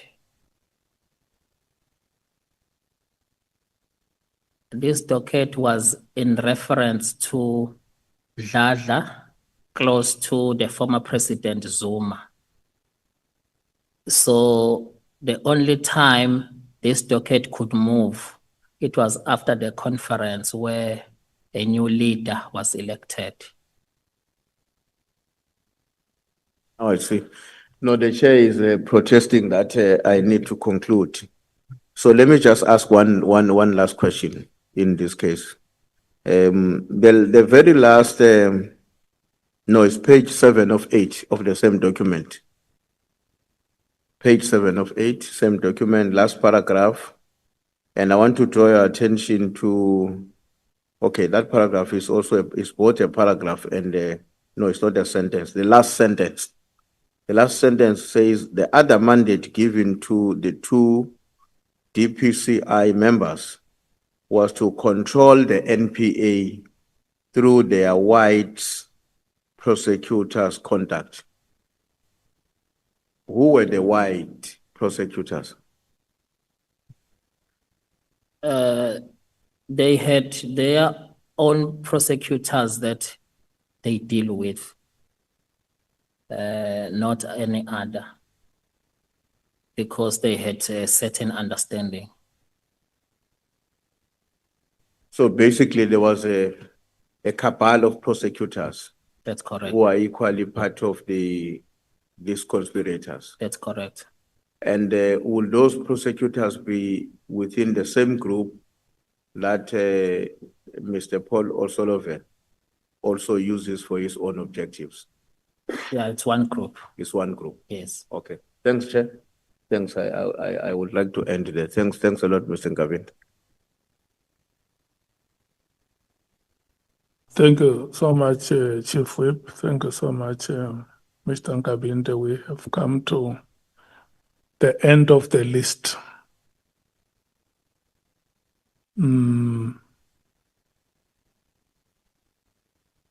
I want to ask you some questions.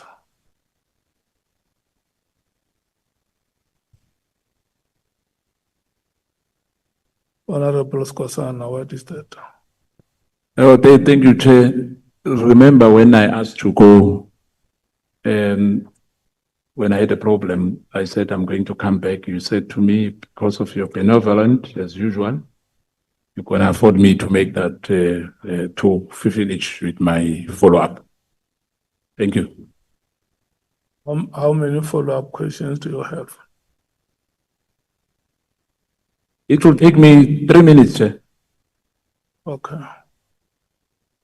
Who else? I'm donating the other 3 to you, Chair. Yeah. Thank you. Who else?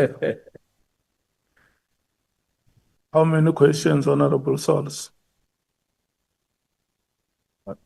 Two, Two. Chair. Yeah. And who else? Honorable Matthews, how many questions?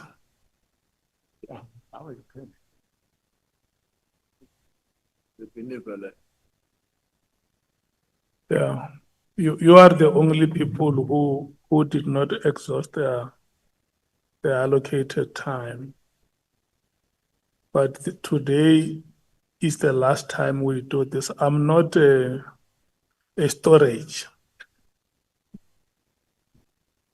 or a bank or a loan shark.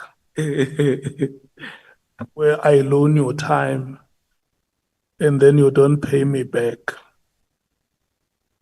You don't want to use your time, Honorable James. You're fine. Honorable Kwalabanat, because you had the most time of all the members, you still had 20 minutes. So, and I wanted to give you those 20 minutes to use. 3 questions, Honorable Skosan.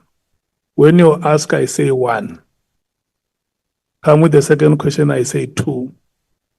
Then, yeah. How young intimidate them? Your benevolent has been thrown out of the window, but it's fine. I'll combine them quickly. Ngithokoze Mgcinisihlalo che lapho. Yabona namhlanje ke che ngihaphuhlekile namhlanje. Yabona angifuna ukuleya mala ni.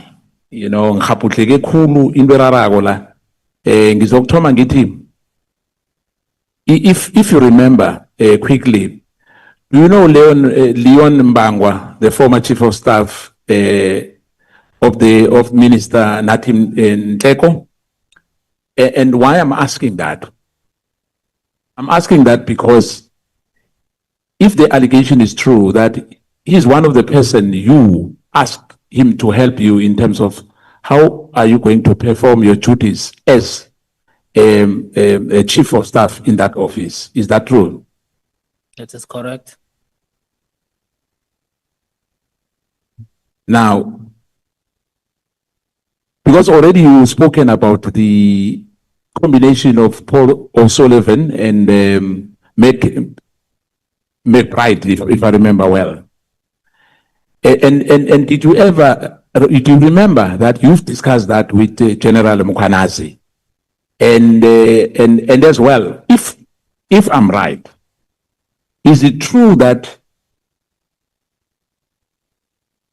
as a result of that grievance that you registered, that some person was appointed into the post to investigate because of experience as compared to you? Or was it what you told us that McBride is the one who made sure that you don't get the post? No, it was a post in the SAPS. It Yes. was Paul O'Sullivan who sent an email. Yeah, oh, okay. Yes. My last one. Chair, I just want to find out whether is it true that you told General Mkhwanazi that Paul O'Sullivan was using the grabber. Yes. Now, Chair, it means that we still have the grabber with Paul O'Sullivan as we speak today here, and which is dangerous for this country. We have someone who's not authorized. It's illegal. But let me tell you, and I must say this as I'm closing, Chair. Mr. Nkabinde said, you must walk with pride. You must walk all. Few men and women have done what we have done to today. Forget that you are part and parcel of the cabal, which the Pathane task team. But we need people like you in this country. You know, your conscience spoke to you to say, noma ngabe kwenzeka ini mara wena namhlanje uyositshela iqiniso. Ngamanye amagama ngithi ukuthi ungathuki of what happened earlier here. Thank you. That why namhlanje udecide ukusitshela. Charlie, thank Ngithi you. ngamanye amagama salute. Thank you so much, Charlie. Honorable Sauls. Mr. Nkabinde, which year did your friendship with General Mkhwanazi start? 2017. And the job that he got you at the security company, what's the name of the security company? Can I reserve the name? Are you willing to say it in camera? Yes, because it will be unfair to disclose a private company name in public. Granted, if chair allows for us to get the name in camera, I would appreciate that, chair. I will arrange for him to inform you. Yeah, but he's right.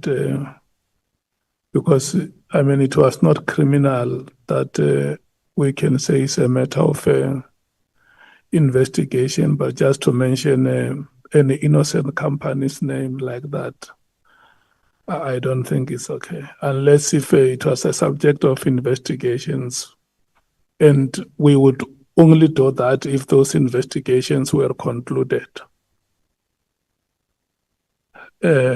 Sister, Honorable Matthias. Thank you, Chair. Mr. Nkabinde, it's just also to follow up on Honorable Souls. You actually state the name of the company in your first, are you withdrawing that from your statement? Because you, on paragraph 36 on your first statement, you indicate that you were qualified because you served as an assistant director at IPID for 5 years, and then you were the forensic manager at Secure Assist for more than 6 years. So are you withdrawing the name of the company now? Can I not disclose the name in public? It's fine But you if it's did, there. you put it on your statement. Yes, but can I not shout the name? But the statement is public. Yes, it's fine, but can I not shout the name? Okay. Your understanding is assistant director position considered a senior position? I thought it was a deputy director is considered senior. Assistant director, yes, it's not a senior, it's a junior. Okay. And I acquire more when I was in the private sector. Which was, as you indicated. Yes. So you started at that company, which you don't want to shout out, but it's here in your statement very clearly. You said in May 2019. No, Am I correct? When did you start working there? it should be November 2018. It was November 2018. Ah. Okay. Do you know that the company was only registered in July 2021? They are the subsidiary of that company. I know we've got another new one, but I'm started with an old one. Okay. So here in your statement, you give us the name of a company where you spent 6 years and you named that particular company that you Yes. don't want to say loud. But Yes. now you're saying there was a different company that you were with. Because Yes. this one that you mentioned here in your statement No, that's was only registered in July 2021. no, that's another one, which is a subsidiary after that, an umbrella company. That is a trade name since then. Hey, okay. Thank you. Thank you, Chair. Thank you so much, Honorable Matthias. Mr. Nkabinde, the chief whip, when he asks you here, you say you think or you agree that Lieutenant General Mkhwanazi was justified on that day of the 6th of July 2025. Is that what you restate?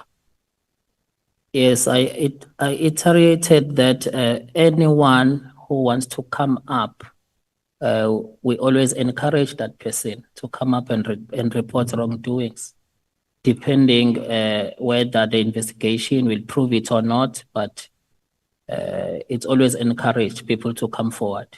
If he had invited you to join him and for you to say the things that you said about the plots in which you were involved, would you have joined him?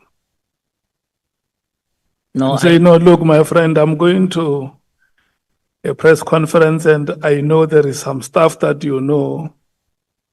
Can you come and join us? I will address and finish and I will give you an opportunity to say what you know. Would you have done that?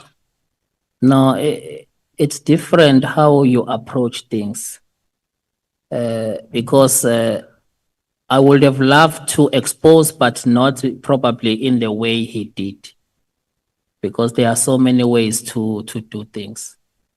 Okay. So this information that you have, in your understanding, how was it going to come out?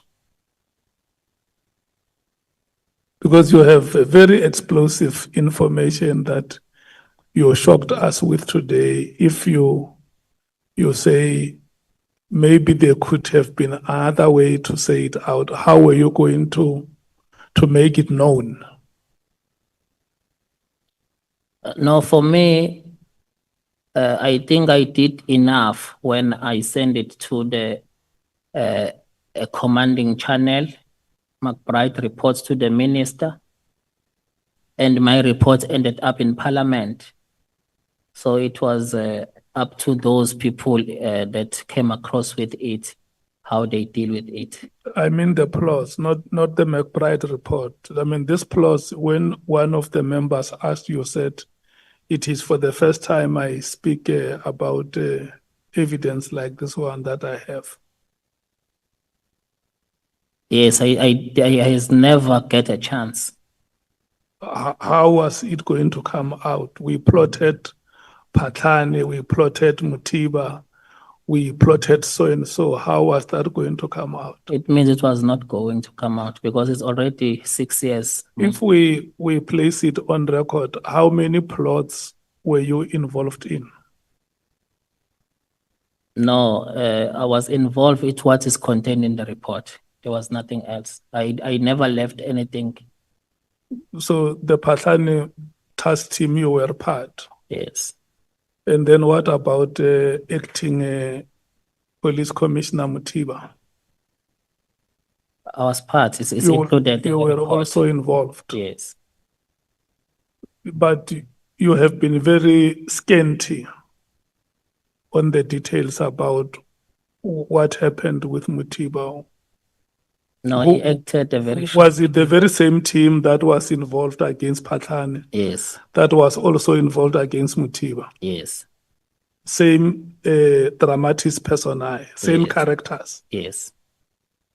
So to say, we have tried to stop Patani, I mean, or maybe to remove him from office now, is Mutiba, the struggle continues? Yes, and he was removed. And so with Patani was also removed, and then Mutiba was also removed. Yes. So the task team came later at some point to converge and say, mission accomplished. Not really. To your recollection, how many plenary meetings would you have had? Or how often, how regular were your meetings? Did you have a schedule to say, maybe we can meet fortnightly? It was often and regularly. Yeah. Often and regularly, but it was about pursuing a case.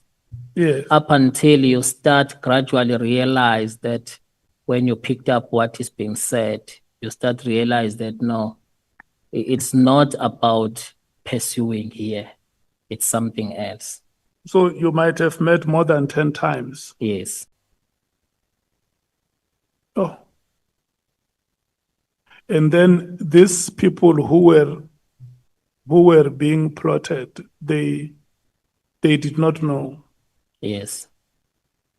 I mean, in such very senior positions of a national police commissioner, people gather.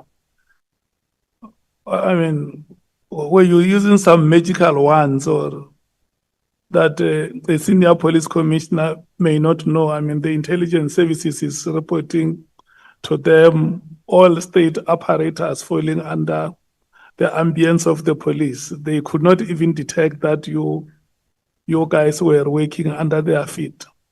Correct. Okay. So tell me, this is going to be personal.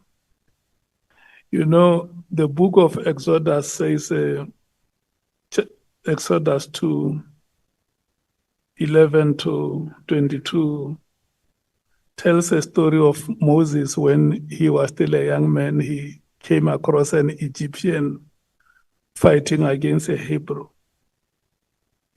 And then Moses joined the battle on the side of the Hebrew, and the Egyptian was killed. But when you go to Exodus 3, God sends Moses to go and deliver Israel out of Egypt. How do you understand these two verses if you were going to interpret them in accordance with your experiences in life? Yeah, it's a lesson. You might have killed an Egyptian in your life, It's a lesson. and you now want to deliver Israel. You reached the Damascus moment. Is that what you are saying? No, not really. Yeah, but it's a lesson to you. Yeah, not really. What you are saying, it's not exactly, Yeah, but it's a lesson. it's a lesson. So you want to confirm before this committee that one of the pillars that we are investigating of influence or a relationship between officials in the SAPS and members of the public is happening. That's correct. And this relationship is a corrupt relationship. Yes, And there could have been other members of society who were destroyed by this corrupt relationship. that's correct. Okay. And then okay, the people who are sitting here as politicians, in the eyes of the public, they are generally perceived as corrupt people. That is the perception that, the general perception that is there. Can you confirm here that there are officials in the administration of the state that may not be known but are corrupt? It is possible. It's possible. And you know some of them. No, it's possible with my experience Yeah. because we dealt with others. That there are public officials who involve themselves in corrupt activities. Yes, we dealt with them before. And politicians are the ones who are being slaughtered in most cases.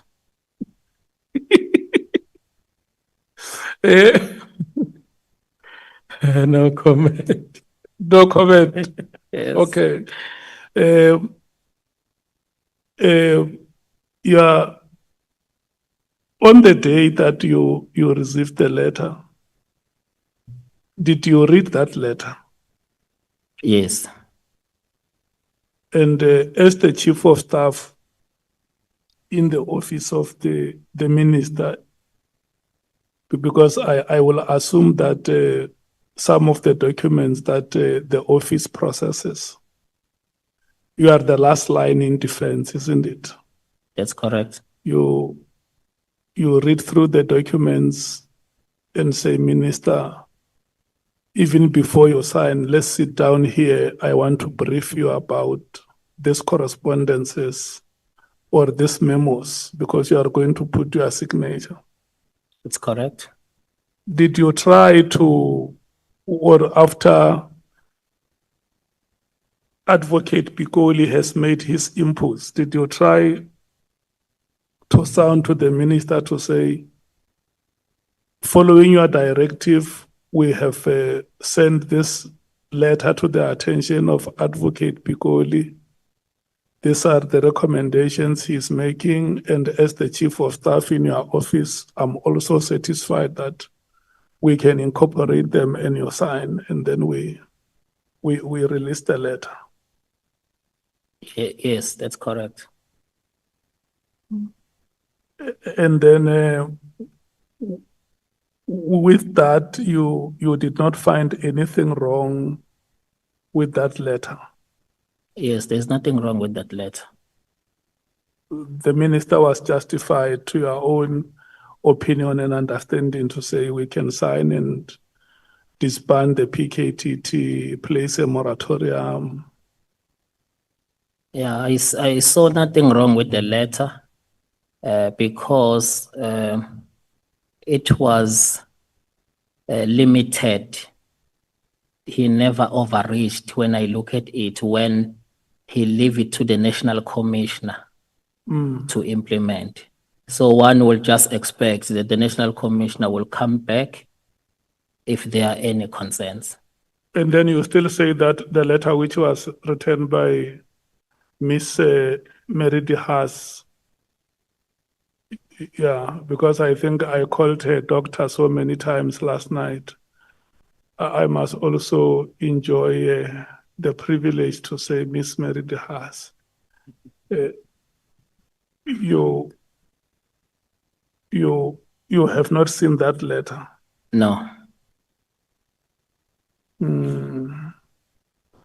But you might have heard about the contents of the letter. Yes, yes. It's been said even here. How does it strike you? This thing reminds me of a problem that is called the synoptic problem. If you might have heard about it, the synoptic problem, where there were three authors, Matthew, Mark, and Luke, who wrote their gospels from different localities. But there were striking similarities in the three gospels. I mean, how, as a person in the office of the minister, this synoptic problem, what is your take on it?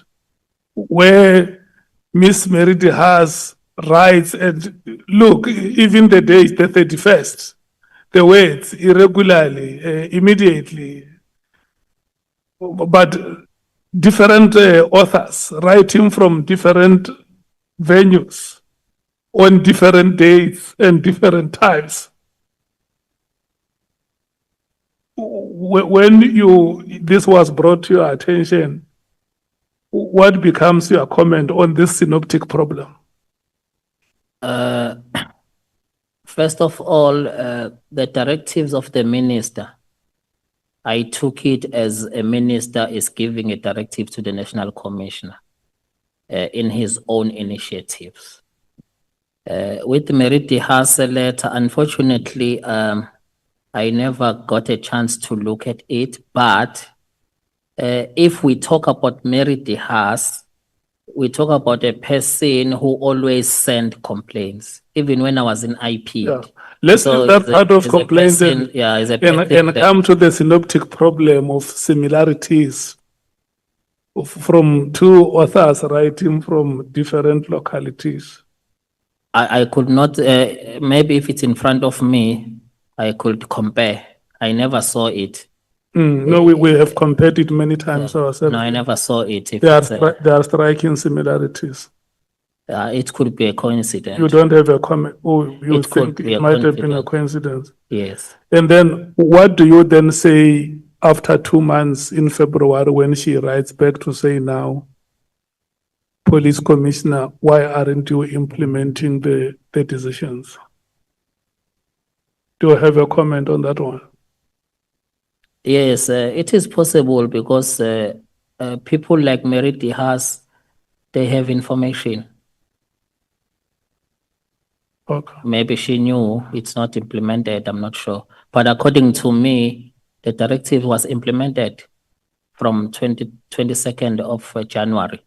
National Commissioner sent a disbandment plan already in January 22, which that disbandment plan, it's carried out even today as we speak.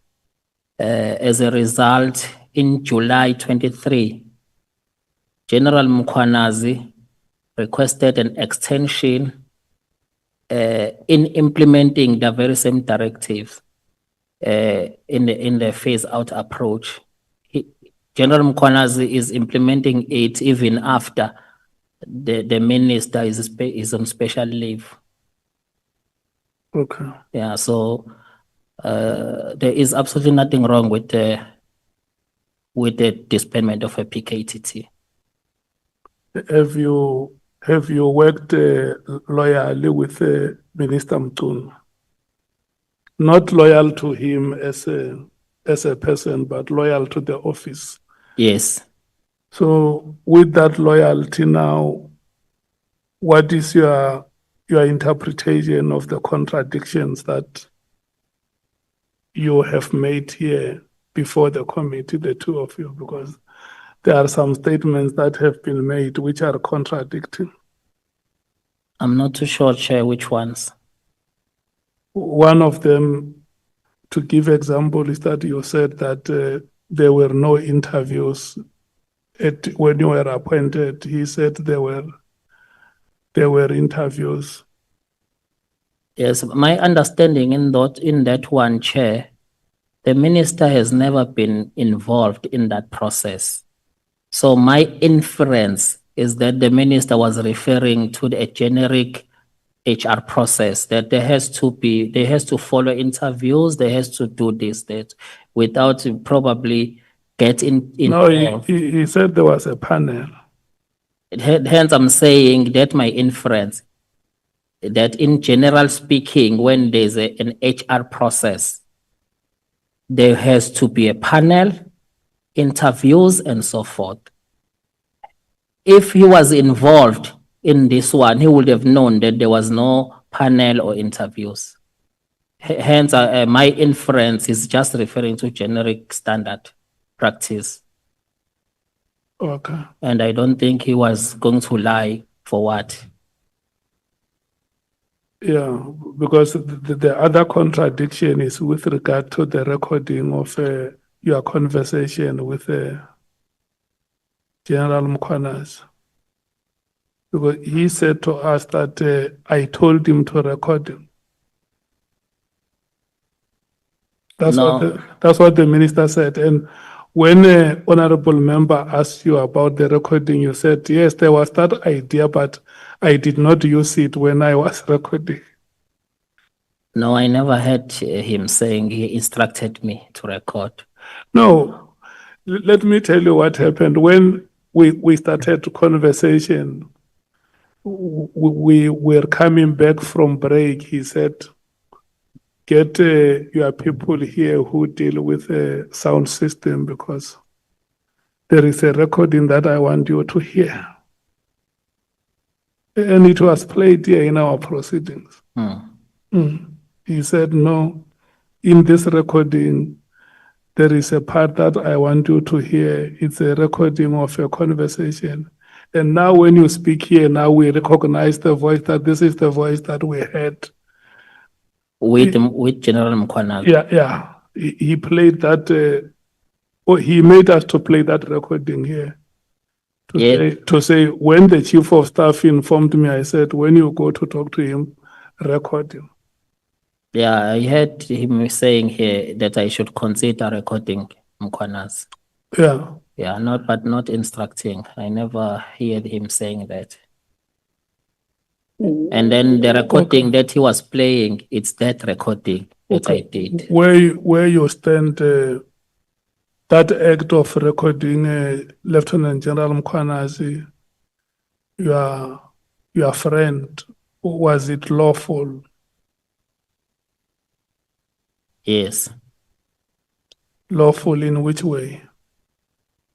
That I'm allowed to record in a conversation that I participate in. Did you inform him that you were recording him? You don't need to inform him according to the act. Okay. Was it ethical? It was ethical if I want to preserve an integrity of our conversation. If he is coming back with the distorted information, referred to our conversation. So when you took that recording to the minister, did you inform him that I recorded you and I'm handing over this recording to the minister? No. It was my property. Okay. No, thank you so much. Let me check with Advocate Mkhwanazi if he has some few questions to run with you. Thanks, Chair, but no, I don't have any question. Okay. What time is it now? It's 23 minutes past 10, Chief Whip. Chair, my apology for, you just reminded me something with your question about the recording. At some point, I think the recording was in the public domain, if I'm not mistaken. Do you know who might have leaked it? It has never been in a public domain. The recording, I started to hear about it after it was played here. Started to hear about it. It has not been in public even Not after. at all. Not Even at all. after it was played here. So what No, went no. out? After it was played here, that is when I started to listen in the public domain from the media that were covering this session. So they captured through From here. here, Okay. yes. Maybe, did you call a press conference? Yes, I did. When was it? I think it was on the 8th, on the 9th. Yeah, on the 9th. What was the key message that you wanted to put across at that press conference? The key message, it was the visit of the police and assaulting my brother because I was not available. A number of police with a balaclava. Then I wanted to talk about it in public so that when they come back, they will know that people knows, the public knows. Hence, after that, the way they came back on the 10th, it was through my lawyer, not in the way they did before. Because wearing balaclava, I was thinking of a lot of things. That why is the police hide his face? Because I'm the policeman myself. You come and introduce yourself and do your job. Why do you hide yourself? As a chief of staff in the police department, this is the same department where you work? Yes. Where you are the chief of staff? Yes. Do you think you responded, you reacted appropriately? Yes, under the circumstances, it helped. Yes, under the circumstances. I'm looking at the image of the department where you are a senior official, and also regarding instilling public confidence in our institutions. When your life is in danger, that comes after. Because when the people looking for you with balaclavas and assault people, so you don't know what they're gonna do when they find you. And why they hide their face. It means if you get shot, you can't even point who shot you, or the witnesses can't tell who shot you. Yeah, let's work with the people of South Africa. The people of South Africa who are watching the developments or the optics. They say, Lhanyan, but you are a chief of staff in this department. And we are looking at you as people who must serve us. What I want us to imagine an ordinary citizen, because those are the people in whose names we serve. If you were an ordinary citizen, forget about Cedric Nkabinde. Imagine an ordinary citizen who is looking at an institution of the state like that. What is their view about? Without them knowing the gist from a face value, it does not give a good reflection. Yeah. Yes. But under the circumstances, I'm not also defending it. And I'm not even saying it's right. Yeah. But under the circumstances where we are in this situation and the national commissioner whom you supposed to go to him and manage the situation is involved. So it means you run out of where can you go. The national commissioner, you mean your colleague Yes. is involved in this thing? Yes, if they are even mentioning that we are sent by him. Otherwise, if the national commissioner is not part of whole of this thing, he was the first call I was going to call. That I'm not national commissioner. I'm not saying if there are any allegation, I'm not immune to get investigated, but I'm concerned about the behavior of police come with a balaclava looking for a chief of staff, a person that you can even make a phone call. They cannot run away. 20 policemen, rifles, moreover, balaclava. Well, the minister who is currently in office, are you working with him? Yes, but he reassigned me some other job. Did you call him to say, Minister, I'm going to have a press conference on this day? No, I did not. Okay. But when you look back on the events of that day, do you have any regrets to say we could have handled the situation differently? No, Chair, because the media briefing helped. It helped, I cannot lie. So you are saying given an opportunity, you can do it again? No, I don't think the situation like this will present itself again. Given an opportunity? No, it could be a last resort. Okay. Yes. No, thank you so much. I must thank you on behalf of the committee members for the information that you made available before us. We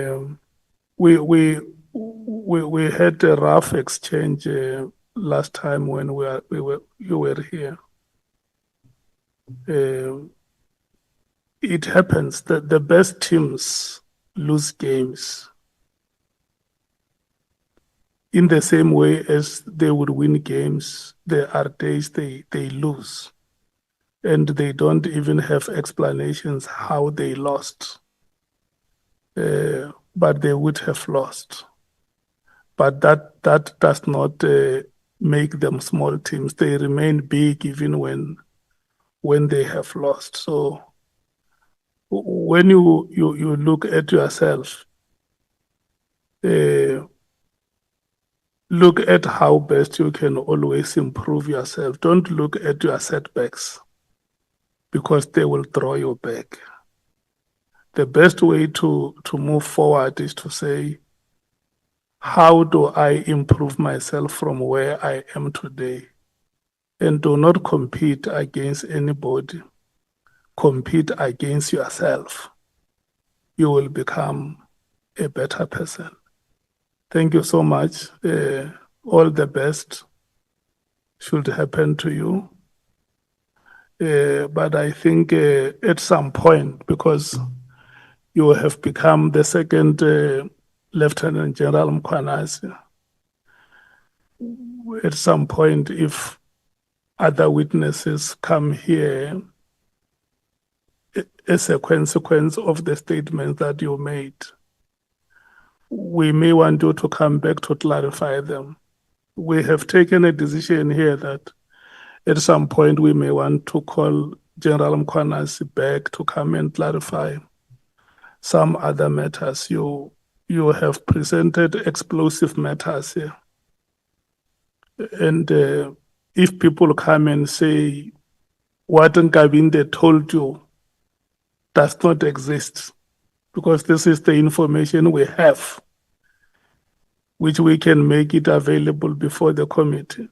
we may have to call you again to say, Nkabinde, the things that you told us, the witnesses have come and said you lied to us under oath. Then what do you have to say on the basis of this information which would have been made available to us? Is that understood? I'm just saying to you that as you go back, you have to stay very close. Your statement must now become your pocket Bible, so that when we call you, you must not say aye to us in a short notice. And for sure, you will also be following the proceedings here. The people whose names you mentioned, if they happen to appear here, it must be of interest to you what they are saying and how do you help us, because our approach is not adversarial. It's about gathering information, help the committee to write a report that can go to Parliament with substantive recommendations that enable government to deal with the challenges that we are facing and give the people of this country quality services that they deserve. Thank you so much. And I must also thank your legal team, these honorable members. It has been very onerous, I can imagine, on your part. If there might have been any inconveniences that were caused, I can always say that we are human beings. We working hard every day to become the best. Thank you. Thank you, Chair.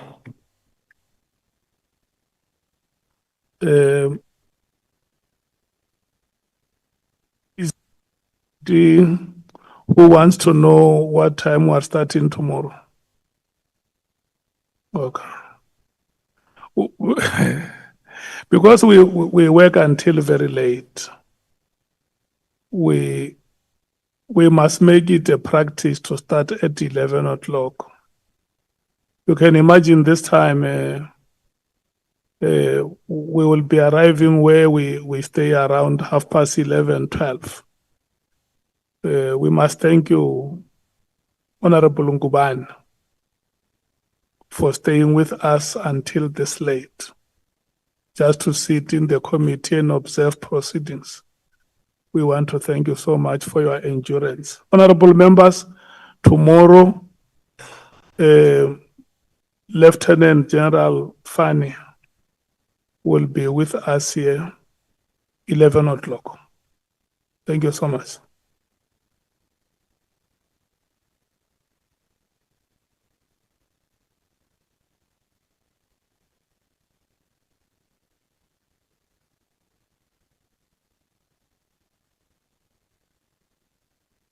Recording stopped.